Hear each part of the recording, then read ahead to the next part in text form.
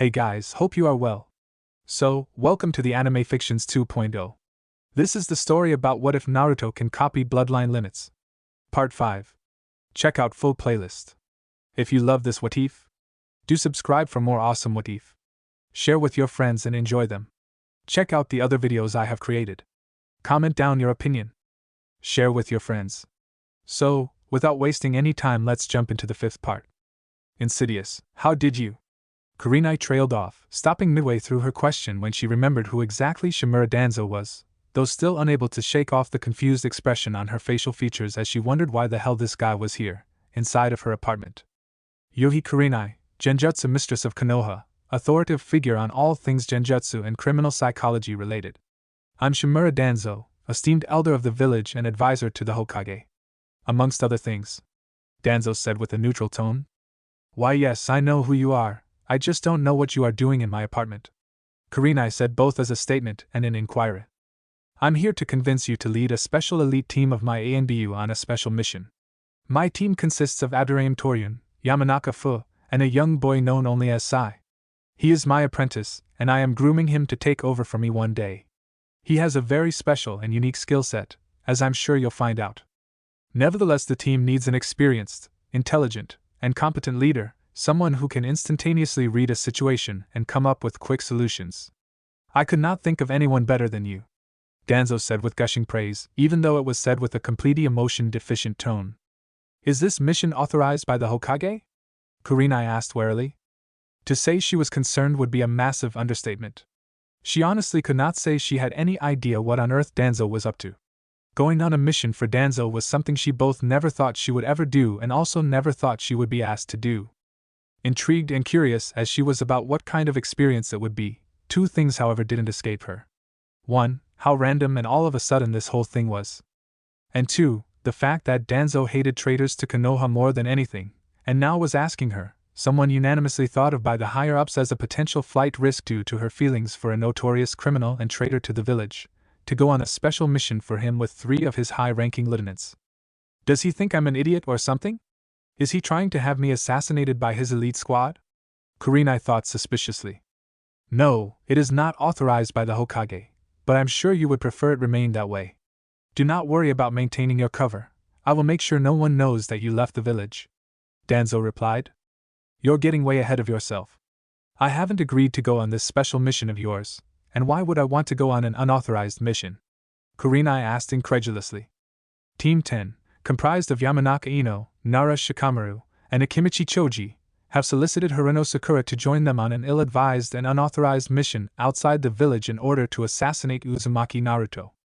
I'm sure you already know this, but if the higher-ups, or better yet, if the Hokage finds out about this, they could be branded as rogue nin and hunting ninja could be sent after them. Team 10 were your fiancé's students, and they are his legacy. Don't you think you owe it to him to protect them from themselves? Danzo asked with a sinister glint in his eyes. Of course, Kurenai didn't know that Danzo had used a Sharingan mind-control genjutsu known as Kodo Amatsukami on Ino in the first place, that it was actually his idea for them to go after Naruto. Not only that, but he had also been the one who advised her to recruit Sakura as an ally, even told her what cards to play on her to get her to go, that this was all part of Danzo's plan to eliminate or capture Uzumaki Naruto. I'm quite honestly surprised by this information, but then again, it's not entirely unexpected. Naruto is responsible for both Asuma and Inoichi-san's death, both of which were very close and dear to all the members of Team 10. It was probably Ino's idea, which is why Sakura ended up becoming involved. And of course, Naruto was her teammate as well, so she probably feels responsible. I should have seen this coming, well. I guess I did, but I should have kept an eye on them. Worrying about what could or should have been won't change anything. You should be more concerned about what it is you can do now. So, what will it be, Yohi Kurenai? Will you go on this mission to retrieve these young and misguided children and bring them safely home? Remove the hull and cut out all the pretenses, Danzo-sama. We both know you want Naruto either captured and returned to you, or killed on sight. This is not a Team 10 retrieval mission. You want me and this special team of yours to provide backup for Team 10. I wouldn't even be surprised if you're behind all of this in the first place. Kurenai replied tensely.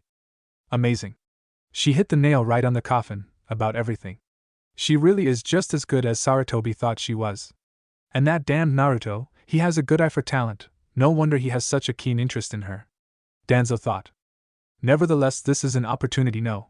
You'd get to see Uzumaki Naruto one last time, and you'd get to have your revenge for Asuma. Naruto is traveling with a 4-man cell.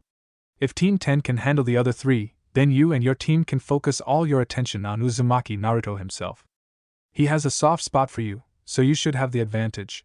Also, it's an opportunity for you to redeem yourself in the eyes of your fellow shinobi and superiors, and a chance to avenge Asuma whilst also protecting his students, and therefore his legacy. Whichever way you look at it, killing Uzumaki Naruto is a good thing, both for you and the village. You will finally be free of the emotional strings that he has etched deep into your soul and become the true shinobi of Konoha that you are meant to be. Danzo said passionately, all the while the tamo on the Sharingan hidden behind his bandages spinning rapidly until the eye formed a different and unique pattern. Fine. You've made your point, and I have your word that mine and Team 10's involvement in this incident will never come to light? Kurenai asked cautiously. It won't, if that is what you want. I don't know why you wouldn't want it to though, because if you succeed, you will be revered as heroes of Konoha. But if we fail we could go to jail, or even worse, we could all be executed. Kurenai retorted. Please! Danzo snorted. Not even Tsunade is foolish enough to execute 2 clan heirs, her own apprentice, and a clan head. Danzo retorted. Fair enough. Now, where is this team of yours? Kurenai asked curiously, causing Danzo to smirk maliciously, showing emotion for the first time since the conversation began as he deactivated his Mangekyo Sharingan. Come with me.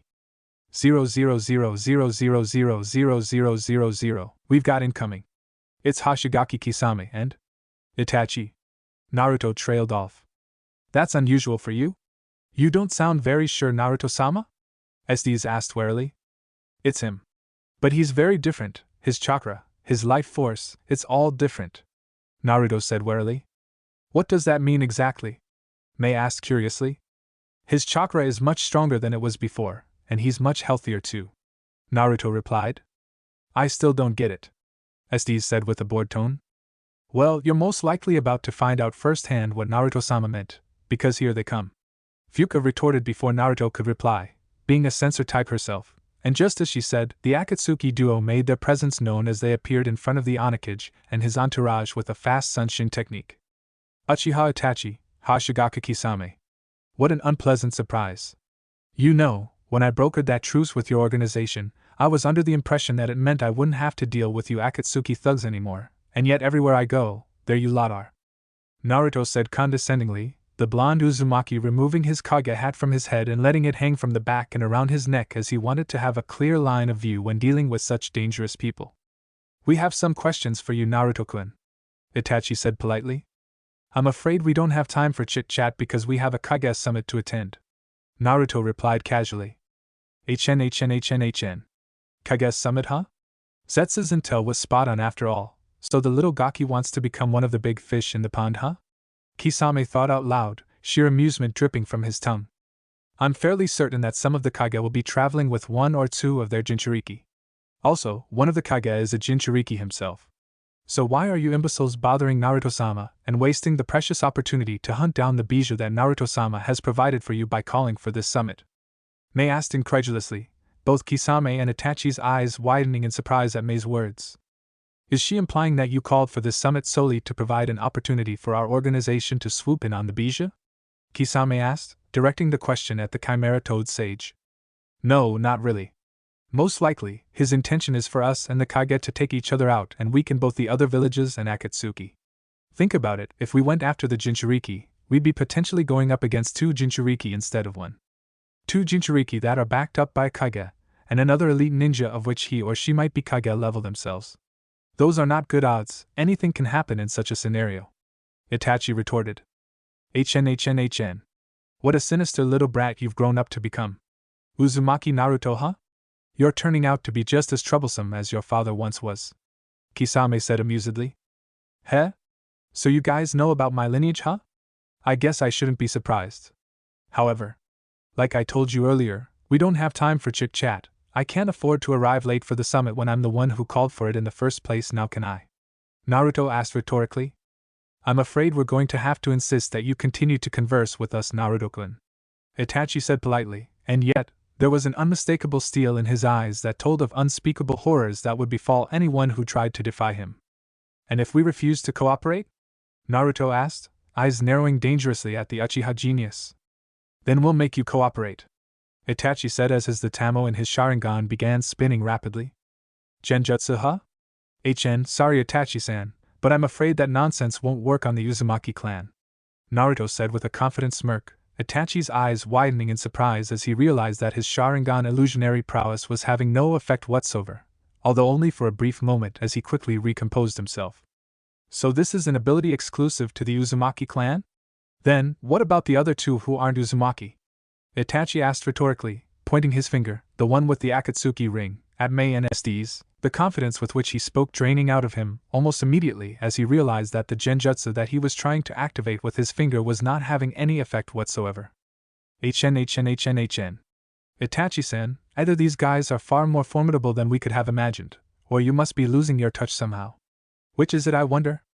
Kisame asked with both amusement and excitement, excited that it looked like he was finally going to get a chance to go all out as he hadn't had the opportunity to be in a real battle ever since he partnered with the genius of the Uchiha clan, because of course, Itachi tended to end battles before they even began with his Sharingan illusions.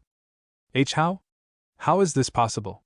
Itachi thought with confusion and wariness, having never met anyone who was immune to his genjutsu before, not even other Sharingan users. Sure, he wasn't using his strongest genjutsu, the Tsukiyomi, but he'd literally taken down a Sannin with this level of genjutsu with ease before, so it didn't make sense to him that it wasn't working whatsoever with these individuals, no matter how strong or skilled they were. Did you really think a mere Sharingan genjutsu would be enough to take out a member of the Bloodline? What an imbecile you are, Uchiha Itachi. Genius shinobi my ass, you're a total idiot, Estes said incredulously. Of course, unlike the Uzumaki clan, she didn't have a genjutsu barrier placed on her brain to prevent genjutsu from working on her. And the reason for that was simply because unlike the other members of the Uzumaki clan, Naruto had not taught her that kinjutsu. She would probably have it taught to her when. Hopefully if she got married to Naruto, but as of yet, she was not part of the Uzumaki clan, and therefore was not privy to their kinjutsu. Which then begs the question, how then were she and Terumi Mei also immune to Itachi's genjutsu? The answer to that was simple enough, at least for Estes. Her eyes were covered by a thin sheet of transparent ice crystal in order to ward off visual genjutsu, almost like she was wearing ice-based contact lenses, which is why Itachi's chakra was unable to reach her optic nerve and from there, reach her brain. On the downside, this meant that she was only immune to visual genjutsu, and not all forms of genjutsu like Naruto, Fuka, and even Mei were. For Mei it was completely different, because if one paid enough attention to her, they would be able to see the vapors of steam leaving her body. Mei was using a technique Naruto helped her to develop known as steam release, body precipitation.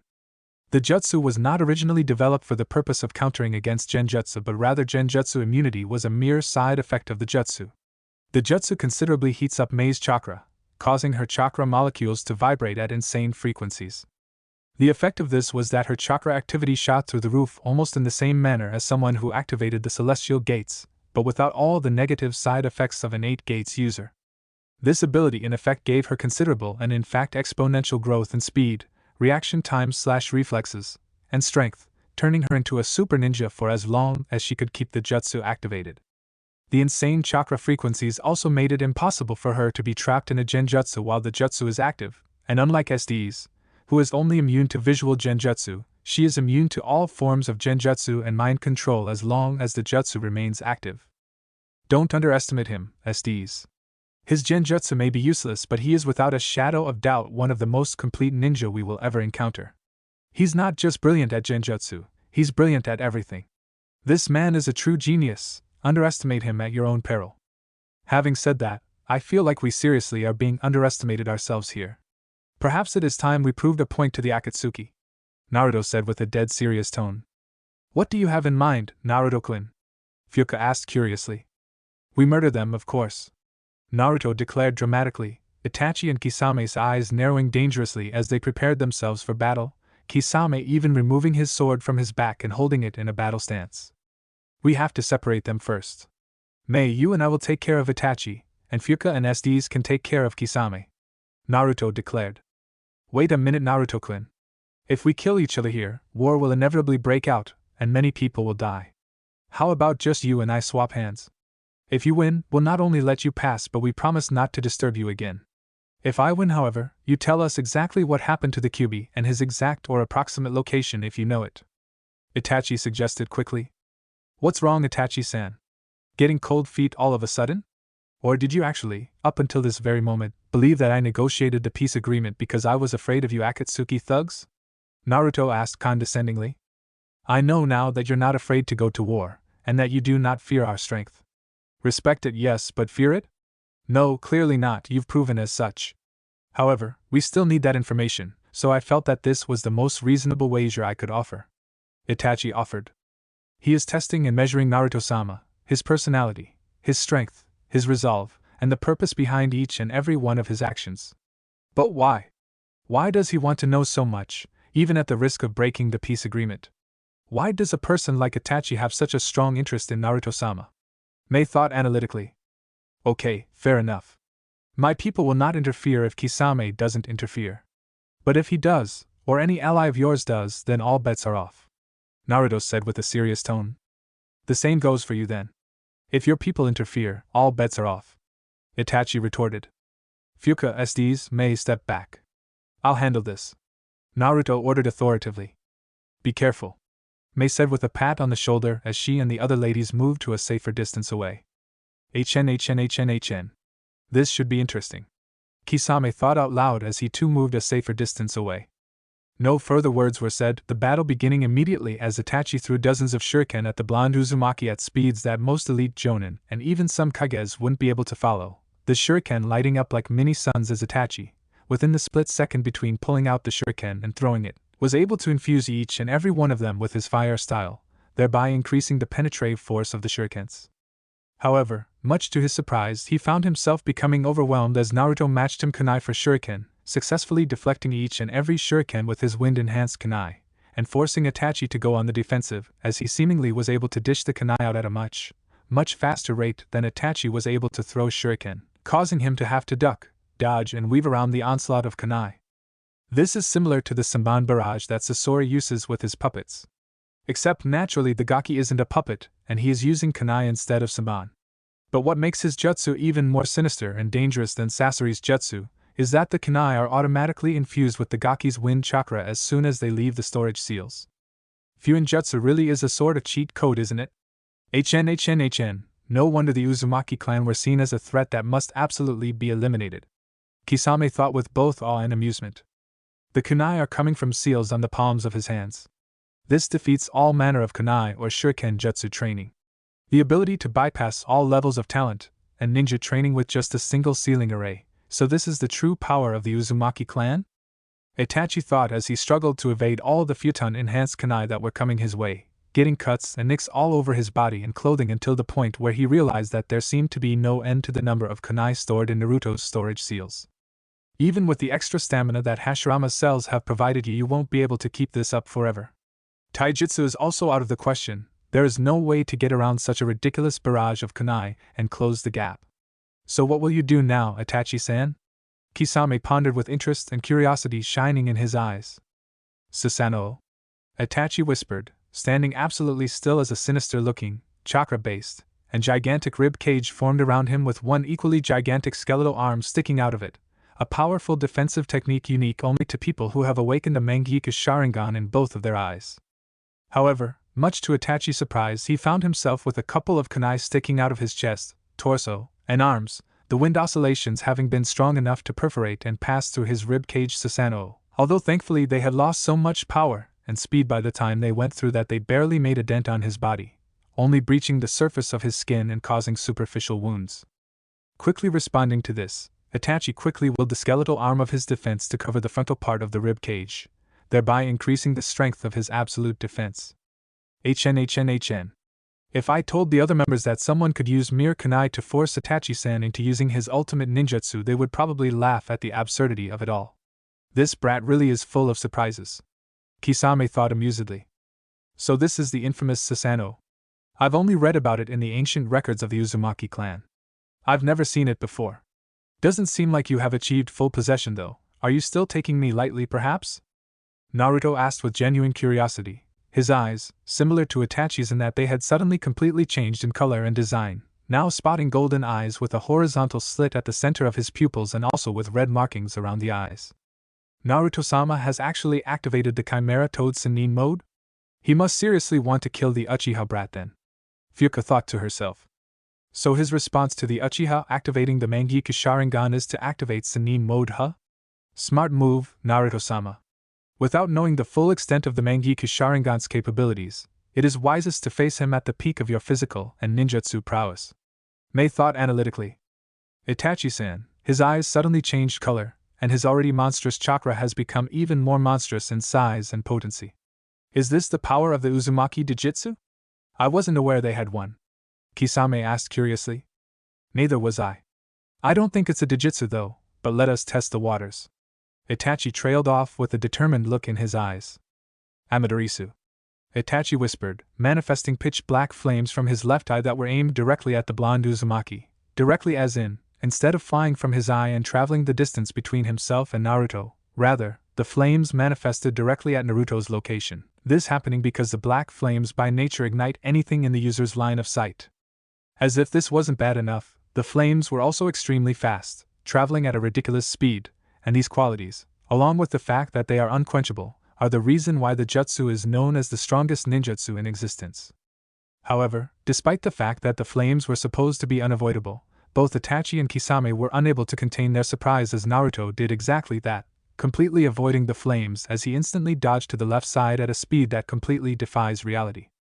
Having no intention whatsoever to stay on the defensive, the blonde Uzumaki immediately went on the offense, instantaneously closing the distance between himself and the genius of the Uchiha clan and coming in from the left side, having completely escaped from Itachi's line of sight with his speed and delivering a horizontal cross kick with his right leg directly to the front of the Uchiha's absolute defense. The sheer speed and power that Naruto was able to generate with that attack was so ridiculous that it caused a loud booming sound upon impact, causing a monstrous shock wave to wash over the area, Itachi's absolute defense completely obliterated from existence as he was sent flying away rapidly, smashing through a multitude of trees before hitting the ground so hard that a large crater formed around his body where his body landed. Impossible! He kicked right through it. No, rather, he completely obliterated Itachi-san's defense. What monstrous speed and power, as if it wasn't ridiculous enough that he was able to dodge a point-blank Amaterasu that ignites everything in its line of sight. Kisame thought in surprise. It seems I was wrong. Closing the distance and engaging the brat in close quarters was never an option after all, not if he is packing that kind of speed and power. I must say, a taijutsu fighter of that caliber is extremely rare, and taijutsu isn't even his main fighting style. This could spell trouble. Itachi-san, what will you do now? Kisame thought with both intrigue and wariness. I can't believe he obliterated my rib cage Susanoo like that. Could it be that he has even more raw power than Tsunade of the Sannin? Itachi thought as he struggled to get back to his feet, coughing up globs of blood from the damage he took from Naruto's taijutsu attack despite the fact that said attack didn't even make direct contact with him, having been blown away by merely the shockwave that resulted from Naruto's kick. A ninja that not only is immune to Sharingan Genjutsu but can dodge Amaterasu and obliterate a rib cage Susanoo with a mere kick? Ridiculous. If someone told me I would be facing someone like that, I would have been hard-pressed to believe it. I don't have a choice. I'll die here if I don't go all out. Itachi thought as he activated full possession Susanoo along with the Yata mirror and sword of Totsuka, a spiritual sword and shield that originally belonged to the Sage of the Six Paths. Going all out, are we? So this is Itachi-san's true power? However, Itachi-san, if I know you as well as I think I do, then the true purpose of this battle is for you to discern the true personality, character, and motives of the Uzumaki brat and also the true extent of his powers. You may have succeeded with the former and learned a bit about his character and motives, but with the latter, it seems like you are the one being forced to reveal the secrets of your ninja prowess. Kisame thought as he not only studied the true form of Itachi's Susanoo, which he was seeing for the first time, but also taking note of the fact that Itachi's cloak had taken so much damage that his chest area was showing, revealing what was supposed to be the secret behind his newfound health and vitality. Just as I thought, you've been partially taken over by Hashirama's DNA and life force. You've been colluding with Orochimaru and Kabuto, or is with Orochimaru or Kabuto? Which one is it, Itachi Dano? Naruto asked curiously. I'm afraid I do not know what you speak of, Naruto-kun. Itachi replied casually. Oh really? So that isn't Hashirama's face on your chest? Naruto asked rhetorically, Itachi's eyes widening in surprise as he looked down to see that his chest area was completely exposed to the world. I was so preoccupied with setting up my absolute defense that I didn't bother to assess the true extent of my injuries, and therefore failed to take note of this. Exposition. Itachi self-reprimanded himself, but then quickly decided to let it slide and forgive himself when he concluded that there had been no other choice at the time but to quickly set up his defense due to his opponent's godly speed of attack. I suppose the secret is out. Yes, indeed, I had the opportunity to slay Orochimaru when he defected from Akatsuki, but instead I cut a deal with him, to find a way to cure me of my chronic and deadly illness in exchange for his life. Itachi explained. You're a very good liar, I'll give you that. However, one of my specialties is the ability to detect lies. You're working with Kabuto-sensei, aren't you? But that doesn't make sense. Kabuto-sensei loves and worships Orochimaru, and Orochimaru hates your guts. Why would he help you? I wonder? Naruto said with a thoughtful pose. He must have either blackmailed Kabuto-sensei somehow or controlled him with his Sharingan. He couldn't have kidnapped him, otherwise Orochimaru would have been suspicious about sensei's absence, so it's either blackmail or mind control. Naruto deduced. No comment? No matter. I'll just ask him the next time I see him. More importantly, Itachi-san, why don't we call it a draw and go our separate ways? I seriously doubt your intention when you came here was to reveal so many of your secrets. Now you've shown me your Amaterasu, your full possession Susanoo, and you've exposed the fact that you have the long-lost treasures of the Sage of the Six Paths, the Sword of Totsuka, and the Yata Mirror. You've also inadvertently revealed to me that there is some sort of connection between you and my sensei. How many more secrets do you intend for me to force you to reveal? Or do you actually wish to die?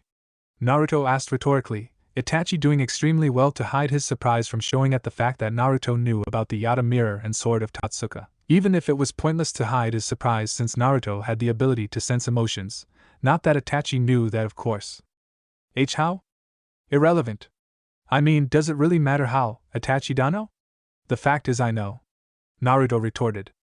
If it's not too much to ask, I'd like for you to tell me anyway, irrelevant or not. Itachi requested politely. Well, you'd be surprised at how detailed the Uzumaki archives are. Plus, Yuzu wasn't called the Village of Longevity for nothing, you know. Uzumaki Fuka here, who you met earlier, despite her youthful appearance, is actually over 200 years old.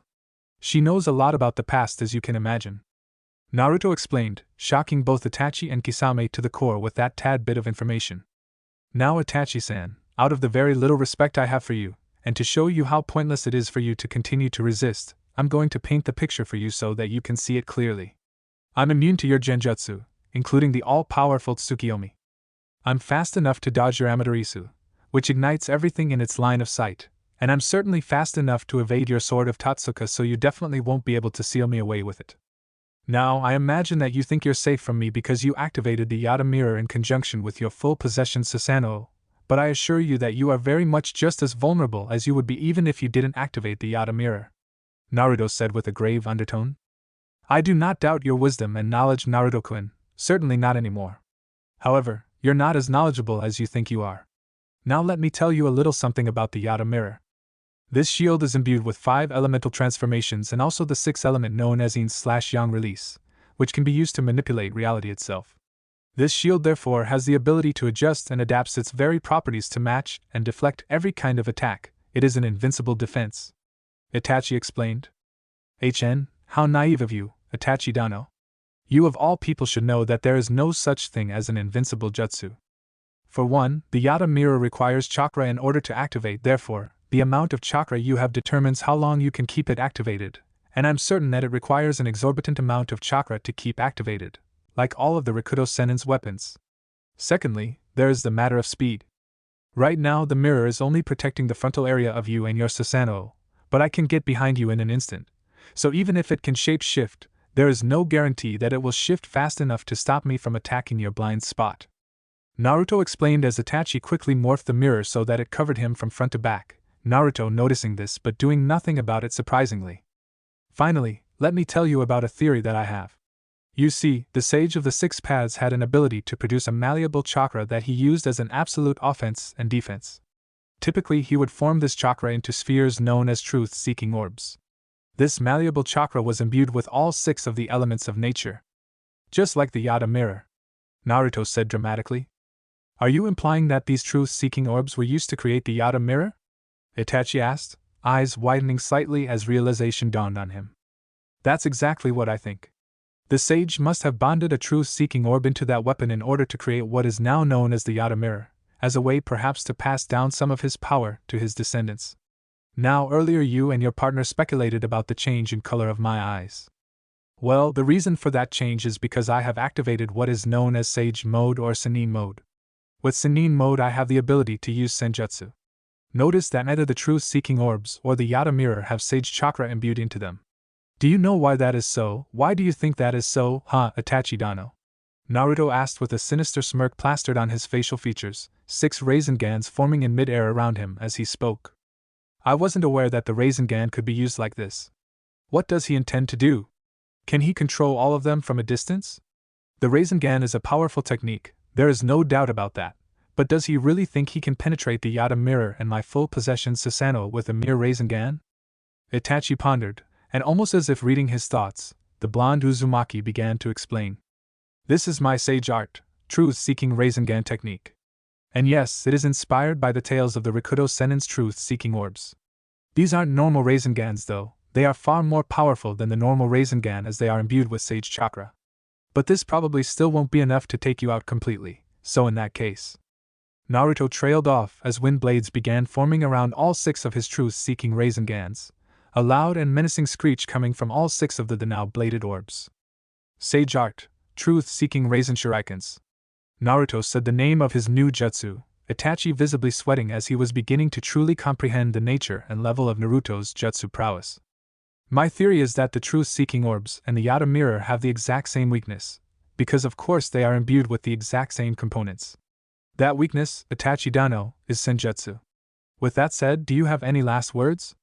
Naruto asked as if he was merely asking Itachi about the weather forecast for the day. If what he said is true about the Yata mirror being weak to Senjutsu, then I'm as good as dead as I am. What should I do? Should I activate Perfect Susanoo? No, it's too early to reveal all of my trump cards. Zetsu is watching, which means Madara and Leader are also watching. It's bad enough that I've been forced to reveal so much already, even worse, now everyone will know about the Hashirama DNA implants. I've achieved my goal, I've assessed Naruto's character, even if his motives are unclear, and I've seen the extent of his ability, at a greater expense than anticipated, but mission accomplished nonetheless. There is no need to drag this out. Itachi thought analytically. Okay Naruto, I concede. Victory is yours today, and as promised, we will not bother you again. Unless specifically ordered to by our superiors. Itachi said with his hands in the air, although still refusing to deactivate his absolute defense for obvious reasons. Naruto trailed off with a thinking pose. Okay cool. I'll let it slide today, what you did that is. But if something like this happens again, I'll take it as a declaration of war. Do we understand each other, Itachi Dano? Naruto asked darkly, Itachi replying with a simple nod of the head in the affirmative. Alright. Naruto said, instantly deactivating his truth-seeking Raisen Shuriken technique but not his Sage Mode and not his truth-seeking Raisengan either, as the Raisen Shurikens merely reverted back to their standard Raisengan form, and neither did Itachi deactivate his Mangekyou Sharingan, although he did put away his Susanoo and by extension the Sage's weapons. Well, what are you waiting for? Get lost. Naruto said with a small tick mark on his forehead. Just one more question. What is your goal exactly? What is your purpose? What are you trying to achieve? Do you intend to destroy Konoha? Do you intend to destroy the ninja world itself? Itachi asked, deciding to go for the direct approach this time. I have absolutely no love for Konoha. In fact, I have nothing but contempt for Konoha. But no, my goal is not to destroy them or the ninja world. My goal is to rebuild Yuzushigekure, which is why I have petitioned the other Kage to recognize Onigekyo no Sato as new Yuzu. My goal is to rebuild the Uzumaki clan and bring back our glory days. My goal is to protect my loved ones and everyone in Onigekyo no Sato, and to provide a safe haven for all of those who have been oppressed and mistreated for reasons beyond their control.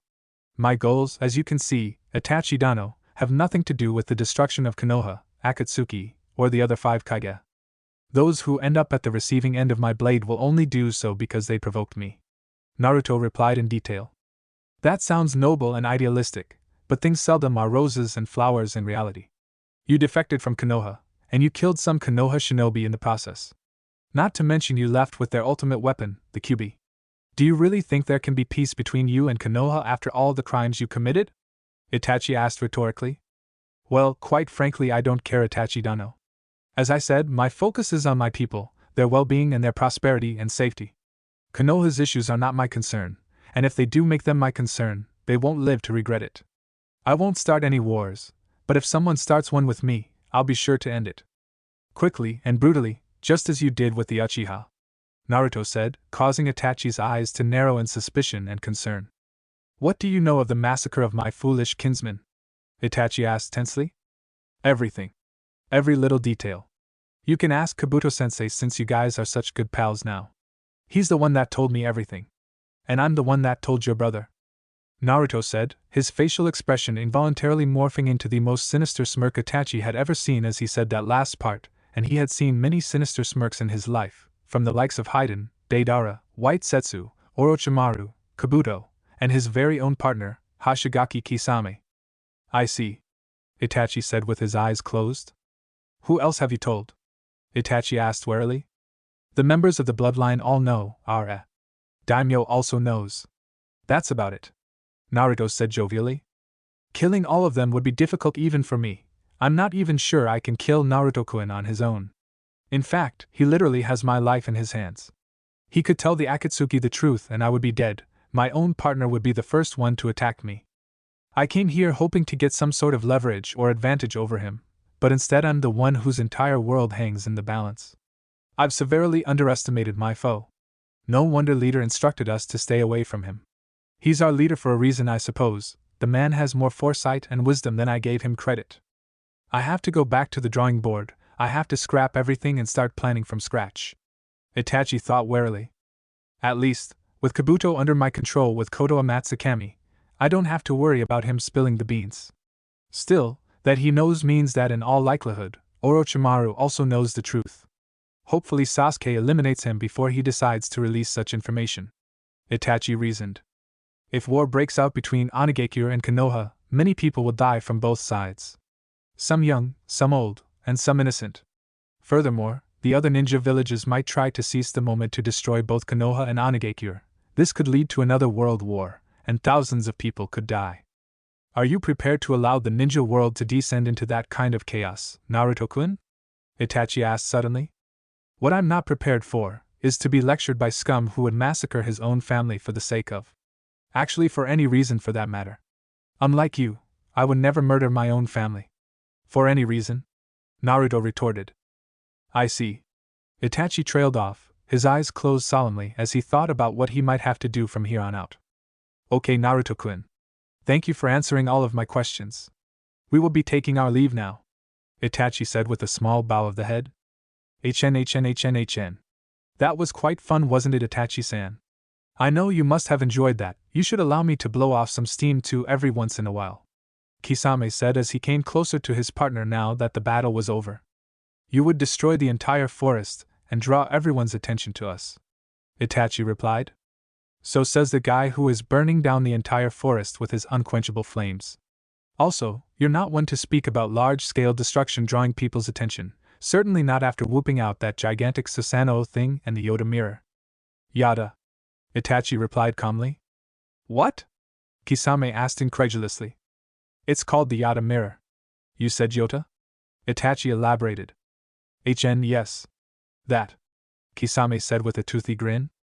So, what do you plan to do about the attention that you have drawn to us with your large-scale destructiveness? Kisame asked with special emphasis on Itachi's fault.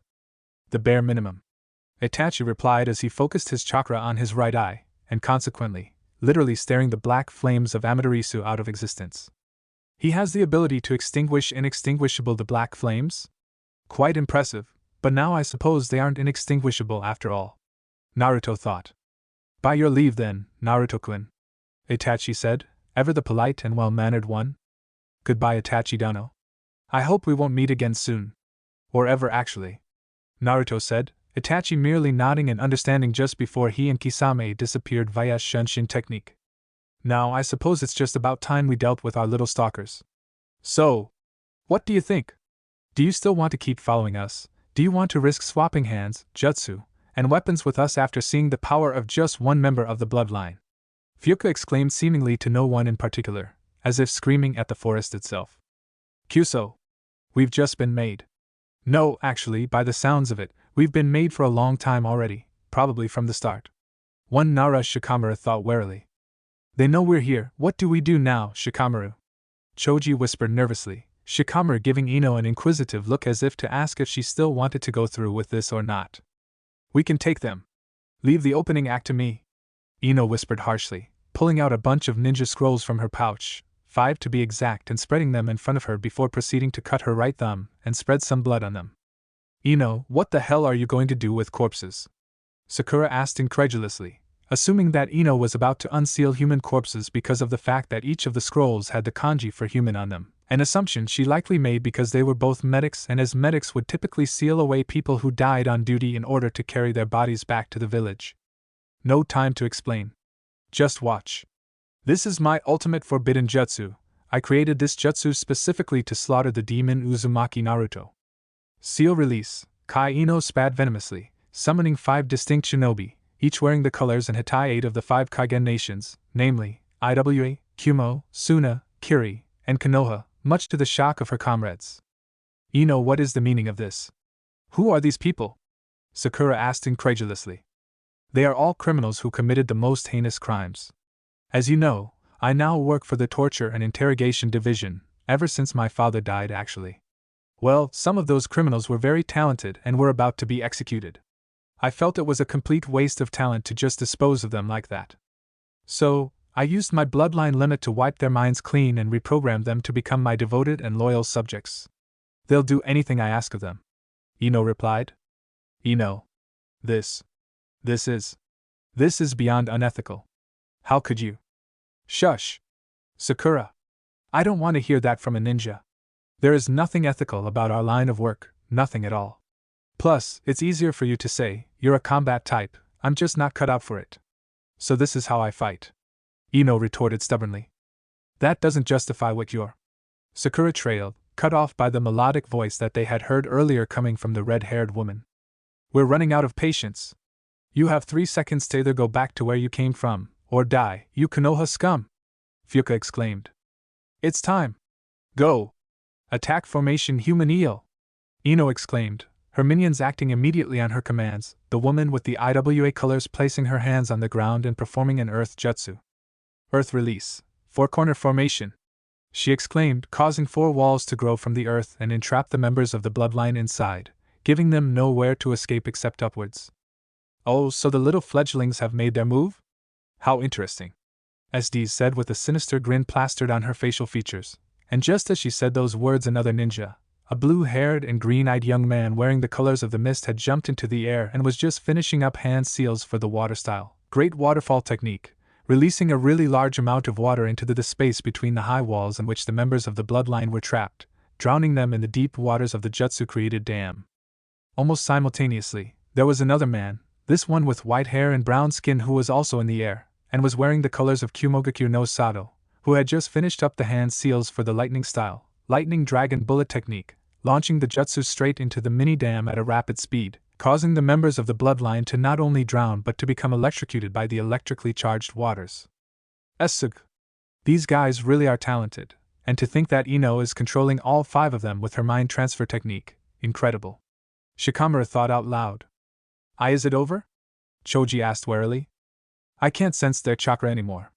They're dead. Ino said matter-of-factly, much to the surprise of her comrades. And Naruto. It can't be. Sakura thought, a storm of emotions gathering momentum from deep within her. On the one hand, Ino was her best friend, and deserved revenge for both her sensei's and her father's death, and also deserved her support and help in doing so. But on the other hand, Naruto was her former teammate, and also her friend. She had a responsibility to save him and beat some sense into him, and then proceed to drag him back to the village so that he can help her rescue their other teammate, her beloved Sasuke-kun. Honestly, the emotions were confusing, because on the one hand she was happy for Ino, but on the other she wanted to rip her throat out for killing her teammate. Naruto may be an asshole, but they had been like a family in Team 7, and he had saved her life a bunch of times despite how horrible she had been to him at the academy, and even in their early days in Team 7. He had even given her a life lesson or two. All these thoughts and emotions going through her mind and her heart, she just couldn't believe that it had actually come to this, that Naruto had to die, and had been killed by Ino of all people, her best friend. It just didn't make sense. How had things degenerated to this point? How could things change so drastically? No, he got what he deserved. He killed Inoichi-san and Asuma-sensei. If someone had killed one of my parents and Kakashi-sensei, I would probably have done the same thing Ino did. Sakura thought, and yet, unable to stop the choking sobs that escaped her throat, her body visibly shaking as she battled with her emotions. I know he was your friend, Sakura, but Inoichi was my father, and Asuma was my sensei, and you're my best friend. I did what I had to do, Ino said solemnly. Don't get ahead of yourselves. Naruto has always been a trickster, ever since we were kids. Kurenai-sensei even described him as such in his profile. Until we have confirmed the kill, we need to keep our guard up. Ino, dissolve your jutsu. Let us see if they really are deceased. Shikamaru ordered, Ino giving a mental command to the Earth-style kunoichi to dissolve her jutsu so that they could see the results of their attack, the girl placing her hands on the ground and channeling chakra into it, which in turn caused the four-corner formation to shrink back down into the ground and the electrically charged water contained in to sink into a hole she had created before shrinking the walls.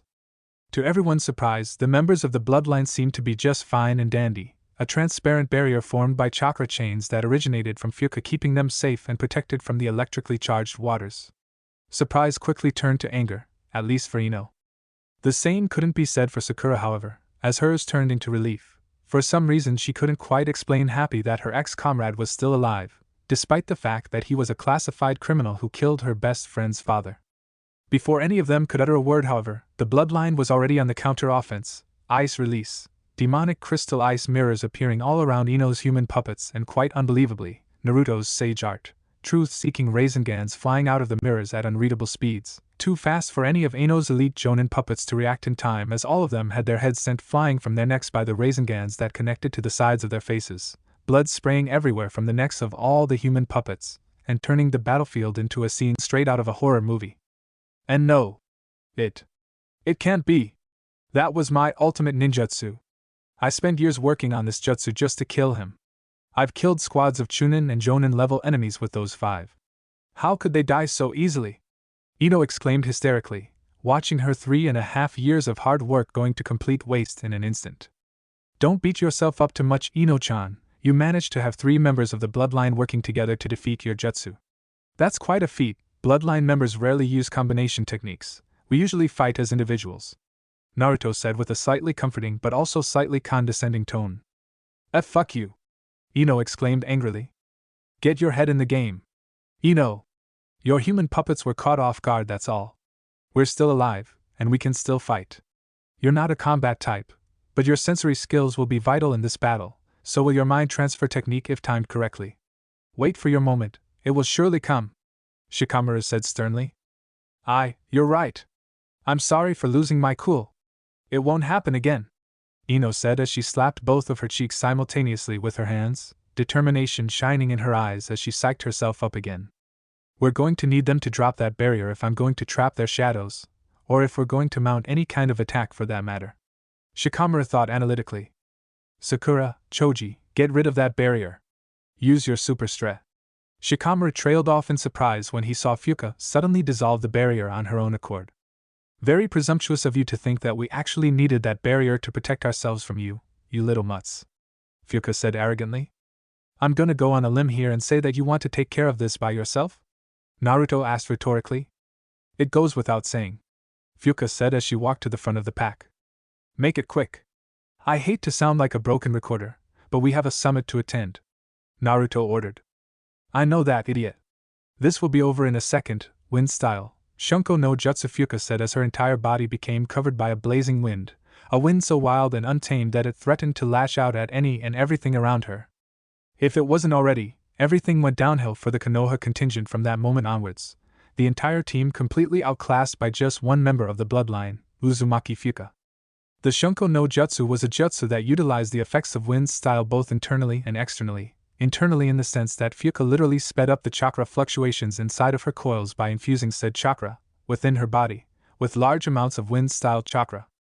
Now this is not something that just anyone can do, because one mistake and you could completely rip your own chakra coils to shreds and even your internal organs, resulting in a certified, excruciating death. The amount of elemental mastery and chakra control required to pull this off is quite frankly ridiculous, so much so that it would take hundreds of years of training to pull it off. The benefits, however, were more than worth it, as the result of the increase in fluctuations meant that Fuka was able to gain an exponential increase in speed and power. The jutsu, however, didn't stop there, as there was also an external effect. In this state of high-frequency fluctuations, any jutsu that Fuka tried to pull off gained a considerably boost in strength, meaning that the amount wind style she was using to externally protect herself and to externally boost her movements was so strong and powerful that it looked like she was a humanoid hurricane, the wind lashing out in all directions at every threat coming her way. And yet within all that chaos, Fuka somehow seemed to be in complete control of the wind fluctuations, both internally and externally. The battle didn't last more than a minute, as Shikamaru's shadow binding technique was rendered completely useless against Fuka's increased physical abilities. Sakura couldn't land a single punch or kick on Fuka, the Uzumaki ancestor proving to be too fast and elusive for her. The only time she made contact with Fuka was when Fuka, much to Sakura's complete and utter disbelief, stopped her dead on her tracks by completely nullifying her attack, catching her fist in the palm of her hands before proceeding to counter with a devastating uppercut that had Sakura coiled up on the floor for what felt like hours, feeling like she was about to puke out her entire digestive system, Sakura wondering deep down if this is how her enemies felt all the while when she had been the one punching them with her super strength technique. The one person who could have posed a threat was Choji, but Fuka wasn't about to take chances, especially since Naruto-sama had stressed the importance of getting to the summit on time. Therefore, when she saw Choji pull out what appeared to be a red soldier pill of some sort, she knew that whatever that pill was, it was going to be troublesome, moving at goddess-like speeds as she ripped the pill out of Choji's hands just as he was about to put it inside his mouth, a look of shock and horror appearing on Choji's face as he realized that they were now royally screwed, that they were all going to die here at the hands of this Uzumaki woman, no, rather, this Uzumaki demon. Kyuso. We're screwed. And no. I can't let Ino and Shikamaru die here.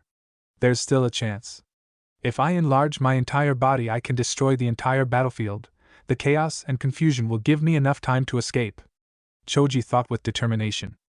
Secret ninja art, full body expansion. Choji trailed off, coughing up globs of blood all of a sudden as he fell to his knees and starting coughing uncontrollably, blood splattering on the floor as his eyes became hazy. Impossible. When did Eshi? Were Choji's last thoughts as he lost consciousness and fell head first to the ground. 3 down, 1 more to go. Any last words, little girl? Fuka said as she slowly walked towards the Yamanaka heiress, Ino tripping on a rock and falling flat on her back as she backed away in sheer terror, deathly afraid of the Uzumaki demoness that was about to annihilate her. And no! Stay away from me! Ino cried hysterically. Stop taunting the poor woman, Fuka, Naruto said authoritatively. Oh, you're no fun at all, Naruto-sama, Fuka said with a childish pout. Yamanaka Ino-chan. This is when great leaders negotiate, not only for their own sake, but for the sake of their subordinates and comrades as well, Naruto said, quickly gaining Ino's attention. And negotiate? With you? I'd rather die. Ino spat distastefully. Perhaps, but would you let your friends die as well, for your selfish ambitions? Would you let them die for your pride? Because if you would, then wouldn't that make you even worse than me, your arch-nemesis? Naruto asked rhetorically, Ino's eyes widening in shock and realization as her gaze fell on to her friends who were all suffering from the blows inflicted upon them by Fuka. Keikyuso! What the fuck do you want, you bastard? Ino exclaimed in frustration. Not much. If you use your no doubt formidable sensory skills, you'll realize that there is a 4-man team from Konoha closing in on our location. A 4-man team that also includes your late sensei's girlfriend, Yuhi Kurinai-chan. Most likely they've either come to save you or to back you up. Nevertheless, I can assure you that even with their help you have no chance of defeating us. So here's the deal, when they get here, you tell them to stand down, and you tell them that you have forsaken any notions of revenge against me and by extension, the bloodline, and you tell them to retreat. If you do that, I will let you and your friends live. I will let you live with them. Naruto explained, Ino staring at the blonde Uzumaki with confusion and skepticism, although if Naruto noticed, he did well not to show it as he simply pressed on. However, Ino-chan, if you and your friends, or anyone associated to you, ever, and I mean ever, attack me or any of my comrades again, there will be a bloodbath. So you decide, Ino-chan, do you want to continue to pursue revenge against me, at the risk of losing even more loved ones? Or will you cherish the loved ones you still have and live your life to the fullest? Decide. Now, Naruto said as he quickly formed a Rasengan in his hand, not giving Ino any amount of time to really think about the pros and cons of his offer in all honesty. Okay. I'll do as you say. I'll forsake my revenge. I'll let go of my pride. Just please, don't kill them, Ino cried out. Good, Naruto said as he dissipated his Rasengan. Realize this, Ino, and never forget it. I am what you fear when you walk in the dark and cannot see what is in front of you. I am the nightmare from which you wake up shaking like a leaf, your whole body covered in sweat from top to bottom. I am fear incarnate, my wrath induces pain and suffering unimaginable, and my judgment is cruel, brutal, efficient, and gory. Attack me or my loved ones again, and I will wipe out the entire Yamanaka clan and everyone associated to you, Naruto said, a demonic ice crystal mirror forming behind him and all the members of the bloodline as he finished his monologue, the blonde Uzumaki disappearing into the mirror when he was done talking. And also, Ino-chan, tell Karina I said hi for me. Tell her that. Tell her I miss her. Naruto's voice reverberated from the mirror and all around the battlefield just before the mirrors dissolved into puddles of water, the words sounding completely opposite to what one would describe as romantic, at least as far as Ino was concerned, but perhaps anything Naruto said to her would sound ominous given how much she both hated him and how much she was terrified of him, the poor young woman still shaking like a leaf where she was sitting, proceeding to sit there like that until there would be backup arrived. 0.00000000000. To say Anoki was pissed off would be like saying that Iwa and Konoha did not get along, a massive understatement. He just couldn't believe that the Akatsuki had actually refused to assassinate the Uzumaki brat who just happened to also be the reason his back was aching so much, having been forced to travel such a long distance only to then be further forced to sit and wait on this hard, back-breaking seat as they all waited for the Uzumaki fool to arrive. What was up with Akatsuki anyway? Were they not an S-ranked mercenary organization? Didn't that mean that as long as you paid them the right price then the deal was a go? How could they refuse a blank check?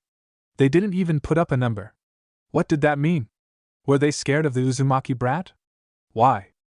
Why would an organization of allegedly Kage-level ninja be scared of a mere brat? Were they in league with the Uzumaki brat?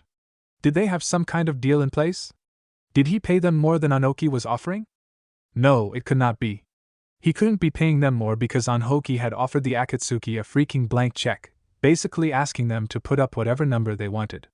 So what then? A deal? Or some kind of partnership? What made matters worse is that Anoki did not have any intel whatsoever on this Uzumaki Naruto.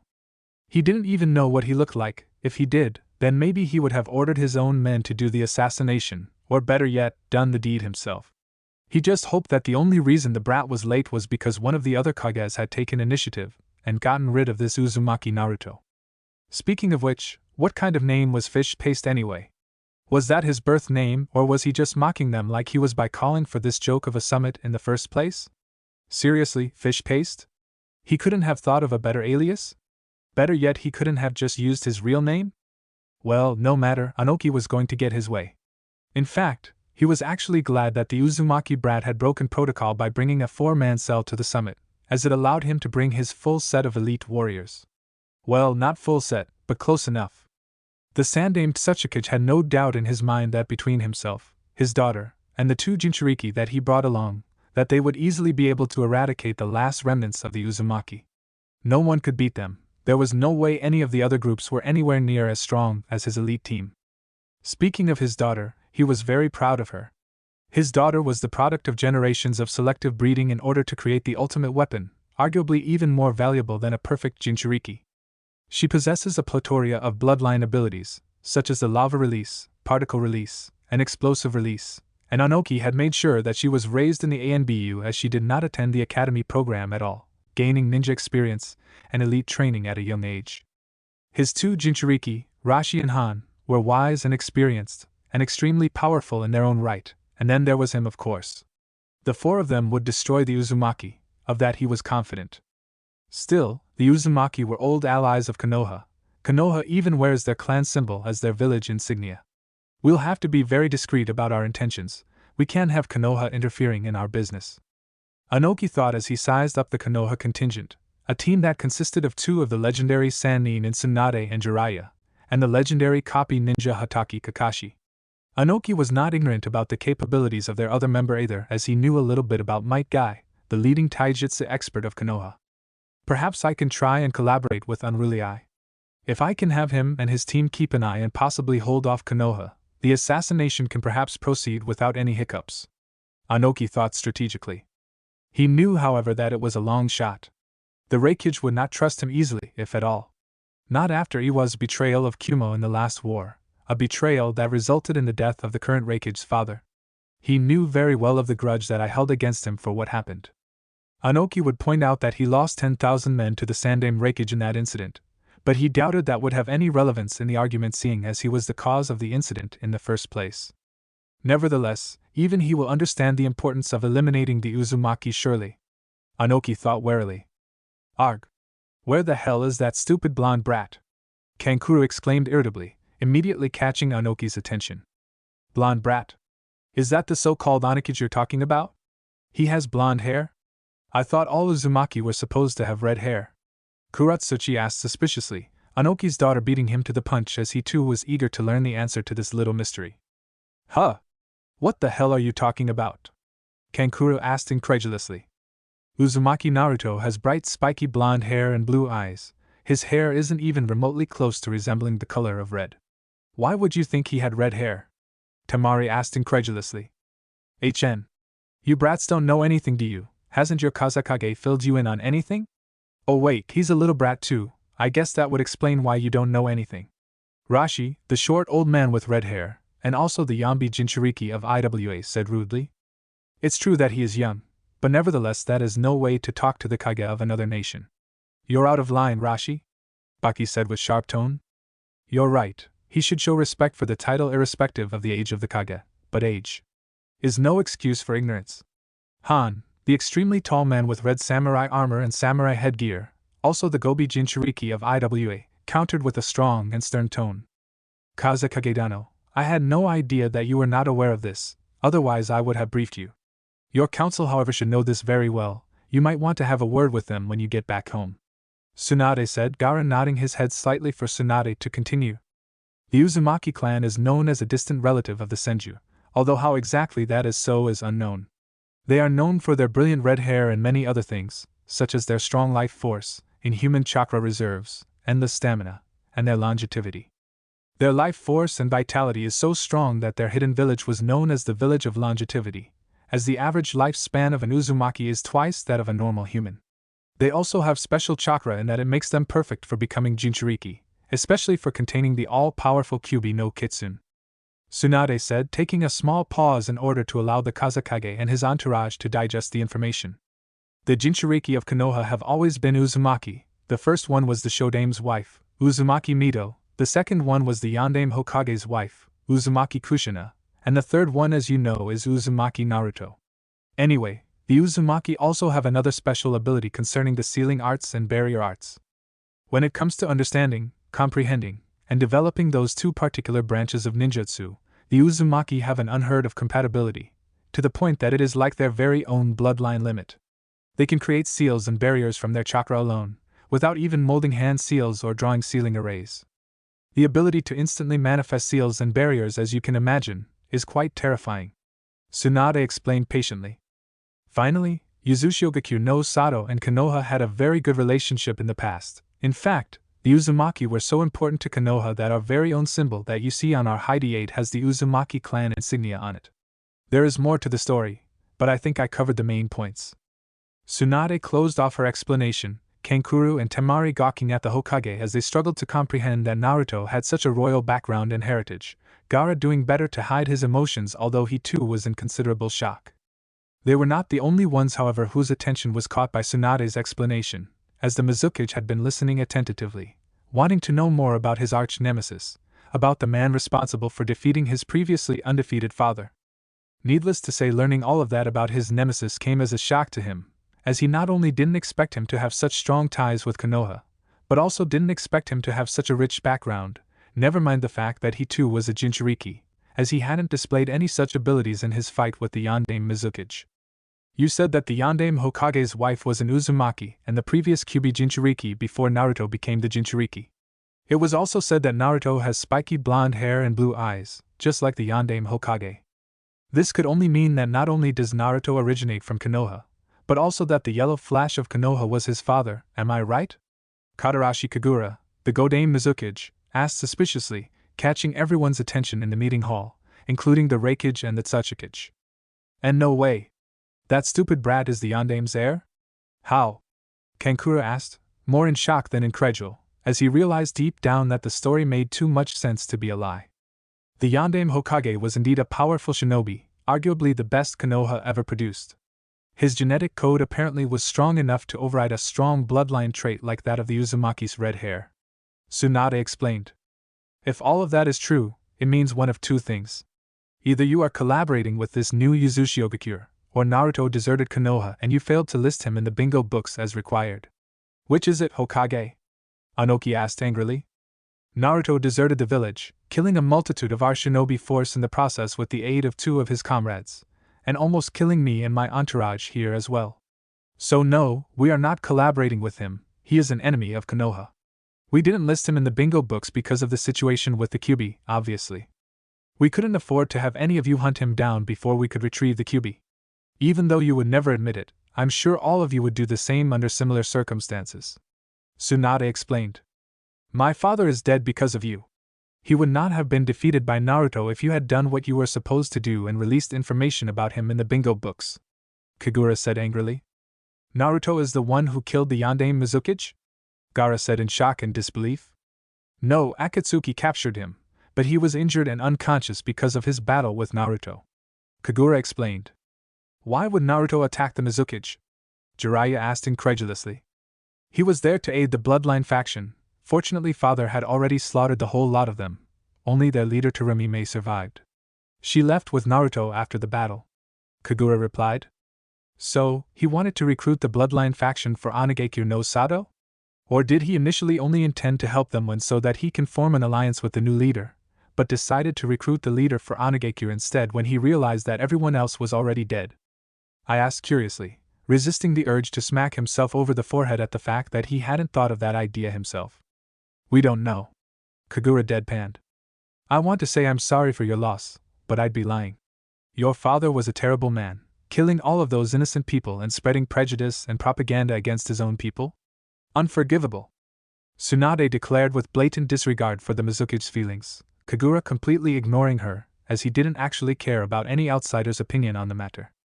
I want to thank you Hokage Dano for shedding a bit of light on the background of one Uzumaki Naruto, who appears to have failed to make a showing at a summit that he himself called for.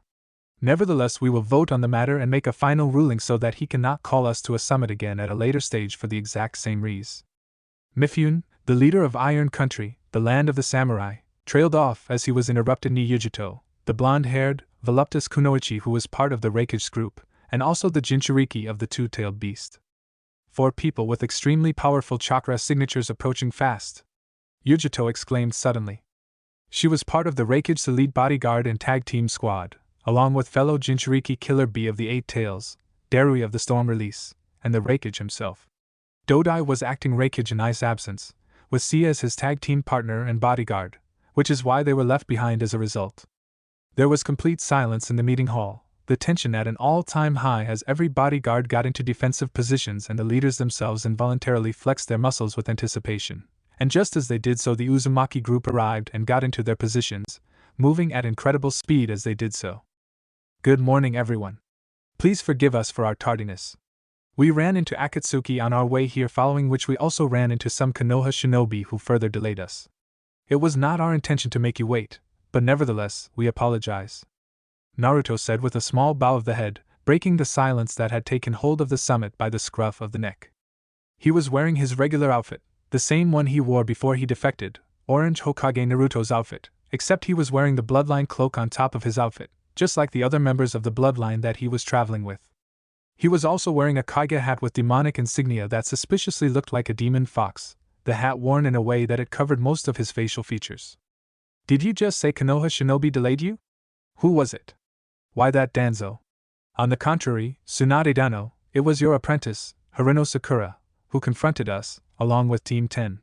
The lovely Genjutsu mistress of Konoha also made a belated appearance, leading a root squad of all things. Do not worry though, we did not kill them, we merely taught them a little lesson. Naruto retorted with a sinister smirk. I wasn't happy with Naruto-sama not letting me kill those Konoha, but listening to this conversation between him and Tsunade, I finally understand the reason behind it. The message is clear, we could have killed your apprentice and 3 of your clan heirs, but we didn't, therefore you owe us. Also, attacking someone from another village on their way to a summit is a serious crime. This is not a good look for Tsunade. The only way she can redeem herself and her village now is to approve Naruto-sama's application for Kage status. Naruto-sama, you really are a true genius. I was looking at a checkers board but you were playing shogi all along.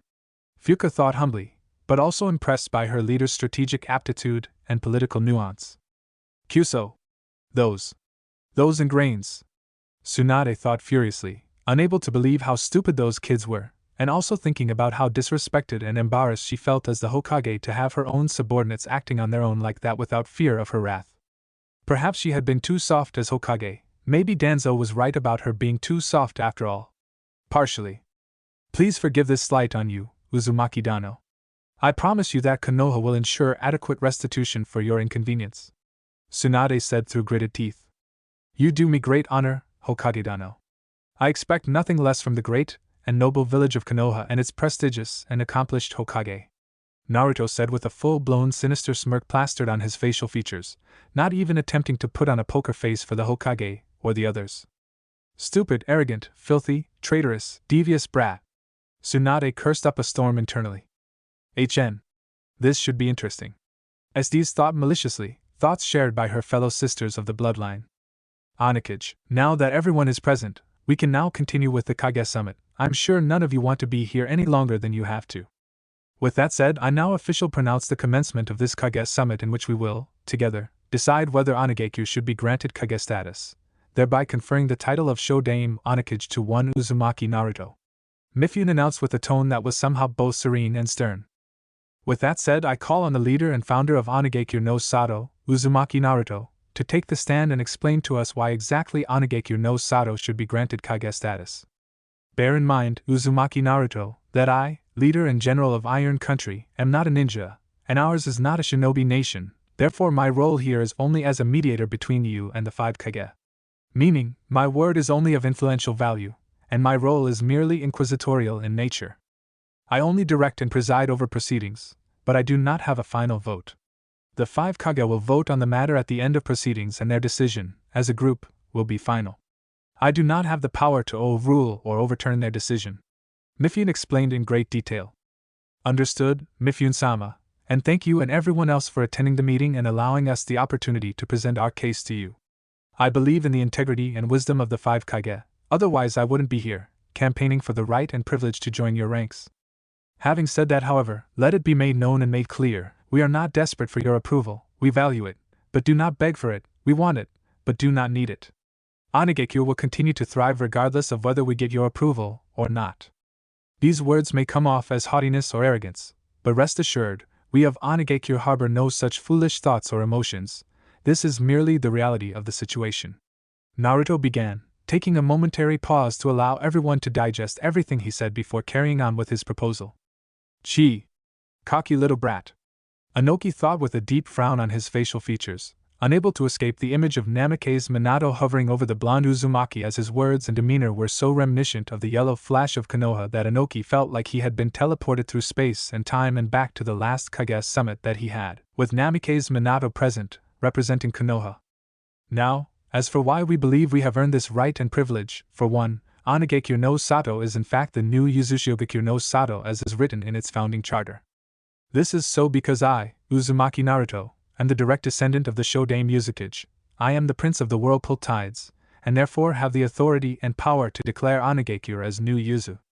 Also, I am not the only Uzumaki that is still alive and that resides in Onigekyo, Uzumaki Fuka, the kunoichi with the red hair and blue eyes over there. Naruto trailed off as he turned and pointed at his comrade and senior. Is a full-blooded Uzumaki, and is betrothed to me. She will help me to rebuild the entire Uzumaki clan. There are another 2 full-blooded Uzumaki that reside in Onigekyo no Sato. Their names are Uzumaki Karen and Uzumaki Taiya, also betrothed to me. Now as you can see, the Uzumaki clan is very much alive and well. Onigakure has not one but 4 of its founding members of Uzumaki lineage. Onigakure no Sato is very much new Yuzu and meets all of the requirements to not only be officially recognized as new Yuzu but also to be recognized as a Kage nation. Naruto closed his argument. Not it doesn't. How do we even know if Onigakure actually exists or not? Because until you wrote your letter, and I'm sure most of the Kages here, if not all of them, didn't even know of your existence. Also, lineage is not the only determining factor in this situation. What truly matters is the size of the village and, more importantly, the power of its shinobi is the most important thing. Sure, you have the Kyubi, but Tsuchikage also has the Nanabi, and as they are not one of the 5 Kage, quite clearly, as you can see, having a bijou doesn't guarantee Kage status. You haven't proven anything to convince us that you should be granted Kage status. Inoki said with a strong and uncompromising tone, everyone looking at the blonde Uzumaki to see how he would react to Inoki's retort. I understand where you are coming from, Tsuchikage Dano. However, I will have to respectfully disagree. As for the existence of our ninja village, to prove that to you would mean to show you where it is. If you wish to accompany me after the summit, feel free to do so. We will gladly host you in Onigakure no Sato. And just to be clear, Onigakure is in demon country. If you wish to go through the many demons in the jungles of Onigakure in order to get to us, then feel free to do so. Naruto deadpanned. Did you just say demons? What kind of demons? Gaara asked curiously. All sorts of demons, it's called demon country for a reason, you know.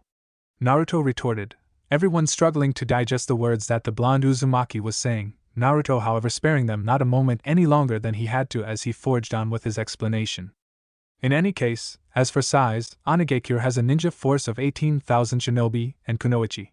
Naturally, you would want to question the level of strength that our ninja possess. In fact, I believe that that is exactly what you are questioning, Tsuchikage Dano. Therefore, may I make a suggestion? How about a bet, your strongest bodyguard against any one of my bodyguards? If my bodyguard wins, you cede your vote to us. If mine loses, I retract my application. How about it, Tsuchikage Dano? Naruto asked, his up until now stoic facial expression completely and involuntarily morphing into a devious smirk, everyone shocked to the core by Naruto's challenge, unable to believe the boldness and the audacity to come up with such a proposition. See, cheeky little brat. How dare he? Why the audacity? Inoki trailed off as he spouted a mountain of profanities inside his mind, his face turning so red to the point that it looked like steam was about to burst out of his ears. Ha! What a guy! He sure got you there, didn't he, Gigi? So, what are you gonna do? You're not going to pussy out of this challenge, are you, Gigi? You wouldn't embarrass us and shame Iwagakure no Sato like that, would you? Gigi, obviously I'm the strongest one here. Let me fight him. Ninja battles are a fight to the death, right? So no hard feelings if I kill his bodyguard or whatever? After all, he made the challenge, right? Kuratsuchi said excitedly, just dying to have the chance to kill one of the Yondaime Hokage's heir's comrades, although she really would have preferred to have the opportunity to kill the Yondaime Hokage's son himself. No! We'll let Rashi handle it, Inoki said eventually. But Gigi! Silence! My decision is made. Live with it, Inoki said stubbornly. Bloody stubborn Gigi. Still treating me like a child, are you? Damn you, stupid old man! Kuratsuchi cursed petulantly. Making an old man do all the work while the children rest and do nothing. You ought to be ashamed of yourself, Kuratsuchi. Rashi taunted. Screw you, old man.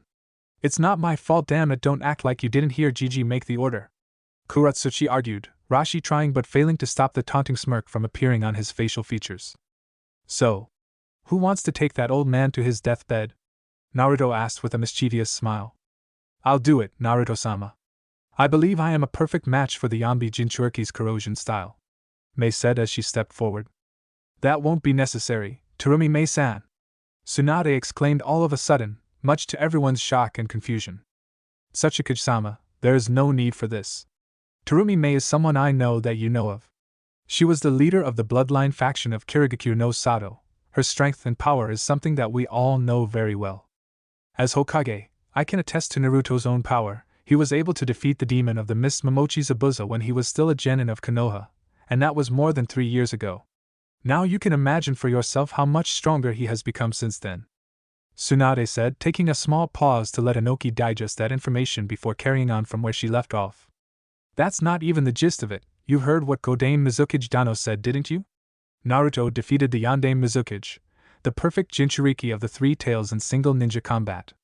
How is that for power? Tsunade asked rhetorically. Finally, Uzumaki Dano and Mei-san aside, I happen to know for a fact that there are two other members of Onigekyo no Sato that are Kage level in their own right. Myself and all my bodyguards have faced them in ninja combat. We all almost lost our lives. So that's 4 Kage level ninja already. The fact that he didn't bring those two men with him, and brought those other two women with him instead should also tell you a lot. It should tell you that either these two women are just as strong as those two men, or even worse, hard as it is to imagine, that they are even stronger than those two men. Tsunade deadpanned, a tense silence taking the summit by the scruff of the neck as everyone struggled to reconcile this information with their own worldview. And that, Tsuchikage Dano, would make it 6 Kage level ninja. 6S ranked ninja. Think about it, and as you do, bear in mind that Uzumaki Naruto, before he founded Onigekyo no Sato, was leader of an S-rank level organization of the same threat level as Akatsuki. In other words, an organization comprised of S-ranked or Kage level ninja, and it was suspected that said organization had about 10 ninja in their ranks. Tsunade said, that Tsuchikage growing more and more pale the longer Tsunade spoke, a complete contrast to his earlier blood-red skin tone that was caused by both embarrassment and anger at the blonde Uzumaki. Finally, bear in mind that Uzumaki Dano and his bodyguards are all wearing the same outfit, the uniform of the Bloodline organization. This implies that the entire Bloodline organization is associated or in fact part of Onigekyo no Sato. I suspect that they are the founding members that Uzumaki Dano spoke of earlier. That means, if you haven't grasped the situation yet, that there are potentially 10 or more shinobi in Onigekyo that can fight at the level of a Kage. Do you understand now why this little bet that you have allowed yourself to be baited into is meaningless, and how costly it could potentially be for you? Trust me when I say this, Uzumaki Naruto is not someone to be taken lightly. Every decision he makes and every action he takes appears to be childish and petulant, but in reality, it couldn't be any further from the truth. I repeat, Uzumaki Dano is not someone to be taken lightly. Trust me, I did that and I paid a very costly price. Take it from someone who speaks from experience. Tsunade warned the Tsuchikage with a grave undertone. 10 Kage level shinobi? Preposterous. That cannot be true. Kuratsuchi thought with trepidation, similar thoughts going through Inoki, his entourage, and everyone in attendance. Tsunadeheim truly is a genius of the Senju clan. At first glance it appears as though she is giving praise to Onigekyo and supporting their cause in order to fulfill her promise to make up for the actions of Team 10, Sakura, and Kurenai. However, what she is really doing is rallying Iwagakure, along with Kirigakure and Kumogakure into action. Kirigakure already has a reason to attack Onigekyo, seeing as Naruto contributed to the Yandame Mizukage's death, who happened to have been the father of the current Mizukage. Iwagakure is guaranteed to want to attack them because Tsunadeheim revealed his heritage as Minato's son. This information will potentially cause Kiri and Iwa to realize their mutual interest in the destruction of Onigekyo, or more specifically, the death of Uzumaki Naruto, and as a result they will likely collaborate against Onigekyo. Kumo was involved in the original three-part alliance along with Iwa and Kiri that resulted in the destruction of Yuzu, and they have always been obsessed with the power of the Biju and the Uzumaki clan bloodline. They now know, thanks to Tsunadeheim, that taking action individually will result in their destruction, and so if they want to attack Onigekyo, they will have to act together in order to achieve their aligned interest in the destruction of Yuzu. Well played, Tsunadeheim. Now what will you do, Naruto? Jiraiya thought with anticipation. It seems there won't be a need for you to test the strength and battle prowess of Onigekyo's shinobi, Tsuchikage Dano. Perhaps now we can proceed to the voting, unless there are any more questions to ask of one Uzumaki Naruto Dano from the other Kage? Mifune said with a questioning tone. Very well, all those who believe that Onigekyo no Sato have met the requirements to be granted Kage status, raise your hands. Mifune ordered, every one of the 5 Kage raising their hands in the air, even though some of them, like Inoki and Kagura, clearly were not happy at all about it. Interesting. He could have asked that those who are for granting Onigekyo no Sato the status of a Kage nation raise their hands, but instead he worded it in a way that takes out preferential decisions and relies only on the facts of the case. He didn't want any of the Kage making emotional or biased decisions. He made sure to ask it in a way that anyone who didn't raise their hand would look like a damn fool. That Mifune is a very shrewd man. Mei thought with a small smirk. Then it is decided, Uzumaki Naruto, By unanimous decision, you are now officially designated the status of Onakage, and Onagekyo no Sato will now be officially recognized as new Yuzushiogakyo no Sato and as the 6th Kage nation. With that said, I hereby declare this Kage summit adjourned. Messenger birds will be sent to all the daimyo and ninja village leaders of the elemental nations within the week in order to publicize this information. You may all be dismissed, Mifune declared with finality. Meanwhile, undisclosed location. Good afternoon, my dear comrades. We are all here because Zetsu requested for me to organize an emergency meeting. With that said, Zetsu, the stand is now yours. Speak your mind, Pain said with a tone that was both polite and authoritative. They were meeting in a secret base that appeared to be an underground lair somewhere in the elemental nations. None of the members were physically present, however, all of them appearing via a self-projection jutsu that was imbued by Lord Pain in their Akatsuki rings.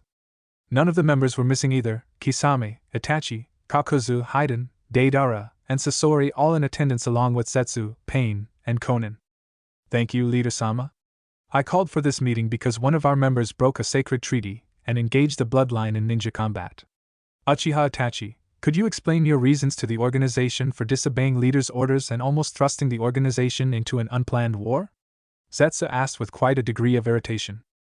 Itachi? Is this true? What do you have to say for yourself? Pain asked curiously. That's it. That's all there is to it. He disobeyed your orders and broke a damn treaty. You should let me sacrifice him to Jashin-sama this instant. Haiden exclaimed angrily. No way. You stupid zombie. If anyone is going to kill Itachi, it's going to be me, HN. Deidara argued vehemently. HN. You seem to have gotten yourself in quite a bit of a pickle, Itachi-san. Things are going to get quite a tad bit awkward between us if leader gives the order for your death, won't they? Kisame laughed jovially, Itachi remaining as calm as a cucumber throughout the whole ordeal. I do not recall asking for any of your opinions. Itachi, this is your last opportunity. I won't give you another one. Pain trailed off with a dangerous tone of voice. Leader-sama, correct me if I'm wrong, but wasn't the agreement we had with the Bloodline that we would leave them alone so long as Uzumaki Naruto was able to successfully remove the bijou from his person and set it free? Yet, Kisame-senpai and I have turned the elemental nations upside down in our search for the Kyuubi and have found no traces of its location. How hard could it be to find a 50-story creature with that much chakra between Kisame-senpai and Samahada's chakra sensing abilities and my Sharingan's ability to detect and discern chakra? Itachi asked rhetorically. Does any of that give you the authority to disobey my orders, Itachi? Pain asked uncompromisingly. My point, Leader-sama, is that I am not the one who broke the treaty, but Uzumaki Naruto is the one who broke it by not releasing the Kyuubi as he promised he would. I merely followed your order that I should hunt down and retrieve the Kyuubi, or at the very least report on its whereabouts. Itachi retorted. And where is it? Where is the Kyuubi, if indeed you were acting on my orders? Pain demanded. Heh! You stupid little shit! Now you've done it. Silence. Haiden, this is your last warning. Pain said in a threatening manner, Haiden immediately shutting his mouth completely, because he knew, without a single shred of doubt, that Pain had the ability that no one else had, that being the ability to kill him. He knew this for a fact because the first time that they met, that bastard actually removed his soul from his body and showed him his body, before putting his soul back in it. It was the most painful and terrifying experience of Haiden's life, and that said a lot, considering how much he enjoyed pain and suffering, whether it be someone else's or his own. Itachi, where is the Kyuubi? Pain asked, Itachi doing extremely well to suppress his nerves to the point that it seemed, to the naked eye, that he wasn't fazed at all by the prospect of incurring the wrath of the god of aim. Leader-sama, I faced Uzumaki Naruto in battle. I looked deep within him with all of my visual prowess, and I found not a single hint of a bijou inside of him, either did Kisame and Samahada. So it would seem as though it is not inside of him. Itachi replied. It would seem. You say? Pain asked, sensing that Itachi was withholding something from him. Leader-sama, do you recall the video footage Setsu played on Uzumaki Naruto's battle with Kimimaro of the Sound 5, the one he played on his battle with my foolish little brother, and the one he played of his battle with the Yondaime Mizukage? Itachi asked rhetorically. What of it? Pain asked. In all of those battles, not only does he look slightly different and carry different weapons, but his entire fighting style is completely different. Even today, in our battle, when you watch it, you'll notice that he uses an entirely different fighting style and different jutsu too, and he doesn't even use the same weapons. He didn't have the Raijin no Ken today, and he didn't use any lightning-style jutsu. Leader-sama, there is no doubt that I fought Uzumaki Naruto today, but which Uzumaki Naruto did I fight? Itachi asked rhetorically. Huh? What the hell is this idiot blab? Hayden trailed off when Pain gave him a death glare, quickly remembering how much of a bad mood leader seemed to be in today, as he usually just allowed him to do and say whatever it is that he wanted. You are implying that there is more than one Uzumaki Naruto? That he has more than one physical body? That he has the power of a god like me? Pain asked inquisitively. I believe so. I believe that he not only has that ability, but also has the ability to imbue these bodies with different bloodline limits. He fought Kage Kimimaro some years ago, a user of the Shikatsumiako, and then appeared years later to fight against my foolish little brother, using what in that battle exactly? The Shikatsumiako. Pain finished Itachi's sentence for him. Exactly? Itachi deadpanned. Well, Uzumaki Naruto was Yakushi Kabuto's apprentice. Yakushi Kabuto is what one would call a mad scientist, who is particularly obsessed with corpses and DNA experimentation. So it is possible that Uzumaki Naruto has taken after him, in which case, going by what you are saying, Itachi, then you believe that Naruto has created genetic clones of himself, and not only that, but has imbued said clones with the bloodline limits of other people. In which case, you believe that this is all a ruse. Uzumaki Naruto has not released the Kyuubi, but rather, is merely creating the illusion that he has by sending out his DNA clones to interact with the world. Is that the gist of it? Pain asked rhetorically. Leader-sama, you do not seem surprised by this. Is it possible that you already suspected, or rather you already know as much? Itachi asked, eyes slightly widening in surprise as he realized that he had underestimated Leader once again. It is what I suspected, correct. However, proving it is another thing entirely. Also, if Uzumaki Naruto's clones are that strong individually, fighting them all at once will be extremely difficult, and one has to assume that the real Naruto is even more powerful than his clones. Meticulous preparation will be necessary. The good thing is that we only have to collect the Kyuubi at the end, so it is probably wiser to let him think he has us fooled in the meantime, and then attack him and the bloodline with the full force of Akatsuki in the end. Naturally, Conan and I would then personally deal with Uzumaki Naruto and his clones while the rest of you deal with the bloodline. That was the plan I had in mind, at least. Pain explained his reasoning to Itachi and the rest of the organization. He had already planned this far ahead? Did I just underestimate him again, right after I told myself that I wouldn't? Itachi thought in shock. So does this mean that our capture of the Kyuubi is suspended indefinitely? What do we do in the meantime? Kisame asked. Each of you has an individual target, do you not? The Kyuubi was Itachi's target, yours is the Yambi. Focus on that for now, and if you feel you must, continue to search for the Kyuubi on the off chance that Naruto was telling the truth and really did honor his part of the deal. Pain ordered. Roger that, Leader-sama. However, if we should encounter Uzumaki Naruto or his alleged clones again, what should we do then? Kisame asked curiously. Do as you wish. I'll leave that up to your discretion. Nevertheless, understand that Uzumaki Naruto is not an immediate priority. Theirs is still a lot of work to be done before he or the Kyuubi become a target. Stay clear of him if you can. The god of aim replied simply. Understood. Kisame retorted. Is there anything else anyone wishes to address in this meeting? Pain asked rhetorically. We would like to be dismissed. The Ichibi has attended the Kage summit. We wish to get him on his way back. Sasori said, speaking for the first time since the meeting began. That sounds like a good plan. You may go, Sasori Deidara. Pain gave the command, the duo nodding their heads and immediately canceling their projection jutsu and consequently disappearing from the cave. In that case, let us go and capture the two tails, Kakuzu, you lazy bastard. Hayden exclaimed excitedly. Idiot! Use your brain for a change. The two tails is traveling with the Yondaime Raikage and his brother, the eight tails Jinchuriki. Our situations are not the same at all. We need to get the Nibi when she is alone. Kakuzu reprimanded his idiotic partner. Kakuzu is right, Hayden. We personally handpicked every member in the organization for their strength and wit. Each of you can take down a whole shinobi force, but the same can be said of the Raikage, the Nibi Jinchuriki, and the Hachibi Jinchuriki. Sometimes you have to wait for the right opportunity. Choose your moments well, like Sasori just did. Pain lectured. HN. Whatever, I'm out of here. Hayden replied petulantly as he deactivated his projection. What an imbecile. Leader, I must go before my partner does anything stupid.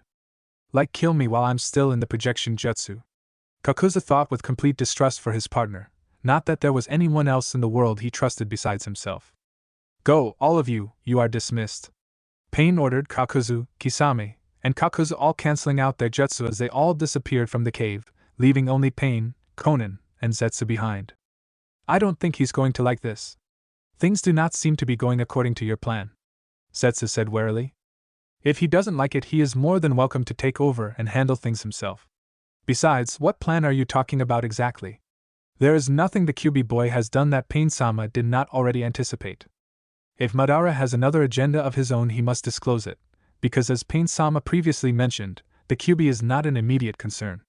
We haven't even sealed the Sanbai yet because we're waiting on the capture of the Nibi and the Ichibi. So where is all this fuss about the Kyuubi boy coming from? Konan said with an emotion-deficient tone and expression, and yet, there was an unmistakable edge in her tone, like a woman who has had it, and will no longer tolerate any further abuse from her husband. Zetsu, tell Madara that we will not be bullied or threatened, and we will not run around like headless chickens because he cannot control his emotions and exercise a little patience. He is the one who insisted that we move silently in the shadows. This is what silently in the shadows looks like. Pain said, his aura of infallibility and invincibility never once looking compromised at any moment during this and the previous conversation with the rest of Akatsuki. Fair enough. I'll let him know what you said, though I cannot say for sure what the outcome will be, Zetsu said as he also cancelled his transparency jutsu. Is everything okay, Pain? You seem troubled, Konan asked with concern. There's nothing to be concerned about, Konan. I'm merely deliberating on Uzumaki Naruto and his apparent destiny. There is no doubt about it, if this were a novel or a manga, Naruto would undoubtedly be the final boss that we have to defeat. Meticulous preparation and even training will be required in order to defeat him. Conversely, from his perspective, it is likely that I could be the final boss that he has to take down. This makes it even more imperative that we capture all of the other 8 Bijou before approaching him. I might have to use the Geto statue again, have it take down the rest of Onigakure and the Bloodline while I deal with Uzumaki Naruto and his alleged genetic clones myself. Pain explained thoroughly. But Pain. Don't worry, Konan. It will not be like last time. This time, the Geto Mazo will have all the life force of the Bijou inside of it. It will not need to absorb my life force for sustenance. Pain explained. I see. Konan stuttered. I might have to make modifications to the 6 paths. These so-called genetic clones, they are each powerful in their own rights. If they were to fight as a team, it could be troublesome. Pain thought. One question though. Konan trailed off. What is it, Konan? What of the information I gave you on Sasori and Yakushi Kabuto's relationship in one of my old espionage reports? Don't you find it peculiar that Sasori has made no mention of it despite the fact that Yakushi Kabuto, his spy and former protege, is the master and sensei of Uzumaki Naruto? Isn't peculiar that he has offered no insight or assistance of any form whatsoever? Konan asked curiously. It matters not as long as Sasori continues to do his job and hunt down the Bijou. The members of the Akatsuki are allowed to keep their own secrets and serve their own agendas in their private time, so long as they do their job and so long as they do not give away the secrets of the organization. Sasori must have his own reasons for keeping this secret. Nevertheless, continue to have your origami keep track of his movements and whereabouts. Depending on how much trouble Uzumaki Naruto gives us, we might end up needing to use that connection for our benefit. Pain replied sagely. As you command, Pain-sama. Konan replied. Nagato. The burden you carry is such a difficult one. It really is impressive that you are able to control and direct so many S-ranked criminals, even if you are a wielder of the Rinnegan. Power can win allegiance, but to maintain it is another thing entirely. Power alone cannot do that. The members of the Akatsuki have not stayed and continued to work diligently only because they fear your power, but they have done so because they respect you. You have won them over with your wisdom, knowledge, leadership, and intellect. That is the only reason some of them have not banded together against you. You truly are a living miracle, Konan thought. Back at the summit, clap, clap, clap, clap. That was the sound of Naruto's clapping as he approached the Konoha contingent, who were accompanied by the group from Suna as well. What the hell do you want? I've paid my debt to you. If you're here to squeeze anything else out of me, then you're out of luck, Tsunade said with a no-nonsense tone. Indeed, you did repay me for the debt you owed me. And don't worry, we won't be pursuing any Justice, for what your apprentice and her friends did. Then why are you following us? You haven't even left the building. I sincerely doubt this qualifies as following someone. Naruto retorted. And I sincerely doubt that anyone here gives a crap about what you think. What do you want, traitor? Jiraiya exclaimed angrily, trying very hard to hold back his anger and almost at the verge of losing it completely. I actually came here to say that I'm impressed by the strength of the Konoha-Suna alliance. To think that Hokage Dano and her elite guard would personally escort Kazekage Dano and his elite guard back to Sunagakure just to protect Kazekage Dano from an Akatsuki ambush. To have lost your own Jinchuriki but be willing to go to this extent to protect the Jinchuriki of another village, be it ally or not, is truly an impressive and inspirational display of friendship. Naruto said, directing a meaningful look at both the Kazekage and the Hokage. Nani? W. Who the hell told you that we? Ahem.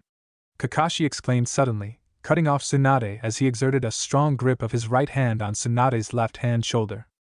Kakashi! What's going on? Tsunade thought warily. Thank you for singing such high praises of us, Naruto, but do you honestly think that that will eliminate the ire we have towards you? Do you really think that you can be friends with us again after everything that you have done? Kakashi asked incredulously. Nice one, Kakashi. I knew that if no one else, at least you would be able to read between the lines. It is imperative that Akatsuki's plans be stalled for as long as possible, at least until I can figure out what exactly they're really up to. I can't oppose them directly, so I'll have to play this chess game for now. Naruto thought. Now Kakashi-sensei, that's no way to speak to the Kage of another village. You must try and follow your own words. Remember how you told Sasuke to forget about revenge? Well, time to practice what you preach. Speaking of which, I saw him recently, you know. First thing he did was try to kill me. Can you believe that guy? Naruto laughed as if taking to an old friend. You what? Where is he? What is he doing? What's he up to?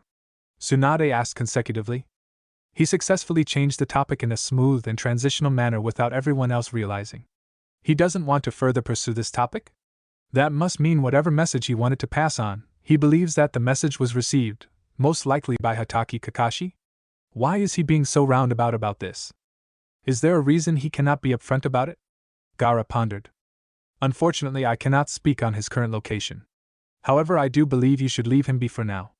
His immediate targets are Orochimaru and Itachi in that order. Why not let him do your dirty work for you and then come after him? Konoha has been hunting down Orochimaru and Itachi for years without any success. However, if you let Sasuke do his thing and he succeeds, then you'll only have one problem to deal with. Naruto suggested. You must take me for a fool. You're not saying all of this for our sake. I know you've got some angle you're playing. You have something to gain from this, don't you? Tsunade asked suspiciously. Of course I do. Itachi is my natural enemy. He's a member of Akatsuki after all. Orochimaru, on the other hand, is not only a former member of Akatsuki, but he is the man who has my sensei under his control. To free Kabuto from Orochimaru's spell, Orochimaru has to die. But if I kill him, then Kabuto-sensei would probably hate me for it. If someone else does it, however, then it's all good. Is what Naruto would have liked to say, but he couldn't well go around spilling his guts about his plans now, could he? Secrecy was ninja code for a reason. Not revealing one's secrets is the very foundation of ninja life. Well, maybe I'm just feeling generous today. In any case, Kazekage Dano, I just want to say to you before I go that I'm really proud of you. You, I, and the Godame Mizukage becoming Kage at our ages, I think shows just how much our generation has surpassed the previous generations, or at the very least are en route to leaving them in the dust eventually. Also, us being Jinchuriki makes it even better. The Yondaime Mizukage brought dishonor to us Jinchuriki in the way he conducted himself. It was supposed to be a stride for us as he was the first Jinchuriki to be named Kage of a nation, but it ended up becoming a dozen steps back for us. And yet here we are, the two of us. Let us bring honor to the name of the Jinchuriki. Our deeds will have a huge impact in how Jinchuriki are treated in the future. Naruto said passionately, of course still pretending, by necessity, to still be a Jinchuriki. It was bad enough that Akatsuki were actively looking for Kurama. He didn't want to make more trouble for the guy by alerting Konoha to the fact that he was roaming the elementations free of a Jinchuriki host. Thank you for your kind words, Onakage Dano. I do not know what is happening between you and Konoha, and I have gone out of my way to stay out of it. Because I remember that it was actually you, with Jiraiya-sama's help, who fixed my Jinchuriki seal, and it was also you who urged Hokage Dano to give us a second chance. I wouldn't be here if it wasn't for you. So, just know, whatever happens between our villages in the future, and even if we end up fighting on opposite sides, I will always be grateful to you for the kindness that you have shown, and I hope you will understand that even if I am indebted to you, I still have to act in the interests of my people as their Kazekage, even if that means acting against you. Gaara replied. I understand completely, don't worry about it, Naruto said with a genuine smile. Anyway, it's time we also made our way. You guys enjoy your trip to Suna. We'll meet again, I'm sure, Naruto said as he turned and walked away with a happy-go-lucky attitude, he and his bodyguards casually walking away from the Konoha and Suna contingents.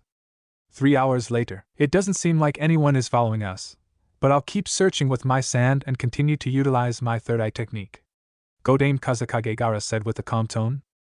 Okay, now that we've gone past the border of Iron Country, let us stop here for a moment and have a bit of a discussion about what we are actually going to do. The Godame Hokage, Senju Tsunade replied, she and her bodyguards making a quick dead stop followed by the Kazekage and his bodyguards. What do you wish to discuss? Gaara asked curiously. This whole thing, going to Suna with you. I'm not sure it's such a good idea. I feel like this is trap of some sort, a misdirection perhaps, Tsunade said skeptically. I see. And are these thoughts shared by Jiraiya and Kakashi-san? I only asked not to undermine your intuition and intellect but because they were Uzumaki Naruto's teachers. As a result, I feel as though they might have valuable input in this discussion. Gaara elaborated. No offense taken, I intended for everyone, bodyguards included, to provide input where they can anyway, Tsunade replied. I think it could be a diversion, but that could only be true if he intends to attack Konoha while we are away. The 4 of us are the best that Konoha has to offer, without us the village is vulnerable. However, I have left a messenger toad in Konoha in case something like that happens, and in any case I don't see why he would attack us now. He could have done that years ago, he had the perfect opportunity 3 years ago, and had the element of surprise too at the time. He could have killed Team 10 and Kurenai's ROT team without us finding out until after the summit to further weaken us, but he didn't even do that. He could have also taken them hostage, 3 clan heirs, the Hokage's apprentice, and the Genjutsu mistress and master profiler of Konoha. That's a very big catch as far as leverage goes. So, in the end, I've ended up contradicting myself because a diversion is neither necessary nor does it give him any advantage that he couldn't have already obtained before the summit. Maybe he really was being genuine, maybe he is telling the truth. For once. Jiraiya aired his thoughts on the matter. You do make some valid points. What about you, Hatake Kakashi-san? What do you think? The Kazekage inquired. I don't think it's a diversion. However, we are but pieces on his shogi board, Kakashi replied.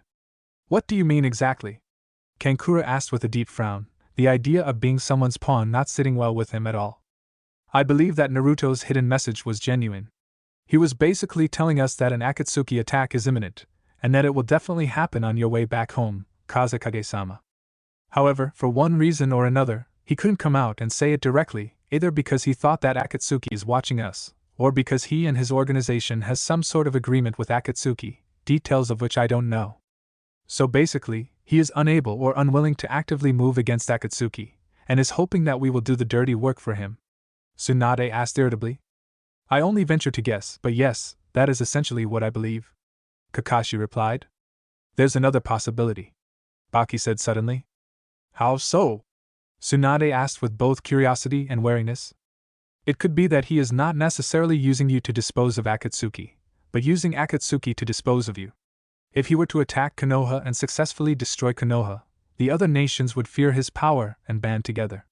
However, he can systematically destroy Konoha by putting you in the crossfires of both yours and his enemies. Naturally, it could also be that both scenarios are true. He could be conspiring against both you and Akatsuki. To add to that, he could also really be trying to protect Kazekage-sama as a fellow Jinchuriki whilst weakening both Akatsuki and Konoha. Whatever the case may be though, there is only one question we have to ask ourselves. Can we afford for the Suna-Konoha alliance to not have a single Jinchuriki between us? If we lose the Ichibi, our alliance will not have a single Jinchuriki, while other villages like Iwagakure, Kumogakure, have 2 Jinchuriki each, and Kirigakure presumably still has at least 1. Baki said with a grave undertone. Kyuso. He's right, he's absolutely spot on. If Suna loses the Ichibi, then our whole alliance will be vulnerable. Those Kumo and IWA bastards will become too confident and attack us. It will only be a matter of time. Still, I'd like to think that I've managed to divert the attentions of those bastards to Onigekure. Between Naruto himself and the Bloodline organization, Onigekure should be their main concern. Even if they wanted to destroy the Konoha-Suna alliance, they would still have to be wary about leaving their villages vulnerable to an Onigekure attack. But then doesn't that go both ways? Won't they then be hesitant about attacking Onigekure for fear that the Konoha-Suna alliance will swoop in later on and attack them while they are preoccupied with Onigekure? Kyuso, and there is still Akatsuki in the shadows to worry about. Kyuso! Why do things have to be so complicated? Tsunade thought in frustration. Okay, fine, whatever. Let's hurry up and get to Suna already. Tsunade said irritably. As you wish, Godame-sama. Suna will never forget your mercy and your kindness. Baki said with a respectful bow. Yeah, sure.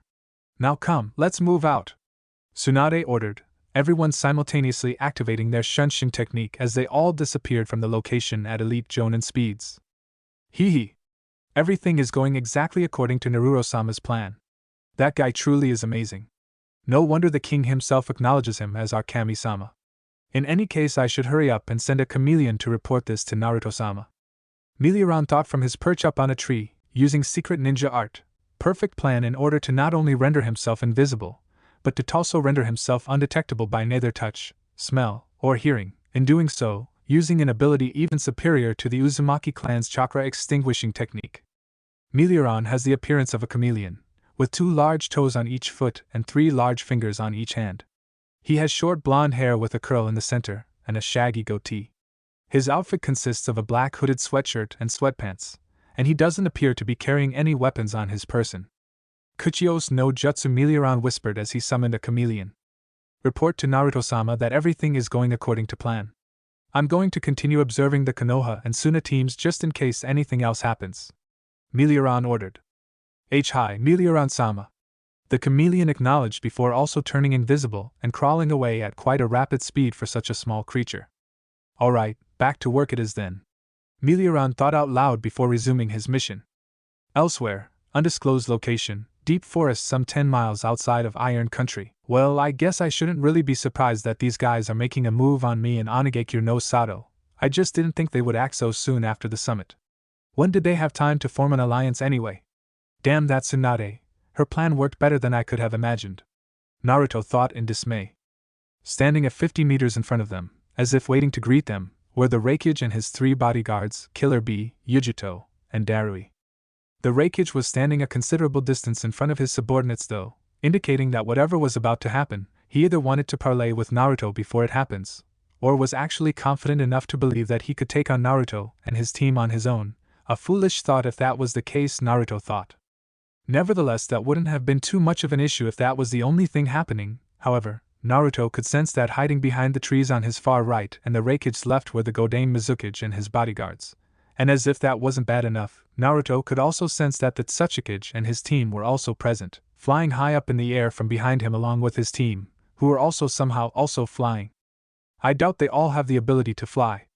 The Tsuchikage must have temporarily used his particle release on his subordinates. Naruto deduced, both correctly and incorrectly, correctly in that while Inoki did in fact use his powers on Rashi and Han, Kuratsuchi on the other hand was flying by her own individual ability, having mastered use of the particle release on her own. I guess I have no choice but to entertain them for a while, but before I do anything. Naruto trailed off as he slowly went through the hand seals for the summoning technique, the Raikage's eyes narrowing suspiciously and yet making no move whatsoever to interfere with or outright stop Naruto's actions. Kuchiyos no Jutsu, Chimera and Royal Flying Squad, Naruto said as he clasped his hands together after going through the hand seals, a large cloud of smoke appearing in front of him after he activated the jutsu. He did the summoning technique without a blood sacrifice. What kind of summoning is this? Darui thought warily. What is that massive and sinister chakra? Yujito thought in both awe and wariness. Oh! Great Kami-sama! You have finally saw fit to summon me in battle. What a great honor this is for me. Oh, I've never been so happy in my entire life. Kami-sama, what will you have me do for you? Should I capture and torture these human animals for you? Should I maim or should I annihilate? Should I just devour their nutritious bodies? Sheapuff exclaimed elatedly. Sheapuff is a chimera ant that has a more human resemblance. He looks like a young adult, with a tall and lanky frame, thistle-purple skin, and short dark blonde hair, covering up his forehead and ears. The only insect parts that Poof has are his multicolored butterfly wings and antennae. He is wearing a frilly white shirt, black pants, and a pair of black shoes. There he goes again. Seriously, can this guy be any more theatrical? Mosquito said in dismay. Being partly insect, Mosquito's body is largely exoskeleton, and light enough to allow winged flight. All her limbs are extended and end in twin hooks, and her lower legs are digitigrade, with extra forelegs. Her biceps and shins are covered in long bristles and striped akin to a hornet's. She also has rather voluptuous figure. Beyond her long hair and a distinctly human face, her head resembles a mosquito's, including a second pair of compound eyes, 2 sets of antennae, and a shortened proboscis. Despite having a lower humanoid body, she still carries a banded abdomen from the small of her back. Heh! This guy is a hopeless fanatic. Just leave him be. Mentutu Yuppie said dismissively. Mentutu Yuppie, also known as Yuppie, has a physical appearance that is loosely human. He has a bulk musculature and manly frame, but with irregularly shaped ears, animal-like legs with feet shaped into claws of 2 digits of round toes, and razor-sharp teeth. He has dark red skin and short black hair slicked back on his head. Yuppie also has prominent facial bones, and he is very tall with a very large and muscular frame comparable and actually greater than that of the Raikage, wearing only a pair of skin-tight black pants as his attire. Heh! Like you're any better, Yuppie-sama? Bat laughed incredulously. Bat is a bat-like chimera ant with the ears and the wings of a bat. Other than that and her dark gray skin, however, she looks entirely human, wearing form-fitting black ninja pants, black fingerless gloves with a metal plate at the back, and an equally form-fitting black sleeveless top that looks more like a combat bra really, as it only covers her breasts and upper body and not her lower body. Naturally, the bra has holes on the back where her large bat-like wings are projecting from. Naruto-sama. I sense a great many strong enemies with killing intent towards you. My Kami-sama, please give the order for us to exterminate your enemies. I, as leader of the Royal Flying Squad, promise you that all of those who dare to oppose you will be made to suffer before they are sent to hell in the afterlife. No, actually, we will even obliterate their very souls. There will be no afterlife for those who dare to oppose Kami-sama himself. Poof declared theatrically. Thank you for such kind words, Commander of the Chimera and Royal Flying Squad, Sheapoof. However, for now at least, I would only ask that you briefly halt the Tsuchikage and his guards advance on me while I parley with the Raikage. If however they should show open hostility towards you, or try to advance beyond you, then feel free to do as you deem fit, preferably with the end result being the complete annihilation of the Tsuchikage and his elite guard. Oh, and don't forget to give me their corpses if their bodies are still intact. I wouldn't mind adding such quality corpses to my collection. Naruto ordered. O great Kami-sama, both your benevolence and your cruelty, displayed in a single paragraph of divine words, have filled my soul and my heart with the utmost pleasure and joy. Hear me now, my beloved Royal Flying Squad. Our God has delivered his judgment. Let us move at once, for it is the duty of his beloved servants to ensure that our gods will be done. My beloved Flying Squad, move out! Sheapoof ordered, all 4 of them moving out and flying away at completely inhuman speeds, including Yuppie, who had somehow morphed a gigantic pair of wings onto his back while Sheapoof was issuing out his orders. It seems that this time I have been summoned into the Royal Flying Squad as opposed to the Assault Squad. Naruto-sama must have a reason for this. Perhaps there is someone in particular that I am more suited to defeat in the Tsuchikage's elite guard. Yuppie pondered.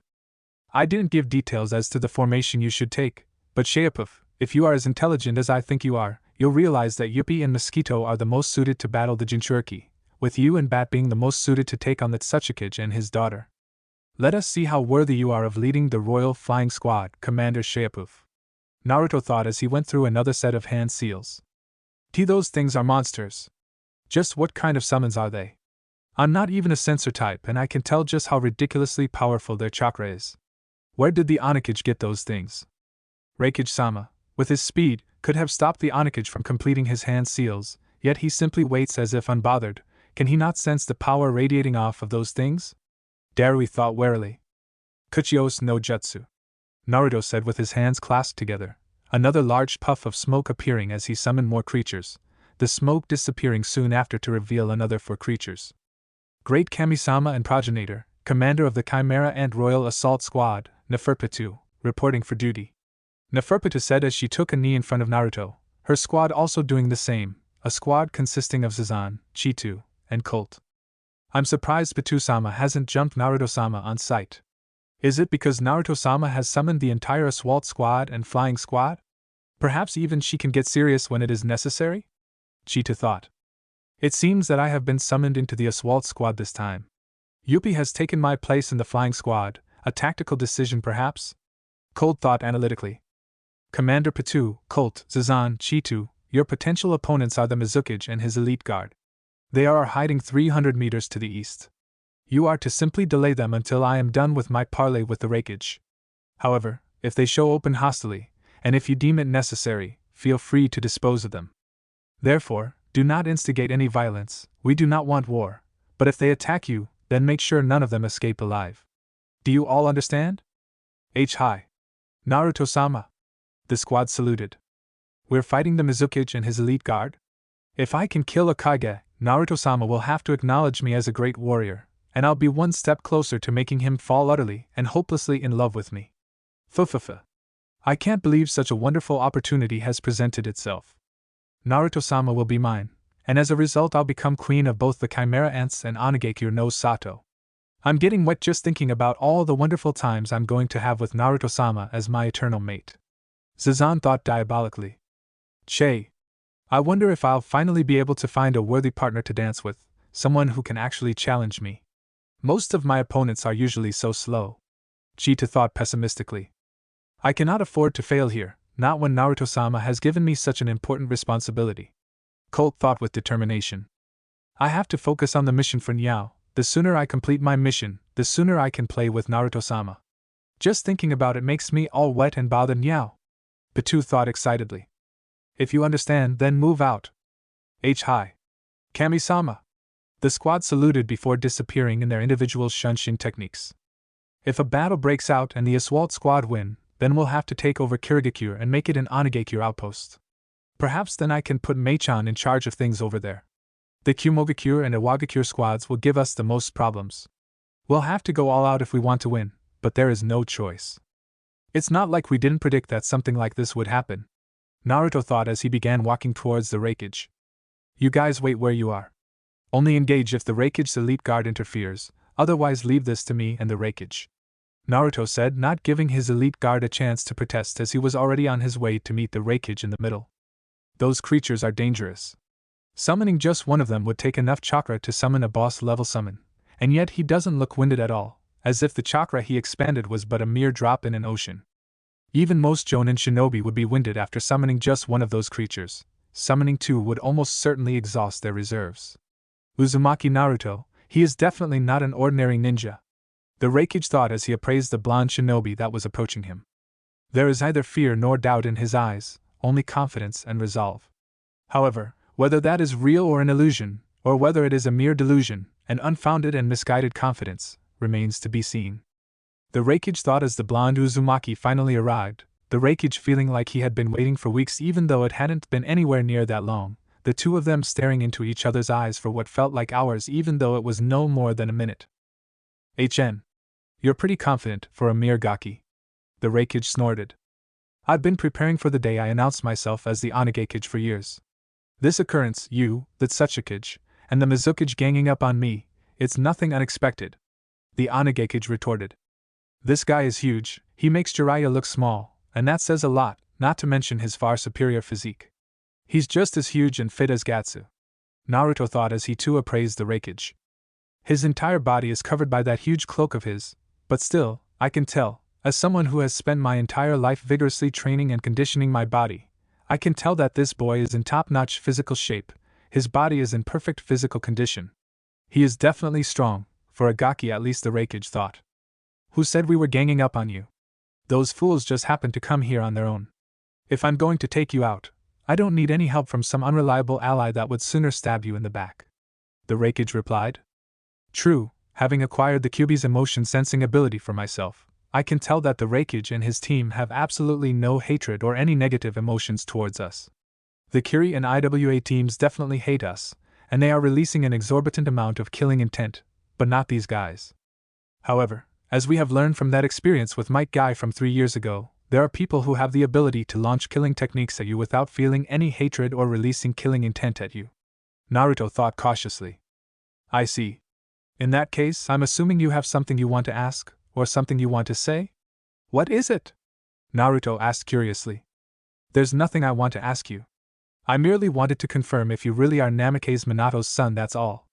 You see, he was my arch-rival. He and I battled many times against each other, and I lost each and every time. So to find out that he actually had a son, well, I had to see for myself what kind of man he is, and if he really is the son of that man. The Raikage replied. And? How do you plan to make this confirmation? If you want a blood sample, I'm afraid I'll have to pass. Naruto replied dismissively. I currently hold the title of fastest man in the world. However, when your father was alive, I was only the second fastest man in the world. If you really are Minato's son, then surely you must be the fastest man alive. If not, if I am in fact faster than you, then I will not acknowledge you as his son. Well, in any case, if you're not faster than me, you'll likely die here today, and if that happens, then I'll take that Uzumaki woman as my prize. She will give birth to the ultimate Yatsuki clan heirs. Imagine, the blood of the Uzumaki and the Yatsuki combined together? The Raikage asked rhetorically. So in the end, this is just about his family's and Kumogakure's obsession with the Uzumaki clan bloodline. At least he is going about it in a slightly civil manner. Naruto thought with a mental shake of the head. Very well, Raikage Dano. Challenge accepted. However, I must ask, what will happen if you are the one who loses this duel? Nothing. If you lose, we will allow you to pass. The Raikage replied with a dismissive wave of the hand. Bully tactics? Fine. It's not like there is anything we want from Kumogakure or anyone for that matter.